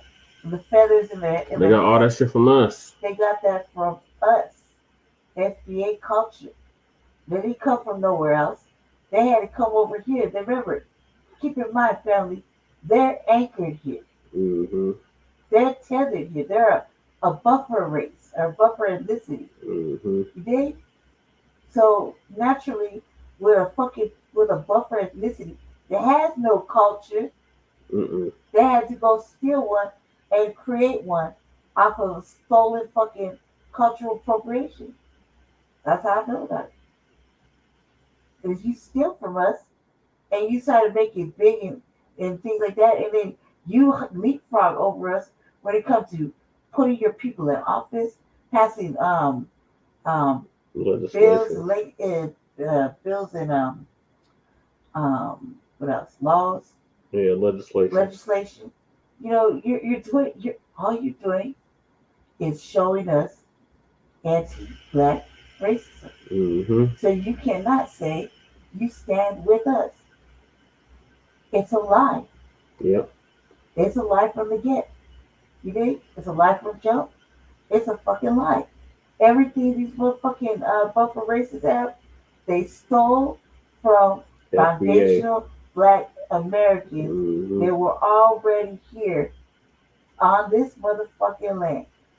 The original motherfucking peoples here. Yeah. Not no $5 pretendian. Right. None of that shit. Yeah, not no Siberian. And what these people, they deserve the fucking flowers. I mean, fuck flowers. They deserve a fucking check. Yeah. And a fucking and accolades and acknowledgement somewhere that's where that came from. And not ultimately these fucking buffer race or buffer ethnicity, whatever the fuck you want to call it, buffer class, need to fucking sit it down, bow down, and say thank you because you stole something. Say thank you, give back. It's still everything. It's still everything, man. Just like the Caucasoid. Like I saw something I was gonna share with Jesse, but I knew he had a busy show, right? This white man, I got him, I think. This white man said, "We need a hero, and only black people could do it." And that's what kind of led me to that speech earlier today, right? Mm-hmm. You know it. And I'm like, oh, now you want to say that you want us to fix your problems again, only for you to shit on us. Yeah. And that's what these people do. Talking about, oh, they're so relatable. And we just looking at the eyes are so wide open now. There's not a fucking thing any of these other OTBs can say to make me change my mind. In my mind, everybody's a racist white supremacist.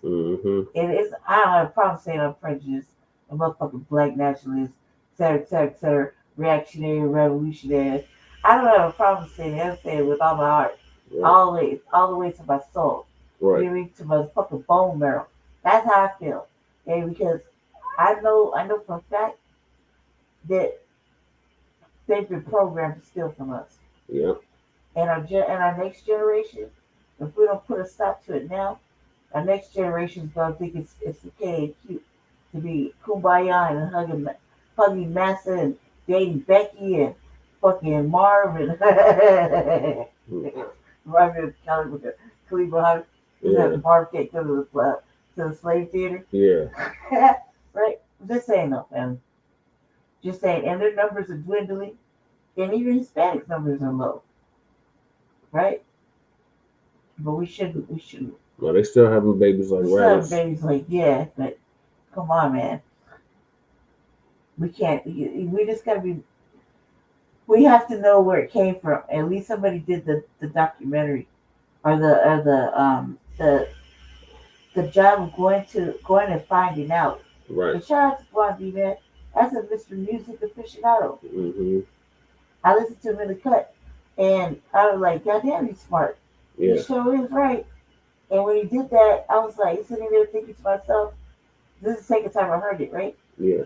So I was thinking to myself, I was like, these fucking people stole this lady's husband or daddy's husband and friends' intellectual property. Yeah. They culturally appropriated, and they fucking didn't even tell her thank you. Come back and say, here's a check off the fucking money I made. I'm sorry we can't do more or whatever. I don't know how this music thing will really blow up. But thank you. We appreciate it. Sorry it took so long. I mean, god damn, what is it, 70 years? Yep, 70 plus. Did that happen? Did War made that song? Since she invented Lowrider, it's been 70 years. Okay, that's 70 She said it was 3 months after that they came up with that Lowrider song. So 70 years, cuz you know how much taxes and royalties and shit they fit. These people are owed on top of reparation. So it's been about 50 years. We'll say 50 years. Yeah, let's say 50 years to be on the safe side. Yeah. Yeah. Do you know how much reparation? On top of that, they're old reparations too. So on top of what kind of royalties and money Yeah, that because I think that song came out in the 70s. war owes them, Yeah. right? With even a whole with their catalog and what it's Mhm. worth and whatever, right? And then you still California, everywhere still owes this family reparation on top of that. Mhm. Somebody better be cutting some fucking checks soon. Right. Because it's only about to get deeper and worse. Mhm. Yeah, especially in this season. I'll say this right on my end on my lemon plate. This is the season where the administration is peeling off the ugly ass band-aid and showing everybody's face. Yeah. Everybody's face. Meaning all the things that we're looking at, like for example, Mayor Adams, or the lady that worked for Mayor Adams, right? Mhm. The one with the one that was getting sued. Yeah. Yeah, that lady, right? His one was like his right hand, remember? Yeah. Right. So all this shit, this people like that, it's like the band-aid is pulled like real fast off, and we just gotta sit back and watch now. Now everything's up in our face. All we gotta do is read, keep an eye on it, and read between the lines and see where it's going, and stay in our fucking FBA place because we don't have to keep no more. That shit's off. They need to be doing their due diligence and to getting this shit on a roll and cutting a motherfucking check. Right. They need to cake for us. I mean, like for real, not just one time. Like put it in your daily fucking reminder that you need to go fucking push reparations for Foundation of Black Americans. Right. You know, since the child slavery. Remember, they was the main ones that was speaking against our reparations. Right. Now show us now. You can still do that. You had punk ass American Cholo running around talking Yeah, about that fat fucking bastard. we can't get Or reparations OT, until what they is his get name? reparations. OT Mexican. Yeah, fuck him too. Nigga in front of black women and two black men, and nobody was going to do nothing. He lucky none of us was in the room Right. holding an interview, because all you would have saw was shuffling of feet, a camera hitting the ground, looking the other way at the ceiling, and stop on the beat, stop. They're using me as we fucking and show you what it really is. Mhm. That's what it would happen. He got lucky he was in a soft, safe place full of tethers. Right. Because if he was in a place where the opposition is FBA, all you're gonna see is a motherfucking camera hit the ground and not looking in that direction, and fucking all you're gonna hear is quietly in him, you hear shuffling and motherfuckers screaming, stop it, looking for security. That's how you know. That's how you know you're in the wrong space. You know what I mean? Because we don't talk, we just get to business. You dig? Yeah. So it's the season now, family. This is like Black August for the next 3 years. Yeah. That's how we should be treating it. We in Black August. This is the motherfucking riverboat scenario every day. Yeah. The riverboat, the Cincinnati brawl. Cincinnati brawl. You got the smacked in the Mississippi mouth brawl. with a fucking tea. Oh yeah, the twisted tea can. The twisted tea can. Motherfucking hop over a fucking Waffle House beatdown. Yeah. That's how you should treat this for the next 3 years. We about us, protecting ourselves, instead for the system to be broken, and protecting each other. That means, I'm gonna say this real quick. That means if we on the bus or something and some shit crack off, if we ain't stand together and stand up. Right. You don't let a sister get fucked up. You don't let a brother get fucked up. Right. You stand up and fucking help or make sure shit stops. Whatever you gotta do, you know what I mean? Because we can't lose no more people. Right. We can't. No matter what happens. Doesn't matter where we're at. We have to look out for each other. We see some shit happening. Like I saw some shit right before I came over here, Jesse. Motherfucking SUV, I see all these time rolling down the hood is full of looks all the time. Yeah. I think they like got a little accident right by the alley, right? They had all this shit like the car was like wide open. And shit was just like being pulled, like kind of pulled. I know it's looks right. Mm-hmm. So like, I literally was like pulling out, and I was listening to music, you know what I mean? Right? I swung back around, rolled right up to the passenger door. I was like, "You alright here, cuz?" Yeah. I'm like, "Yeah, we all right, baby." I'm like, "Nah, cuz this ain't like you. You usually y'all like fucking 8 blocks down. What's cracking? Why you in my neighborhood?" Like, just sweater, right? Just sweater. Like, no, we okay. We had to do something real quick. All right, guys, I gotta go. All right. What is that? We had to do something like that. I was like, oh, my ass. I was like, I gotta go, right? Because I already know it's none of my goddamn business. Yeah. But what concerned me was the way the car was all like they bailed out. Mm-hmm. Like he said what he said. Yeah. I was like, all the way down the block to my stop or whatever. Mm-hmm. But I was concerned. Why? Because I know in the neighborhood, this truck is always full of fucking, always full of people, right? Mm-hmm. Like maybe 5-6 people at any given time. And I see that it's always black on black on black in it, right? So when you see that pulled up in my neighborhood, which is only 8 blocks away from their neighborhood, right? And this shit looks all like open. Every hatch is open. It's SUV. Yeah. And shit just being kind of like thrown out like they ran out. Yeah. I was like, yeah, okay, cool. They got this. If they don't, they know this area pretty well. If they got this, you know what I mean? Yeah. But yeah, so when we see something, we just need to step up to the plate. Don't be no hero, because you try not to be no hero.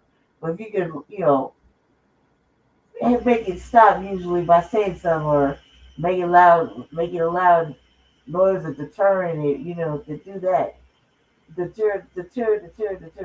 But we gotta protect each other and our children because they're stupid right now. Me and Jesse, though, we ride the bus to the schoolyard. Them black kids think they white kids. Yeah. It's sad. It's really sad. And so when you check in a white kid, them black kids think like we doing the wrong thing when we try to stand up for them. I do that shit all the time. I try to stand up for the little black girls on the bus. Yeah. And against the little white girls.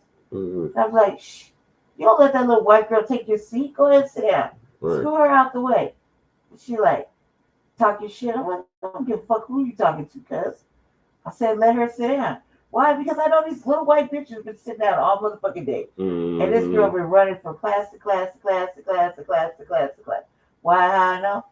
Because I could just tell. She's tired, looking exhausted. Look like she done studied her motherfucking ass off and didn't eat lunch to it. That's what she looked. Yeah. Hair all frazzled. She's ashy and shit. You know she's been through some things of it. These bitches over there wearing some fucking musty ass deodorant, sweaty as hell, hot as fuck, won't move around for no little girl that don't give a fuck. And don't let it be no light skinned little girl either. It gets worse. So I see it, I signed up for them and they be like, obviously I'm some old ass bitch, you know what I mean? I said I'll be there when your mama see me. You know what I mean? Be there when your mama see me. Tell your mama to come find me. Right. This old ass bitch want to put hands on your mama. Because you stupid. But their little girl, their black kids, cuz, are not getting, they're not getting told that A, they're beautiful, B, that they're fucking black. They don't have no pride. They don't got no pride. And they think, oh, well, Jessica like me. I guess I want to be like Jessica. It's just like them, season 1. With the girl with the girl. Yeah, trying to, you know what I mean? So bad. That shit's just like that. Just think about it like that. And then think about it what it's like for the boys. At least the boys got some sense, but not that much. Yeah. So I say that because we got babies that's going to school right now. And what used to be black zones, that are now white zones, you got to teach them that they're still black in America. Yeah. And at school, they definitely are still black. And it doesn't matter if there's only 8 black people in that motherfucking school. You better know each and every one of them. Right. You better know each and every one of them. You better know who their parents is. Because it's that important. Because you can't trust these white teachers to protect you either. We saw how they do racist shit. All of this is bad. All this is bad. You see a pretty little black girl at school, she got a little swag to her. Every fucking white girl want to be that little girl. And she, or every black boy who got a little bit of swag, a little style to him, does his hair different, rocks different shit. He kind of maybe a little conscious, or maybe a little this, or a little that, right? But he's a boy, a masculine boy. Yeah. Every motherfucking white boy want to be his motherfucking friend, or they want to fuck him up. Same thing with the little girl. They either want to be her friend, look like her, dress like her, act like her, or they want to fuck her up. So there's no winning. That's all I gotta say. But sorry about that. Well, thank you for that, Lady Che. I get So that off yeah, my we chest. definitely make sure this sister gets her flowers, gets her due props, and gets her damn reparations. Yeah. So shout out to Dewan B for interviewing Miss Berta I Bell. wish you would have asked him. I wish you would have asked the one question I was dying to know. When did the fucking Chicano take it away and start making it theirs? That's what I really want to know. Probably in the late 70s, early 80s. Maybe we can ask him when he does the show. Because that would be like, I kind of wanted to know. I would say in the late 70s, early 80s. That would just be my guess. All right, so in other news, McDonald's hit with nationwide boycott after black franchises exposed the racism within the franchise. Yeah. Whoa. So that's is going to give us some Black McDonald's franchise owners, franchisees. They claim McDonald's set them up to fail. Here it is. My name is Kenneth Manning, and I'm the lead plaintiff in a discrimination lawsuit titled Manning et al. Versus McDonald's. I started this crew washing dishes in 1976, right after my 16th birthday, and spent 41 years in the McDonald's system. And for 17 of those years, I was a McDonald's franchisee. I owned and operated a total of 20 restaurants. I invested everything I had, money, time, faith, and trust in the McDonald's system. But what I didn't know when I started is that the rules aren't the same for everyone. I was steered into underperforming locations in neighborhoods McDonald's had already written off. There are 40 former McDonald's franchise owners making the same claim or a similar claim. Put up the logo. Here we go. Former Black McDonald's franchisees say McDonald's set up their business to fail. You just heard from Kenneth Manning. This summer, more than 40 Black former McDonald's franchise operators joined the call for a national boycott of the fast food giant after it announced that it was rolling back its commitment to DEI initiatives earlier this year, including ending diversity goals for hiring and promoting employees, and its prior pledge regarding supply chain inclusivity, which basically means vendor relations for the corporation. The former franchisees' economic action was in line with their ongoing legal efforts, as all plaintiffs in a federal lawsuit filed in 2023 and obtained by Atlanta Black Star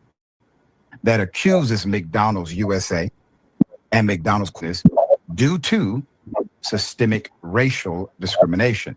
48 plaintiffs claim that McDonald's ruined their pursuit of the American dream to build generational wealth for their families by steering Black franchisees to less desirable, poorly performing locations in Black neighborhoods, requiring them to make basically personal investments in the restaurants through costly rebuilds and renovations, denying them opportunities for growth, including buying stores in predominantly white neighborhoods with higher sales and profits, while denying them financial assistance that the corporation provided to their white franchise owners.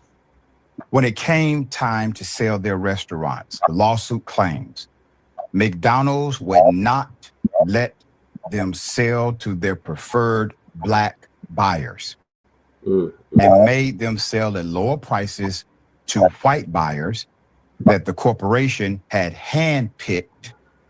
Among them is lead plaintiff Kenneth Manning, who started his 41-year McDonald's career as a dishwasher at 16 and then managed a restaurant before pursuing a career as an owner-operator, eventually owning 20 restaurants in Alabama, Georgia, and North Carolina. Talk about a success story. Talk about if McDonald's would have backed this brother, talked about his story, made a commercial about him, highlighted him on their social media, their website. Think about all of the positive PR that would have come out of that. Now, frankly, I don't go to McDonald's, not anymore. It's been years. But you do find that McDonald's, they have franchise owners. And these owners are locally empowered to hire individuals as long as your store is profitable. It creates an ecosystem of economy, especially for young workers. Many times, that's the first job, working in the fast food restaurant, for many of us, including myself. So what do we have? I mean, it sounds kind of diabolical. So you mean to tell me that you can own the franchise, you operate it, you put the investment capital down, you invest also your blood, sweat, and tears equity in addition to your income. When it comes time to sell, you pick a preferred buyer. Buyer has money, but the corporation who gave you the license to operate says, no, we don't want you to sell to that person. This is according to the allegation. But we have some recommendations for you to sell to. And not only must you sell to them, I recommended list, but they will purchase at a lower price. In 2009, McDonald's, the regional vice president of operations, Debbie Stroud, offered Manning 10 company-owned stores in the Atlanta region, which were collectively underperforming by $11 million. The complaint states McDonald's then subjected Manning to a demanding rebuild schedule that it did not require of white owner-operators. The lawsuit states, in his first year as a franchisee, he completed 3 rebuilds of the Atlanta stores, spending $5 million on top of the $16 million he paid to purchase the stores. No white owner-operators in the region were required to complete as many rebuilds in that time frame, he claims. Manning says he wasn't given access to the kinds of support that other white owner-operators received, including rent relief, remodeling assistance, and opportunities to buy more profitable stores, and was, quote, treading water while his white counterparts were, quote, expanding their organizations, refinancing, and building equity, end quote. He alleges that McDonald's, quote, implied that it would let him buy a new company-owned store being built down the road if he completed the renovations on one of his Atlanta stores within a year, which he did. But the company reneged on and sold that store to a white owner-operator based more than 40 miles away from said store. When he protested, Darren Hall, a McDonald's franchising executive, told Manning that he was not eligible for expansion, which Manning says was not true because Hall had been pushing him to purchase another underperforming store in the area only 3 months before that conversation. Hall later retaliated against Manning, according to the narrative, for speaking up about his unfair treatment to other company leaders, the lawsuit says. By, quote, deploying its tactic of forcing Black operators out of McDonald's system by increasing unannounced inspections of his stores. When he tried to sell the 16 stores in 2017 at market value to a franchisee whom he had been negotiating, he says McDonald's blocked the sale and forced him to accept lower offers from buyers the company had preferred, all of whom were white. So remember, the buyer that he has set up is a franchisee. So McDonald's, if this is true, actively selecting which of its equal franchisee owners could have an opportunity at the purchase. Put them up full mass. Quote, I walked away with less than what I had put in and far less than what I had earned, end quote. Wow. The lawsuit claims that McDonald's engaged in a pattern and practice of forcing Black franchisees into substandard low-profit stores in predominantly Black communities with high crime rates based on their racist belief that customer sales would increase and that McDonald's bottom line would therefore improve if stores were operated simply by individuals who had the same skin color as the rest of the community. Without any support, without the proper mechanisms in order to grant relief that were extended to white owner operators, according to the lawsuit. Hell of a thing. Once again, not one person saying this. Okay? 48. All right. Yasmin, thoughts here. Yeah, well, Doc, the American dream, we have learned, comes with quite a few caveats, and franchises can be a problematic business model, but they also, when they work properly, can empower many people to own and run businesses when they otherwise might not be able to.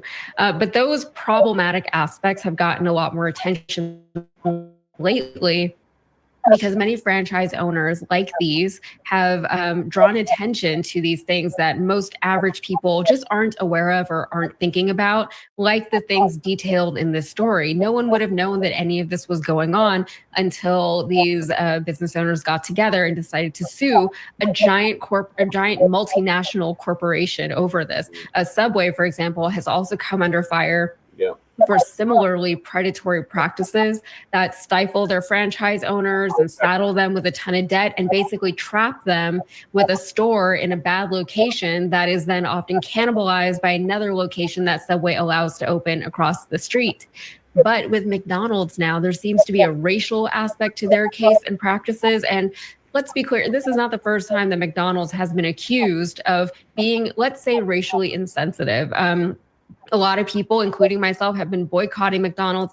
Not that I went to McDonald's that much in the first place, okay? And that actually matters because whenever McDonald's was still selling in Israel, a lot of people were decided to boycott McDonald's for that reason unless they pulled out of Israel. And McDonald's, on like a hot mic, or it was leaked somewhere, and they said, oh, it's all the Muslims are to blame for our low sales this quarter or whatever. Like completely ignoring the fact that it wasn't just Muslim people who were boycotting. Also, how much McDonald's are Muslim people just consuming all the time that it would have that big of an impact on your bottom line? It was everybody who was protesting against your involvement in Israel. It wasn't just the Muslim people. That's a ridiculous statement. But, they do seem to have like this myopic, simplistic way of looking at the world and the people in it. And this case, I am interested to see how this one's going to play out, if they are going to be found to have been engaging in the things that these business owners are saying that they have been engaged in. And I, for my part, will continue to not eat at McDonald's. They opened one right by my house and also right by my gym. And the other day I was like, when you leave the gym and you're like so hungry, I was like, oh, those fries sound good, but I didn't do it. I just went home. There you go. Glad you made the sack.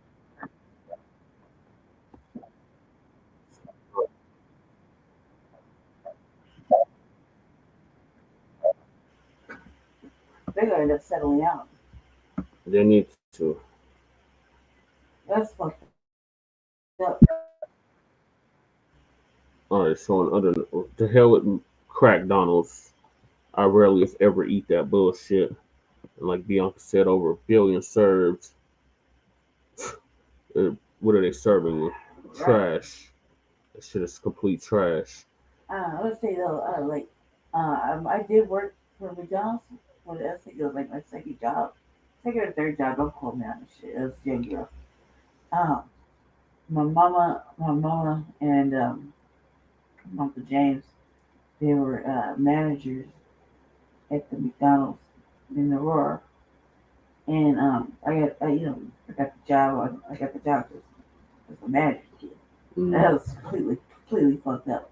But the thought was, you went to McDonald's, you could go to college and all this incentive programs and all this stuff, and then one day, you work hard enough, you can get your own franchise. You get your own franchise, and or you can be the boss and all this stuff, and it made it sound so good. Yeah. To that hire video, remember the hire video? And I just think that it's really shitty. Like that is for real fucked up. He damn near gave his whole life. Yeah, 41 years. You know what kind of structure that is to work for one conglomerate? It just says 1976. Like that's a disciplined ass individual. Right. And to have to do that, it's really hurts. Like, because all it's saying is they lied. So it's a fake bill of goods, as per usual. I hope they settle out. I hope they cut a big ass motherfucking check. Right. I hope they press McDonald's and make them pay them. Right. I agree, Lady Che. But we're getting pressed for time now. It's already 4 o'clock in the morning in the Mile High. Thank y'all for staying up late with us. So we're down to the last 2 topics of the night, and that's the Unhoused Neighbor News and the Unhoused Neighbor News. So in illegal migrant news, check this shit out. Iowa superintendent exposed as an illegal immigrant. Runs from cops with gun. Iowa. Oh. He was getting paid $300,000 a year. And it turned out to be a legal immigrant who just refused to renew his visa. And when they pulled him over, he had a gun. And he ended up running from the police. And that's how they found out that he was an illegal immigrant. So Nate, the lawyer, is going to give us an update on that. Right now to bring you breaking news, Des Moines Public School Superintendent Dr. Ian Roberts has been detained by Immigration and Customs Enforcement. It's hard to believe. Des Moines Schools Superintendent arrested by ICE. Protesters rallied outside of the U.S. Citizenship and Immigration offices in Des Moines Friday, stunned by the arrest of Public School Superintendent Ian Roberts. Tried to stop him in his school vehicle. He fled law enforcement at that point. They later found the abandoned vehicle, and they found inside that vehicle a handgun, which was loaded, they said, along with cash and some other items that they're looking at as part of their investigation. Okay, so the superintendent, that's the guy who leads the largest school district in the state of Iowa, was a criminal, illegal alien. Let's talk about it.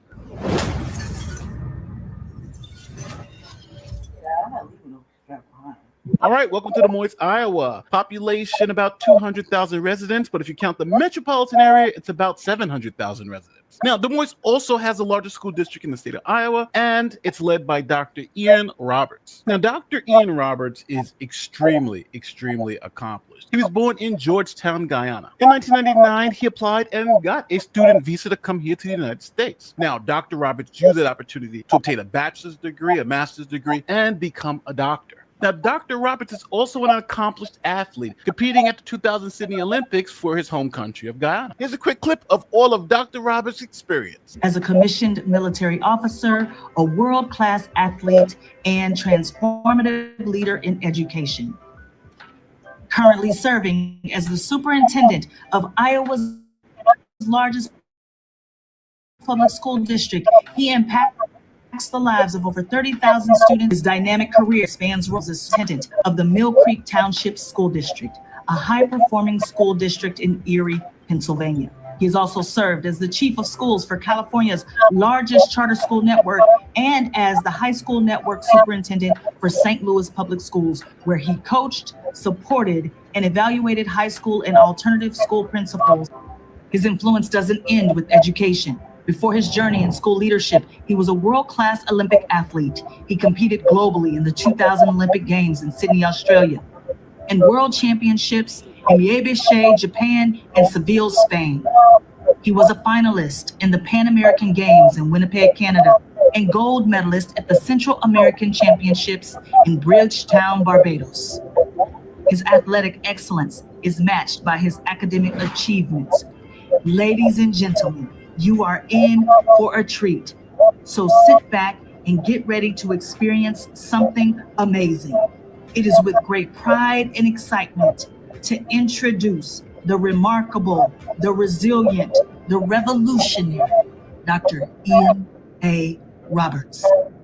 Now, all was good for Dr. Roberts. He was here on a student visa. He was doing good work. He was traveling from place to place, working these very high-level jobs. Now, in 2022, Dr. Roberts had to plead guilty to unlawful presence of a loaded firearm in a vehicle. This was in the state of Pennsylvania. I was actually able to find the disposition of the case, and as you can see, he pleaded guilty, unlawful possession of a loaded firearm in a vehicle, and it was a guilty plea. Now, because the doctor's here on a visa and he's not a permanent resident, this conviction for a crime made him a criminal illegal alien. And you know what the Trump administration's game is? We're deporting all criminal illegal aliens. So now we have a man who has a criminal conviction for having a loaded firearm, and the good people of Des Moines, Iowa decided to make him the school superintendent, where he makes $300,000 a year. Here is the announcement of the good doctor becoming school superintendent.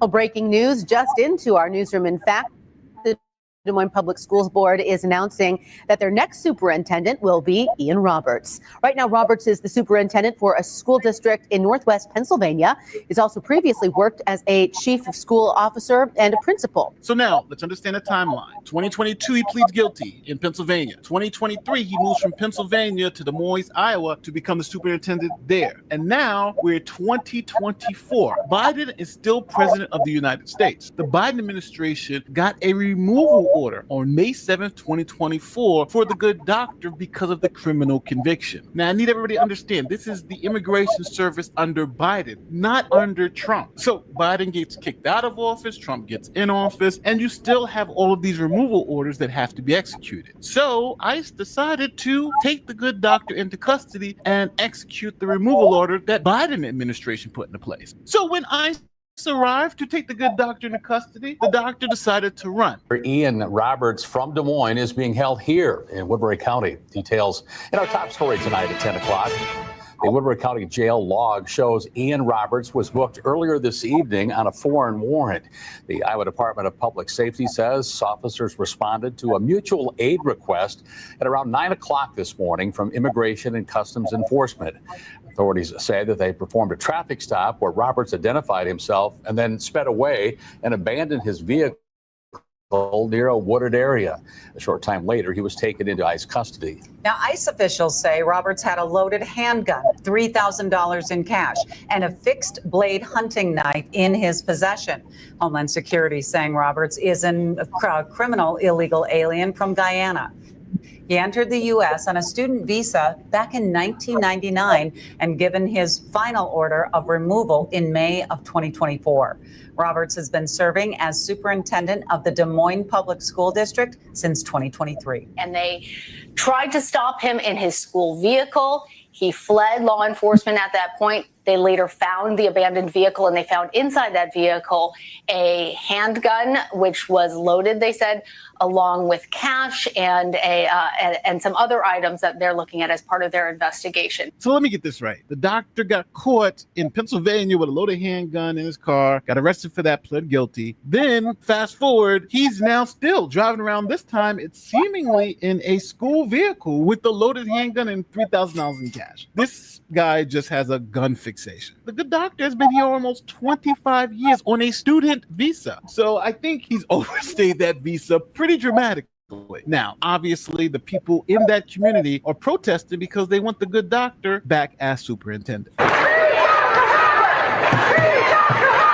Protesters rallied outside of the U.S. Citizenship and Immigration offices in Des Moines Friday, stunned by the arrest of public school Superintendent Ian Roberts, an immigrant from Guyana.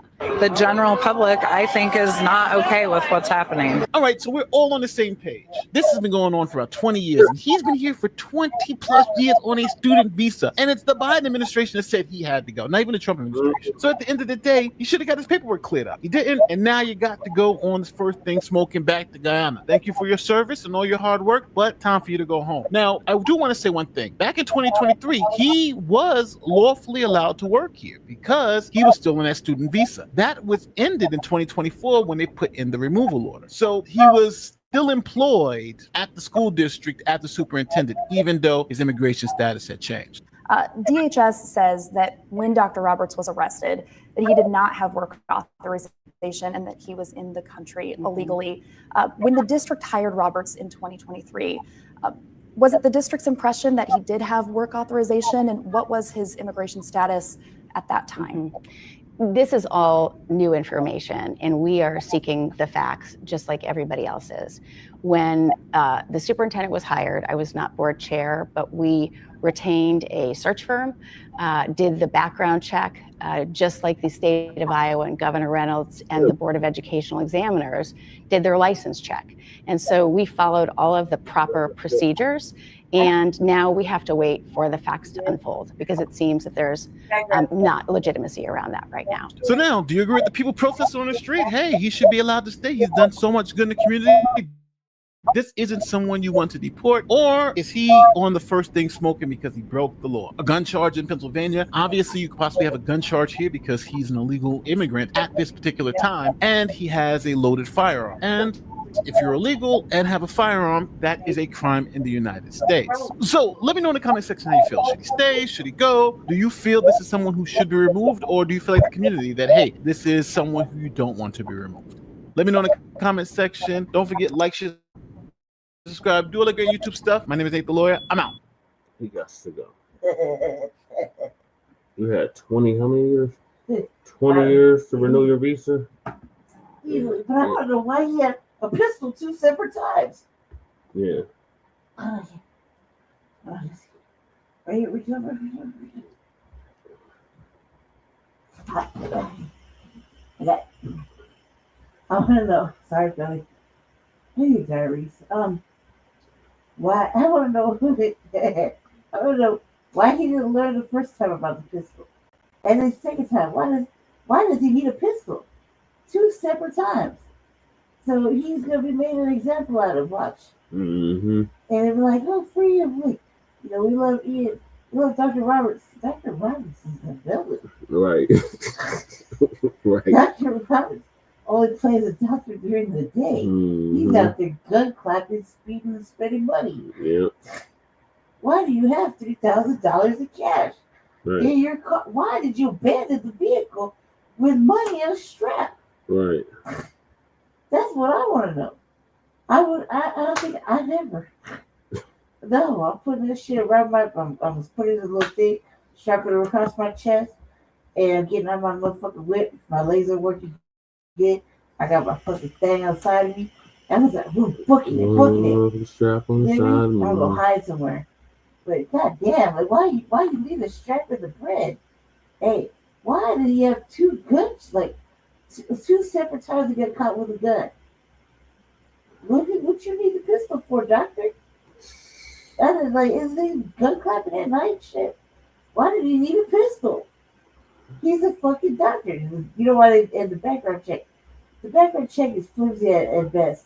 He turned in his application, they looked at it and said, bachelor's, master's, bachelor's. Yep, clean cut, you look good, you talk mighty white. Yeah. Come on in. And the loophole that he had, and Biden was like, fuck this. Look, I'm letting certain people in, I'm taking certain people out. Mm-hmm. And you just happen to be the one going out. So, yeah, they got to make because he's make black. an example out of him. Because he's black. He's beyond black. All right, so we'll let y'all know if they keep him or not. I think they're gonna get rid of his ass. So he going back to Guyana. You ain't even saving money to go back to Guyana. No love lost. He got everything he wanted to get done here. Yeah, he did. He got all his study done. I don't think it was worth it. Yeah, he got enough degrees. Yeah. All right, so moving on an expired visa, on an expired student visa of 20 plus years. God damn. You talking about writing the envelope all the way to the edge. Mm-hmm. That's a long fucking time on a student visa. What are you a student of? At this point, superintendent, you're beyond teaching. Right. Now you're just supervising. Mm-hmm. Like, come on, guys, you're not even a student. In all those cities, because he was superintendent of other cities, like St. Louis, Atlanta. And none of them picked this up in the background check. No, because they just looked at the application, looked at him, heard his codified. I'm telling you, I would not be surprised if our superintendent is a fucking illegal I would immigrant. love that.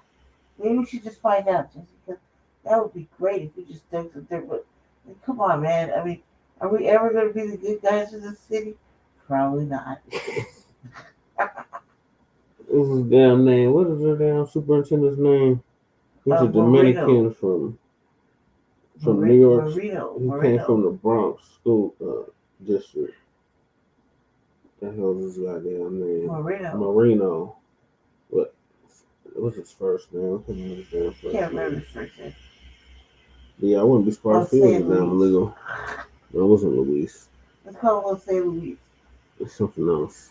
Juan de la Cruz. It's like Brandon or something. Let's call him Bandolero. No, ain't it. Alex. Oh, yeah. Alex Moreno. Yeah. I know it come to me. In other migrant news, Chicago is being stormed by ICE. So ICE storms downtown Chicago as more rioters bring guns to ICE facility. So TD Media Group's going to give us an update on that. Okay. Arresting 8 people they say are connected to clothing from stores like Lululemon, Nike, American Eagle, and Victoria's Secret. The sheriff's office sharing these photos of their loot from the apartment search. During the search, investigators also found a U-Haul rental agreement, bringing them to this Kenosha storage center. In a particular unit, they found another 137 stolen items, totaling more than $16,000. What's going on, everybody? Thank you all for joining me today. If you haven't already, please make sure you hit the like button, subscribe to the channel if you're new to the channel, and most importantly, please make sure that you are following me on Telegram at TD Media Group to help circumvent social media censorship and shadow banning. With the introduction out of the way, let's get into today's news. And today we are headed back to the People's Republic of Chicago. Why is that? Because this Sunday, ICE and United States Border Patrol was keeping downtown Chicago safe and clear of all the bad guys. And because law enforcement was out in full force, all of the crazies were inside. All of the bad guys, the animals, were inside the house, and the people of Chicago and downtown were able to enjoy a beautiful day in the city while being kept safe by U.S. Border Patrol and ICE, keeping the worst of the worst off the streets. And you gotta love it. As you can see right here, they were out there, you know, walking through downtown Chicago, making sure that everybody was safe and that everybody was good. Now, not everybody is happy about that, because some people just love criminals and criminality. And one of those people who was not happy was Emperor Brandon Johnson, the Emperor of the People's Republic of Chicago. But what makes me so happy is that Emperor Brandon Johnson is furious but he can do nothing about it but cry on Twitter, now known as X. So before we get back into this video here that I do want to play for you guys, I want to pivot over to Brandon Johnson's Twitter page because I just want to go over some of his crybaby tweets. So let's do that right now. Allow me a moment to shift over to his X page. So as you can see here, while ICE and U.S. Border Patrol were keeping the streets of downtown Chicago safe, what you had here was Emperor Brandon Johnson being highly upset, posting tweets on Twitter. He put here, "I am closely monitoring the confirmed reports of federal agents on Michigan Avenue. While Chicagoans and visitors are enjoying another gorgeous Sunday, they are being blah, blah, blah, blah." Whatever, bro. I'm not reading this trash, okay? Because it really doesn't matter, all right? He would go on to post this today. I believe it was about an hour or so ago. He said, "Regardless of immigration status, you have rights. My administration is protecting every Chicago residents from federal intimidation, but we are blah, blah, blah," whatever, bro. I'm not reading this either because it's pointless. It doesn't mean anything. It's nonsense. You have a president that's actually trying to keep the citizens of Chicago safe, and he has to fight against a mayor, the emperor, as I like to say, who's trying to keep criminals on the street, right? So I'm not interested in anything that Brandon Johnson actually has to say, because the nonsense that he spews, especially nonsense that comes from Congressman Chuy Garcia out of Illinois, that we're going to get to in just a moment, is why people are actually showing up to the ICE facility in Broadview armed. More people, so-called protesters, but are actually rioters, are showing up armed. Recently, I believe it was last night in Broadview, 2 more rioters were arrested with firearms. And if I'm not mistaken, one had an explosive on him, right? So let's take a moment to shift over to this clip here. I want to show you this from Fox News, where they talked about this and unpacked it just a little bit. So let's shift over to this clip next. You have to get up. ICE processing center in Broadview, Illinois, which is a suburb of Chicago. 11 violent rioters were arrested outside of the detention center. 2 guns were taken from the rioters who were against the fence at the ICE facility. Yep. And the investigation into some sort of an explosive device found near the ICE Chicago detention facility. And this is the same place last week. 16 were arrested at the facility. So I want to pause for just a moment, then I'm going to let it finish out. There's maybe about 45 seconds left in this video clip. These aren't the same guns that were found, I believe it was Thursday or Friday. Remember, Thursday, I released a video on Saturday, but it was either Thursday or Friday. I believe it was Friday, where a rioter was arrested at the Broadview facility and he had a gun on him. This is not the same situation. This is 2 more. This is a second situation, we'll say, right? A second situation where 2 more firearms were found on the rioters and an explosive device. Okay, so they're showing up armed regularly at this point. They're showing up armed. So I wanted to highlight that point just for clarification, so we understand what's going on here in Chicago.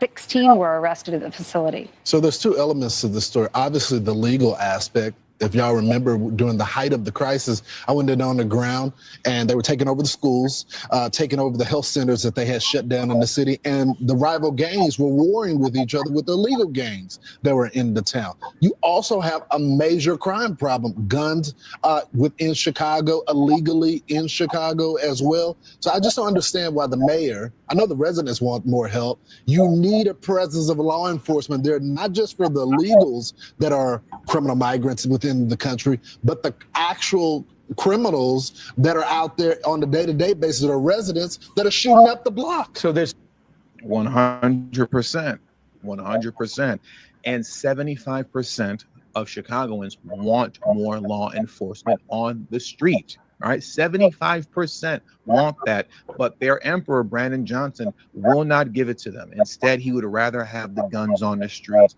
and the criminals on the streets, and then he could blame it on slavery, segregation, and then racism, white supremacy, as he always does, right? That's what he typically does. I want to pivot over to this clip next, to a News Nation clip, where we're going to take a moment to listen to what Greg Bovino had to say. He is the commander at large of the U.S. Border Patrol. He spoke on this situation briefly concerning these rioters that brought guns to the ICE facility. So let's take a moment to listen to that right now.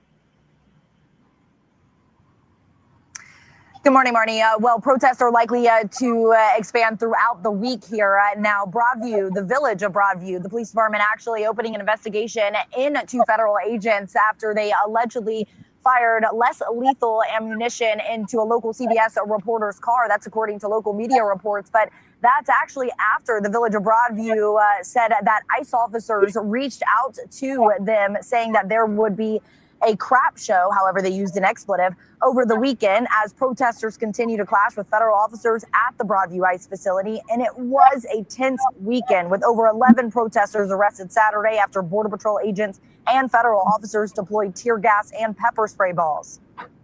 If you're wondering why I have a smirk on my face, I just love seeing the accountability. Oh, I love seeing the accountability happen in real time. Anyways, let's carry on. There were weapons brought there, loaded handguns within feet of Border Patrol agents. That's not what this is about. We believe in the First Amendment, Fourth Amendment, and all that, but don't come to a protest ready to fight or shoot Border Patrol agents. It won't work out well for you. I 100% agree. I 100% agree. Especially if they decide to, pull their weapons out and, respond in kind. It's really not going to work out well for you. And then you're going to be screaming out all the isms, racism, fascism, sexism, there's no xenophobic-ism, right? But, xenophobic and all this other type of stuff, all the phobias and the isms will come out if they respond in kind. But you're the one who pulled your weapon first. Why are you showing up with weapons for? That's unnecessary. It goes to show that you're not a protester, you're a rioter. And this type of just extreme leftist behavior is encouraged by people like Chuy Garcia, right? Out of Illinois, Representative Chuy Garcia, who speaks nonsense like this. Listen to the nonsense that's getting ready to come out of his mouth when he first kind of introduces himself and begins talking. This is completely ridiculous what he's getting ready to say. Congressman Jesus Chuy Garcia, if you don't mind. Thank you. Today, we witnessed the further militarization of ICE tactics in Chicago as they showed up downtown to indiscriminately continue to profile against people just because of what they look like. How do you indiscriminately profile people based upon what they look like? Well, they do that to black people all the time.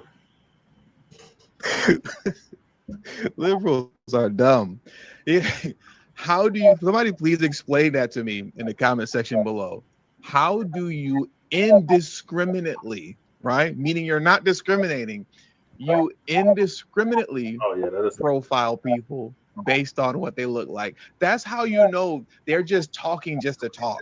They're just opposing Trump just to oppose him. They're opposing common sense just to be opposed to common sense because Democrats are insane. These people are lunatics. They are 1000% lunatics. That made absolutely no sense. I really wanted to play that part for you guys. But when you're talking about the extremist element of it and how he pours fuel onto the fire that encourages people to bring guns to ICE facilities, and when he says nonsense like this. People unlawfully, we will fight back.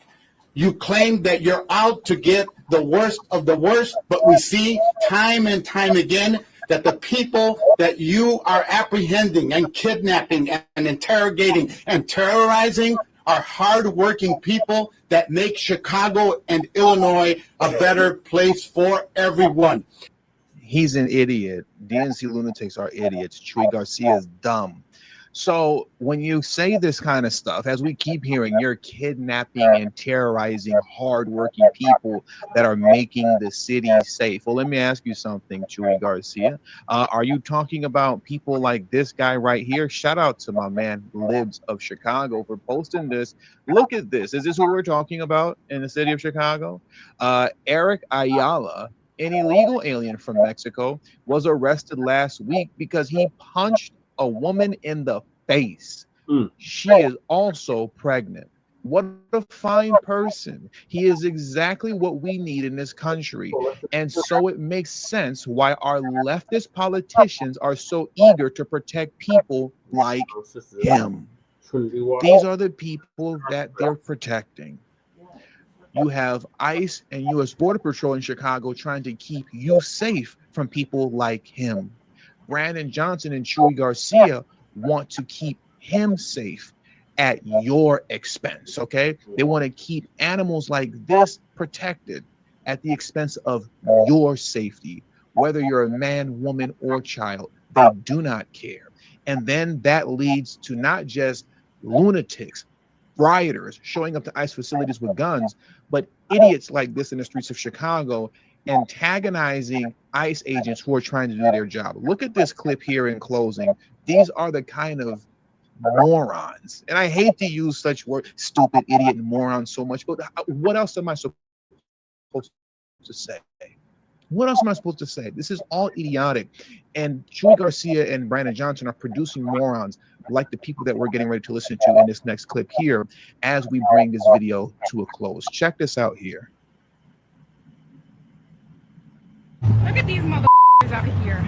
Don't you guys got something else to do? Get the fuck out of here.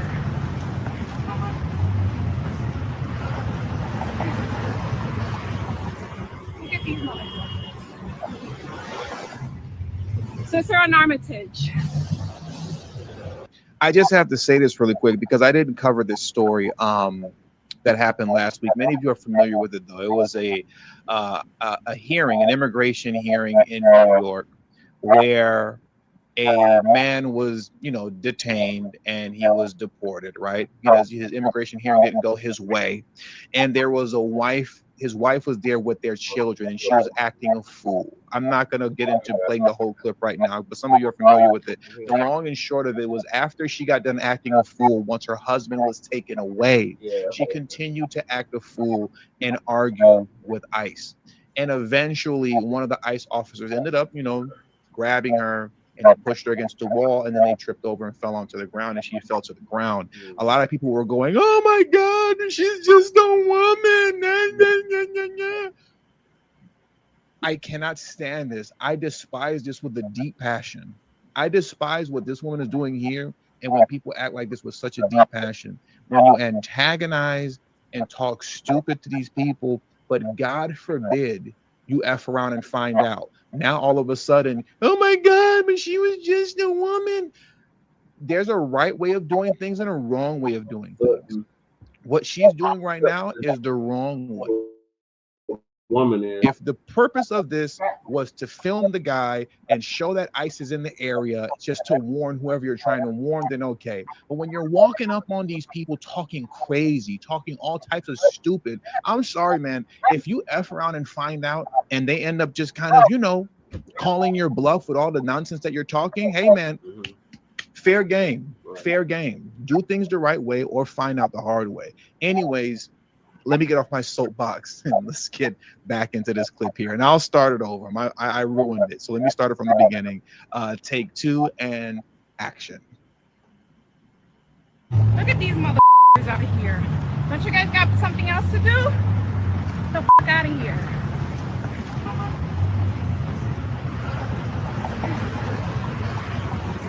Look at these motherfuckers. Sister on Armitage.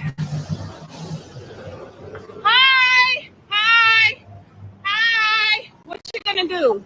What you gonna do? Do something. Do something. It's okay. What are you gonna do? What are you gonna do? I'm sorry to enter. I swear to you, you guys don't understand how much I despise that. What are you gonna do? What are you gonna do? Do something. What are you gonna? And if he does something, now you're hollering racism. If he does something, now all of a sudden you don't want to act like a man anymore. Now you're going to be a woman. Oh my God, you're a woman. How can you do this to me? I'm sorry. I hate this so much. I despise this so much with all my soul. The video's almost over. I'm going to let it play and then we're going to just end this news clip out. Because I'm getting a little emotional, as you can see.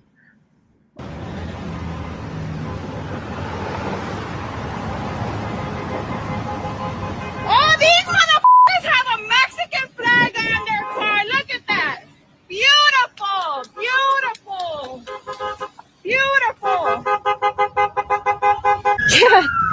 That's ice. That's ice. Run, brother, run! Get the away. Oh, my whole body's shaking now. I got him right there. No, they got him. What'd you say? No, man, the fucking rice just caught one fucking knife over here, man. They chased him up crazy in the fucking parking lot. Oh, shit. No, why did they get him? I'm so shaky. Man, they jumped out on my crazy, man. He came from over there or something. All right, yeah, honey. I mean, you send it over? All right, thank you. Bye-bye.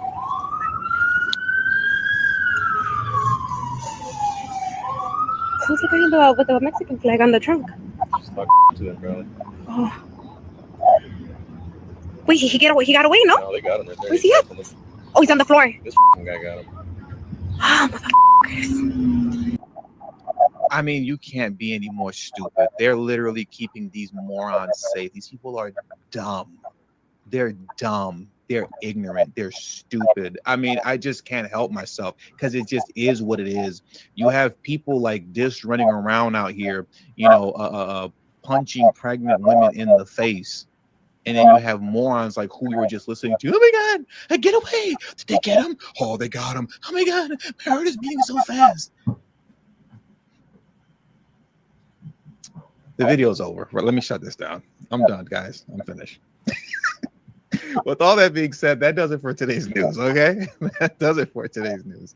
So please hit the like button on your way out. Subscribe to the channel if you're new to the channel. Share this video on your social media platforms. And please don't forget to follow me on Telegram at TD Media Group. Link to my Telegram in the description box below and pin in the comments section as well, okay? Following me on Telegram is critical, so please do that.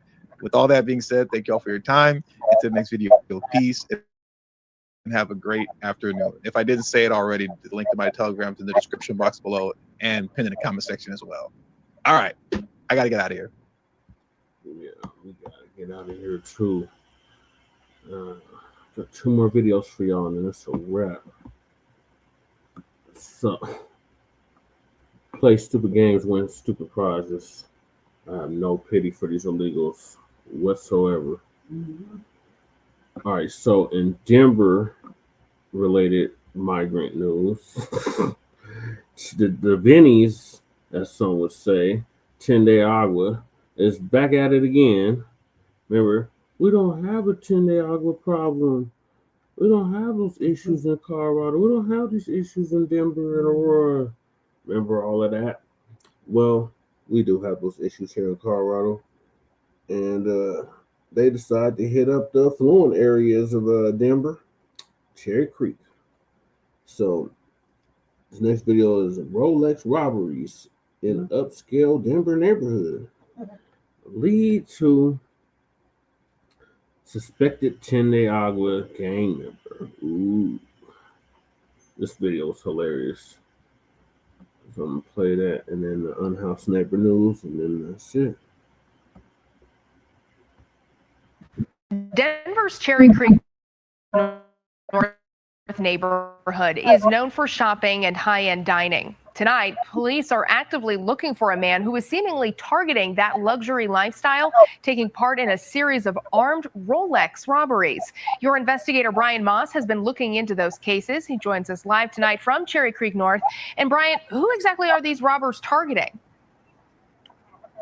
Kelly, we've learned that the victims in these attempted armed robberies were residents of this Cherry Creek North neighborhood, and they were prominent citizens in this area. We've also learned that one suspect in these cases has now been deported, with Homeland Security saying that he was a member of Tren de Aragua, TDA, a Venezuelan street gang.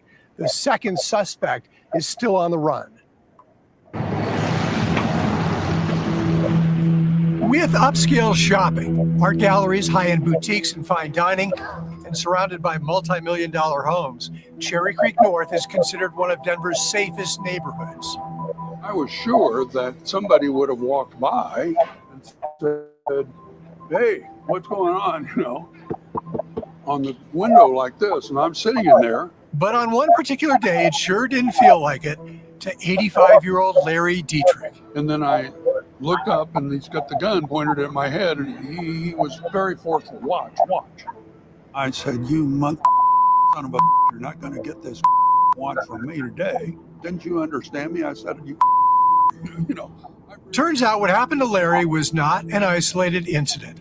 According to this Denver police document, there have been 3 robberies in Cherry Creek North within the last 12 months in broad daylight, where the unknown suspect attempted to rob the victim for their Rolex watch.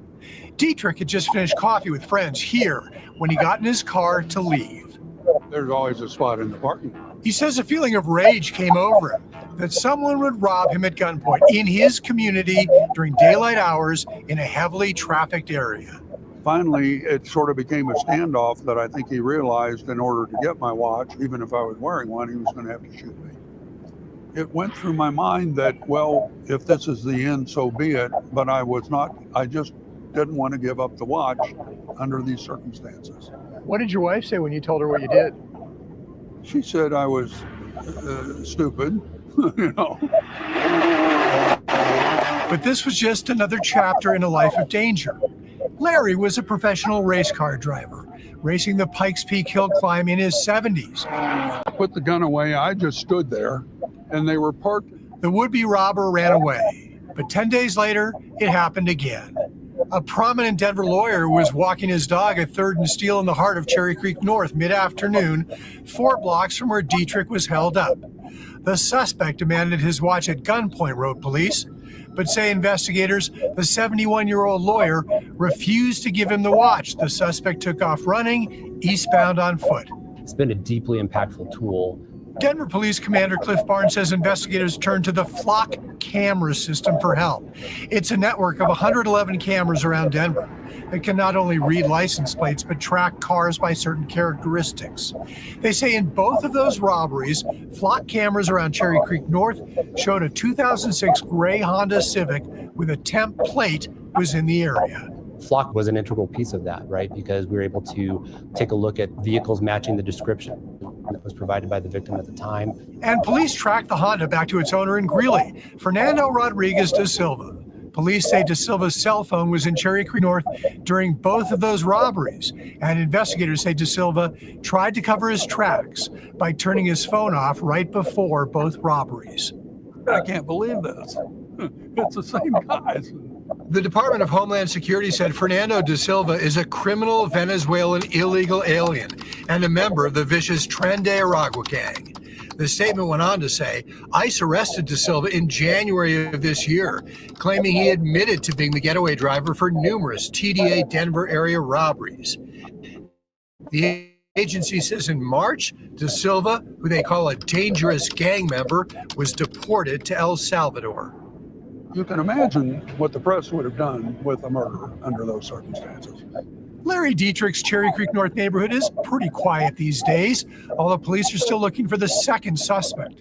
The gunman in both cases, 28-year-old Diker Rivero Urbano, who Denver police believe might have fled the state. I just wasn't afraid of dying. I just was curious and, could kill me. Now, we did ask the Department of Homeland Security for their evidence that Rodriguez da Silva was a member of TDA Tren de Aragua. They did not respond to that request. Police say if you're confronted by an armed robber like these men were, do not do what these men did. Instead, do what Larry did. Fucking motherfuckers. Do what Larry did. Shout out to Larry. He was not having it. You're not taking my watch. Fuck you, motherfucker. You have to kill me, motherfucker. You're taking my shit. 85. He was laughing about it. Yeah. they say, comply with an armed robber and prioritize your safety by cooperating, staying calm, and giving up your property. And if you do recognize Rivero Urbano, the second suspect, police ask you to call Metro Denver Crime Stoppers as they are actively looking for him. Live in Cherry Creek North, I'm Brian Moss, covering Colorado First. Quite the situation there, Brian. Thank you so much. He's trying to get them up, you know? Yeah, he was. So, He's trying to get their heads. now to the Unhoused neighbor news. So, winter's right around the corner. And if you didn't know, Shabaka had to find out the hard way. Denver is a cold weather city. it gets very cold here, and this start next month it's gonna start getting cold in this month. I love it. All the way until down March. The bucket decided to come out here and got snowed in. Mm-hmm. So now the push is for survival gear.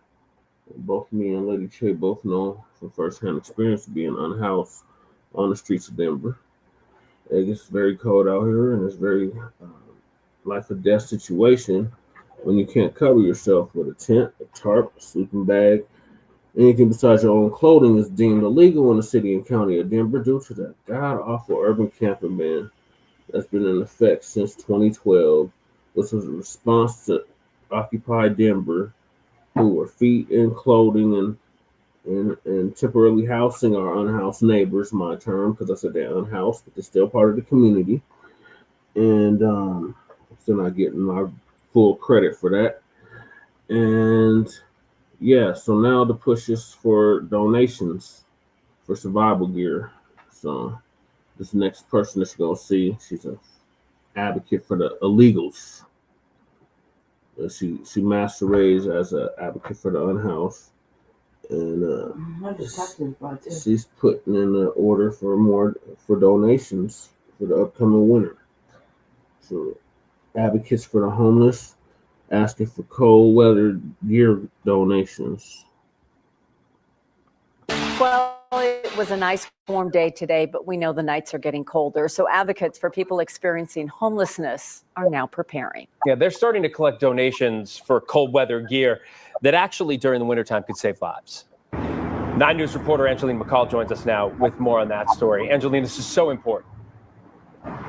So important. And Kim and Phil, we know that so many people are still thinking about fall leaf peeping season, but winter is really right across the corner, or around the corner rather, which means that it is really time to start collecting things that are really important for the unhoused community, including hats, gloves, toe, hand warmers, and a big ask as well this year for blankets.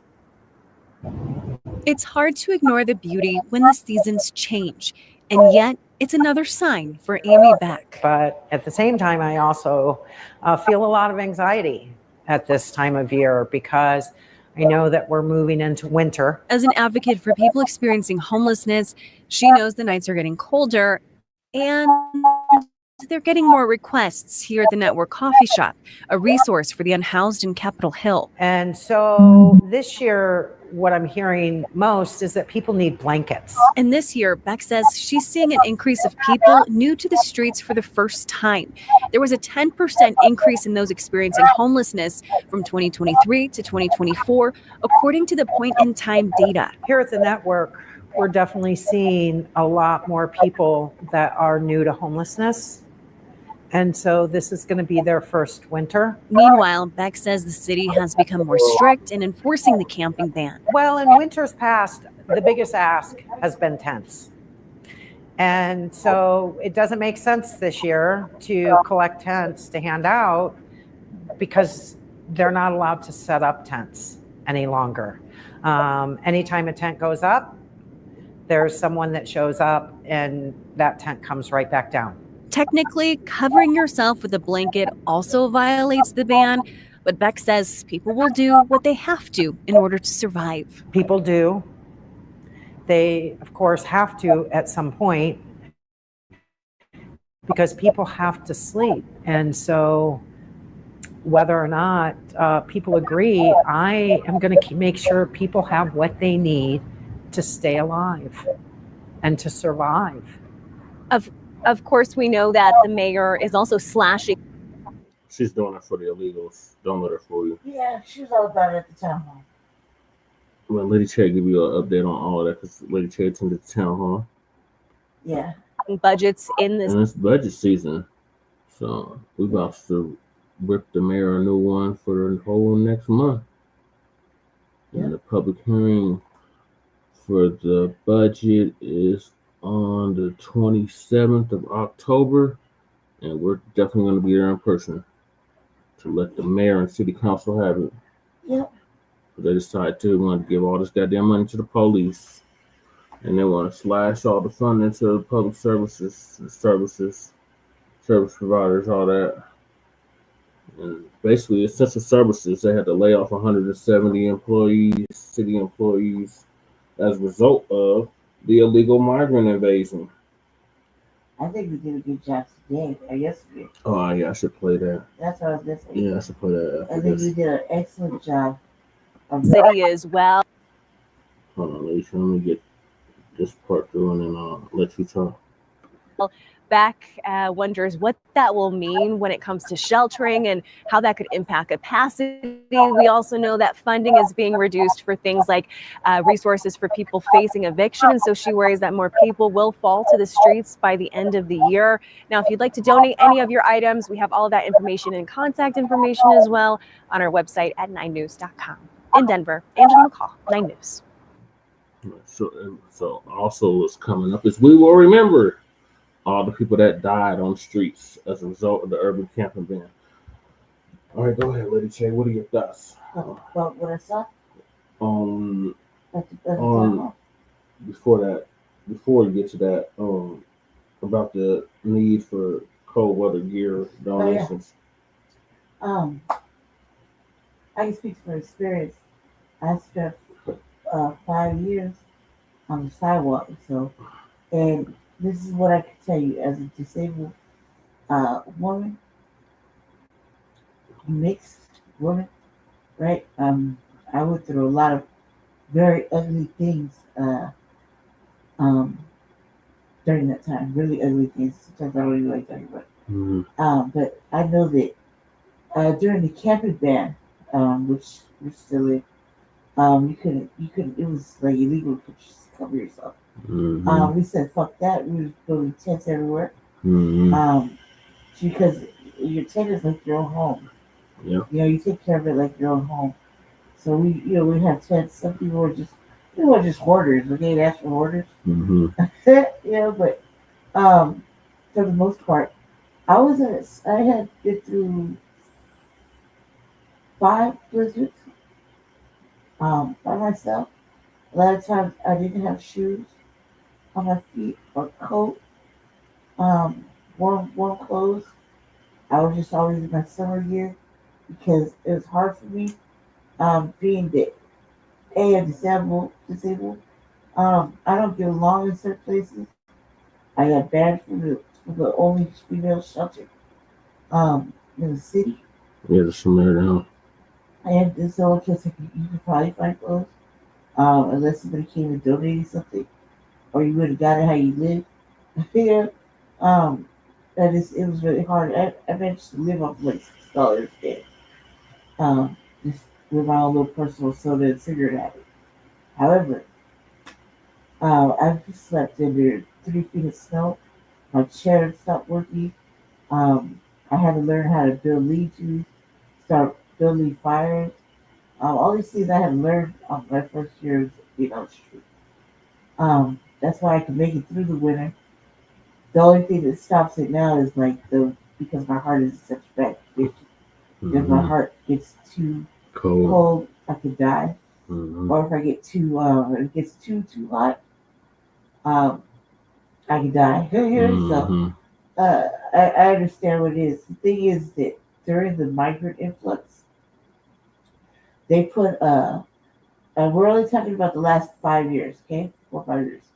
They put such a heavy burden on every single resource that it's going to be difficult for this year and the following year for the medical system to catch up, and they're already throwing a fit against the man because he allowed the influx to basically bankrupt take priority over them. Yeah, that would bankrupt in our hospitals of Bedford before, the indigent, aka me. And then when you got the shit that's happening out with the regiment or with the regime, the orange man, forcing Medicaid to be cut certain levels, it's really gonna be difficult. All because of fucking, I want to say Biden's migrants. I'm not siding with old orange face. I'm just saying he's not wrong about that. Also saying it too that the mayor doesn't have any qualms. He doesn't give a single fuck about us. And when when we were at the town hall, he made it intentionally. I asked the black questions, right? That's what we do. That's what we've been learning to do. Thank you, TVA, Gary. Yeah. To ask the right questions. So I didn't ask you the black questions, right? The mayor took it as the city council lady, Chantel. Okay, cool. She held master. After that was not good. But whatever they try to do is pacify us with pleasantries. They are so fucking serious about not having anybody on the street, yet they're kicking people out of shelters. You know what I mean? Does that make sense? They're kicking people out of town, out of little tiny home villages, and shutting down whole hotels. They have like studios, like where Jesse's in. Jesse isn't in a hotel, but where he was. In prior to, I was in there too. They're shutting some of those down. But so where do you think those people are going to go? Back to the streets. And then when you cut jobs, and the people can't feed their family, what happens? That creates homelessness. But then he want to go say, invest in our city projects. And the answer is fuck no. You're bankrupting and putting people in unhoused situations. Some of these people that are going to be out on the street now are people that have been living in homes, kind of cared for, behind the walls. You know, if you don't see shit, they call city council and whatever, right? But now they're going to be outside with the rest of us. You think? They're not going to know how to live. And that's creating more problems on whatever infrastructure that people like Jesse, myself, that lady that's talking, put up for those people, for the most neglected, the most neglected, black people, unhoused people. See what I'm saying? They put illegal aliens in front of everybody, and now they want us to continue to pay for it and keep us in a hole. Yep. So as a result of Johnston's illegals,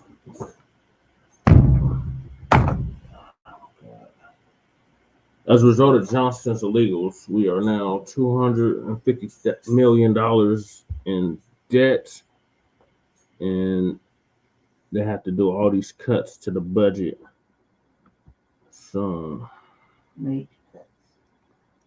recently, Lady Che attended this town hall. So I'm gonna play the video on the town hall, and I'm gonna play what we said to city council, and then that's gonna be a wrap.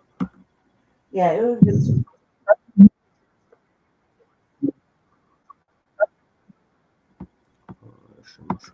Like walking Yeah, so the mayor had a town hall in his neighborhood, a Central Park, which used to be Stapleton, which was named after a Klans member. It used to be an airport. White people love to see black people lost in their neighborhood. They do. Go ahead. To weigh in on different homeless initiatives happening across the city of Denver. Yeah, Denver's mayor is hosting that town hall, but advocates, they are already weighing in. Denver 7's Ali Jennerjohn is joining us live. And Ali, what are they telling you about what they really want the mayor to pay attention to? Well, they're encouraged that he's planning to focus on longer-term housing solutions. And I was able to speak with Kathy Alderman over at the Colorado Coalition for the Homeless. She says she's encouraged by this. And we do know that earlier this month, Mayor Mike Johnston announced that to make this happen, or to be part of that solution in making this happen, he's shutting down a couple of places, including the Comfort Inn here behind me on Quebec Street. It's now a shelter. He's also closing down the Monroe Village tiny home community. And I asked Alderman how this could be or not be a solution. We want to move people out of shelter and into housing. That is the long-term goal. But that goal is dependent on having housing resources on the other side of that. And as a city, as a state, we've made some investments in that housing, but not to the degree that we need.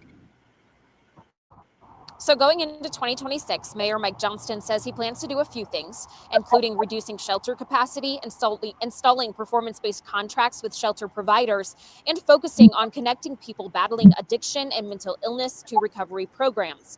As for that housing, Alderman tells me right now only 1 in 5 people who qualify for housing vouchers get one. So I'm really concerned about how people are actually going to get into that housing. So obviously I have two concerns. It's the stock of available housing for these lower income households, but also how they are going to make the bridge from shelter to long-term housing. Well, tonight's community town hall will be at Central Park Rec Center. Doors open at 5. That meeting starts at 5:30. Live in Denver, Ali General, Denver 7.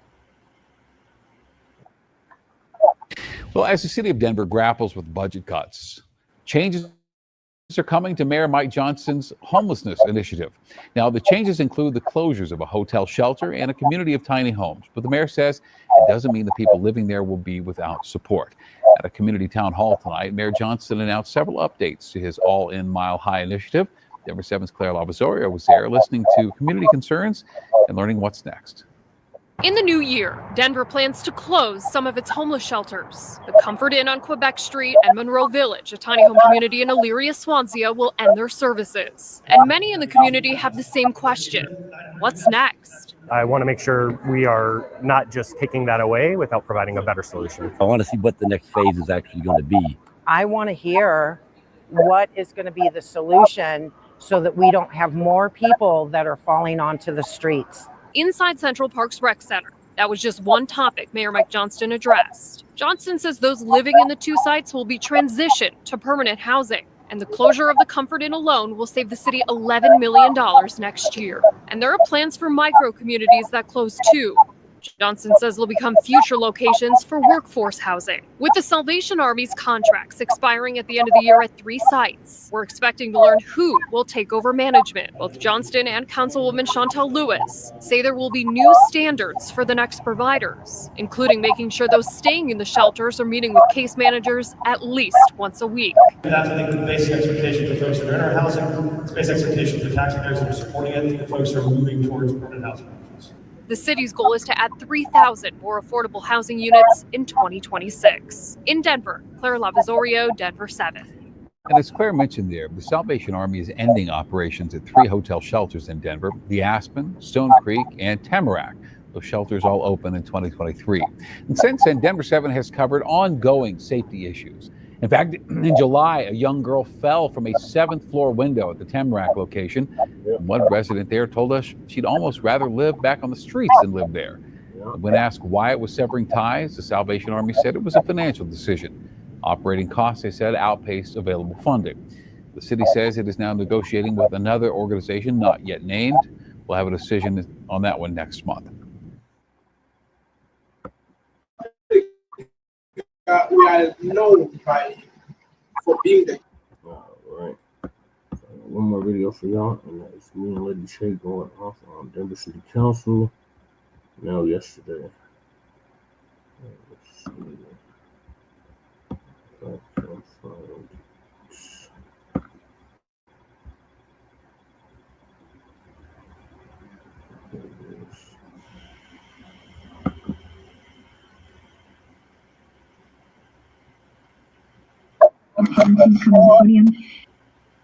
Again. My name is. They're not taking care of anybody. They're not looking. We're in a town hall. Can you hear me? Yes. Okay, you can only hear me on the phone. Oh, okay. Don't move. All right. Good afternoon, City Council. I guess I would have to say, don't y'all be the hero. It's just not gonna happen today. I'm gonna be the one. How are you going to let an illegal alien tell you what to do for us, the people, the actual residents, Black people in this city that you failed to take care of for what? Like, as long as I've been around, 3, 4 different cycles, 5 cycles of city council leadership. The mayor, for example, How are you going to let the mayor tokenize the one black sister on the council during the town hall? He straight tokenized it. Sure, we're running it. Oh yeah, we're good. This that for black people. No, darn well he's not. He's lying. Just like the gentleman said before, right? You're working for the devil, and now all these things are going to come up on the ballot. Do you think that we, the people, are going to show up and vote no matter what Lopez says he needs? No. You think we're going to put in our actual votes in the mailbox and send them in? No. You think we're going to go stand in line? Absolutely not. We're not. Because you failed to take care of your actual residents and you still put illegal aliens in front of us. The people, the ones who put you in the seats, the ones who voted for you, the ones who stood by you, the ones that gave their little $3 to get you where you're at, we're saying no. We're not looking at your ballot. We're going to these town halls, shaking our head and wondering how you got tokenized and why you don't stand up for yourself when he's talking to you and why you hugged him. We're really curious about that. But I'll say all kidding aside, the police get more money, they're still active shooting. They're using the top cameras only to solve what they want to solve. They're not taking care of anybody, they're not looking out for anyone. Reality, they're just using it to cover their behinds. And you're approving all of this. You're approving the money. And you do need to know who the economist is. We do need to know who the economist is. Because who's ever in charge of letting you hold the first and letting the mayor do the budget needs to be fired immediately. 10 above him, 10 above and below. Just fire him and find somebody else before everybody in the city is homeless and bankrupt and no one has a job. Do that. Do that, please. Thank you. Have a great afternoon. Good job, Lady Chain. Lady Chain. Good job, Lady Chain. I've noticed it already. Now I'm going to follow up after Lady Chain and rip them all a brand new a-hole. And he is better. He will competition. Today or yesterday he won all day. He's giving Yeah, you already know. Jeffrey Paris. Yes, good evening, members of council, those watching at home, those in the council chambers. My name is Jesse LaShawn Paris, and I'm representing for Black Star Action Movement for Self-Defense, Positive Action Committee for Social Change, as well as the Unity Party of Colorado, the Northeast Denver Residents Council, the Quebec Force, Frontline Black News, Shabaka's Black Against the Revolutionary Agenda. Oh yeah, and the Reimagining Police and Public Safety Task Force as well. And I reside at the CCH-owned Legacy Lofts in Councilman Darrell Watson's district of the Fine District 9, otherwise known as the 5 Points Historical Black District. Oh my God, I'm tired of genocide too. You know what? I'm tired of genocide against my people that's been going on for 400 plus years and counting. And nobody bats an eye, nobody does nothing about it. I'm tired of that as well. I'm tired of illegal immigrants making demands when they chose to come to this country. My people, on the other hand, didn't choose to come to this country. Some of us were brought here against our will, and the ones of us that were already here were reclassified as Black, Negro, and colored. So yeah, we didn't ask for that, but y'all illegal immigrants chose to come over here, and then you want to have the audacity to make demands to Denver City Council when none of y'all casted a vote for any of these mugs that's on the DS right now, but actual citizens such as myself actually voted for the people that's on the DS right now, on the council, on the mayor. Well, I actually ran against the mayor, so I didn't vote for that clown. But y'all only have yourselves to blame. Y'all voted for the white boy, the rich white boy from Aspen. Y'all didn't want nobody that was actually from the streets, that actually had the unhoused neighbors' interests in mind. You wanted the rich, polished white boy, and that's what you got. And he prioritized illegal immigrants over actual citizens. And now we're $250 million in debt as a result of him prioritizing illegal immigrants over actual citizens. But y'all actually had the audacity to come here and make demands. I am like so appalled by this. It's just beyond sickening. But this is what you get for voting for Biden. This is what you get for voting for Johnston. And this is what you get for voting for the current Denver City Council. And the Democrats in general, they have made it clear that they don't care about American citizens. They prioritize everybody over American citizens, including illegal immigrants. They damn sure don't care about Black people. Black people are still the most vulnerable. I hate that broad and ambiguous language that you Democrats use. Vulnerable, marginalized, disenfranchised, all that broad and ambiguous language, none of that benefits us. Lumping us in groups with these broad ambiguous terms, none of that stuff helps us. Get Johnson out of office. Do something right for a change. Thank you. That concludes our general public comment session. If we did not. Mic drop. Yeah, that was really good. All right, Lady J, what are your closing They thoughts? were like, they didn't know how to react to that. They didn't have long enough recess for that. Yeah. They didn't know how to react to that. I think we did a good job. I was winging it for the most part. I was lucky I got to speak. So, you know. Right. I had to make a scene though, because ultimately, when it comes down to the ballot, we got to vote for nothing that isn't tangible. They have nothing tangible going up yet. And we will be at City Council on 27th and 26th, 27th of October. October to give us some more heat, because they just think they can pass whatever. Let's slide. But like, if we don't read or stay up on things, then we get, bent over. And I'm not getting bent over by them. So Right. I'm gonna sit there and turn around and tell them exactly what it is. Because in reality, there's a lot of Hispanic people up there, and it's two. Yeah, we got 7 of them. One tethered. And, one tethered and one mammy. One mammy, both queer, which is not really a bad thing. It's just they put that shit in front of everything, and they're Black, and so they're not really.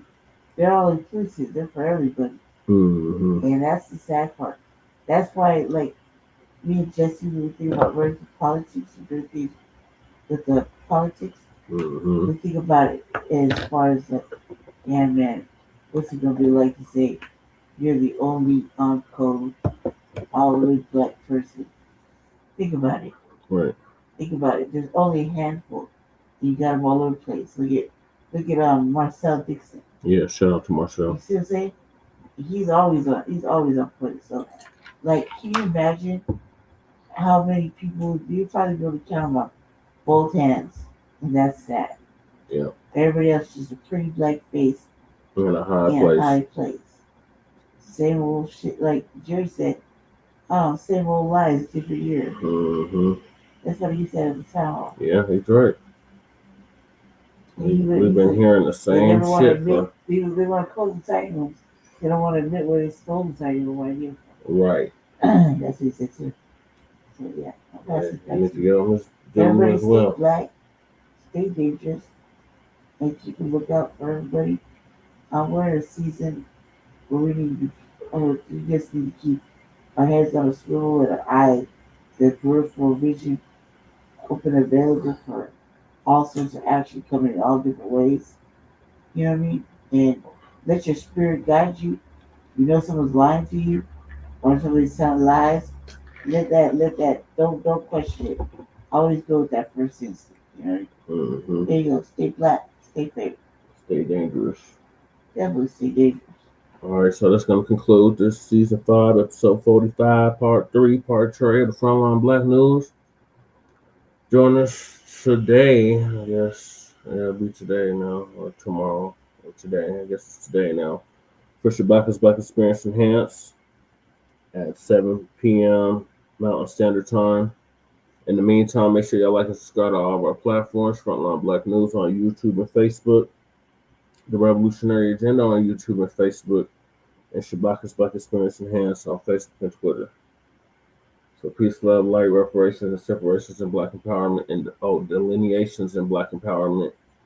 Sharon Kruma signing out from the Mile High Income and Legal Migrant Florida City, along with Lady Che. I appreciate everybody that tapped in. Jay Militant for coming through. What's Cracking TV with Jay Militant? Make sure y'all settle to him. Shout out to Matt 285 for coming through. Shout out to Not Woke for coming through. Who else was in the chat? Twin Pyramid, Daniel, Breeze Omega. Make sure y'all check out Breeze's channel as well. And anybody else speaking but not speaking, we appreciate you for coming through as well.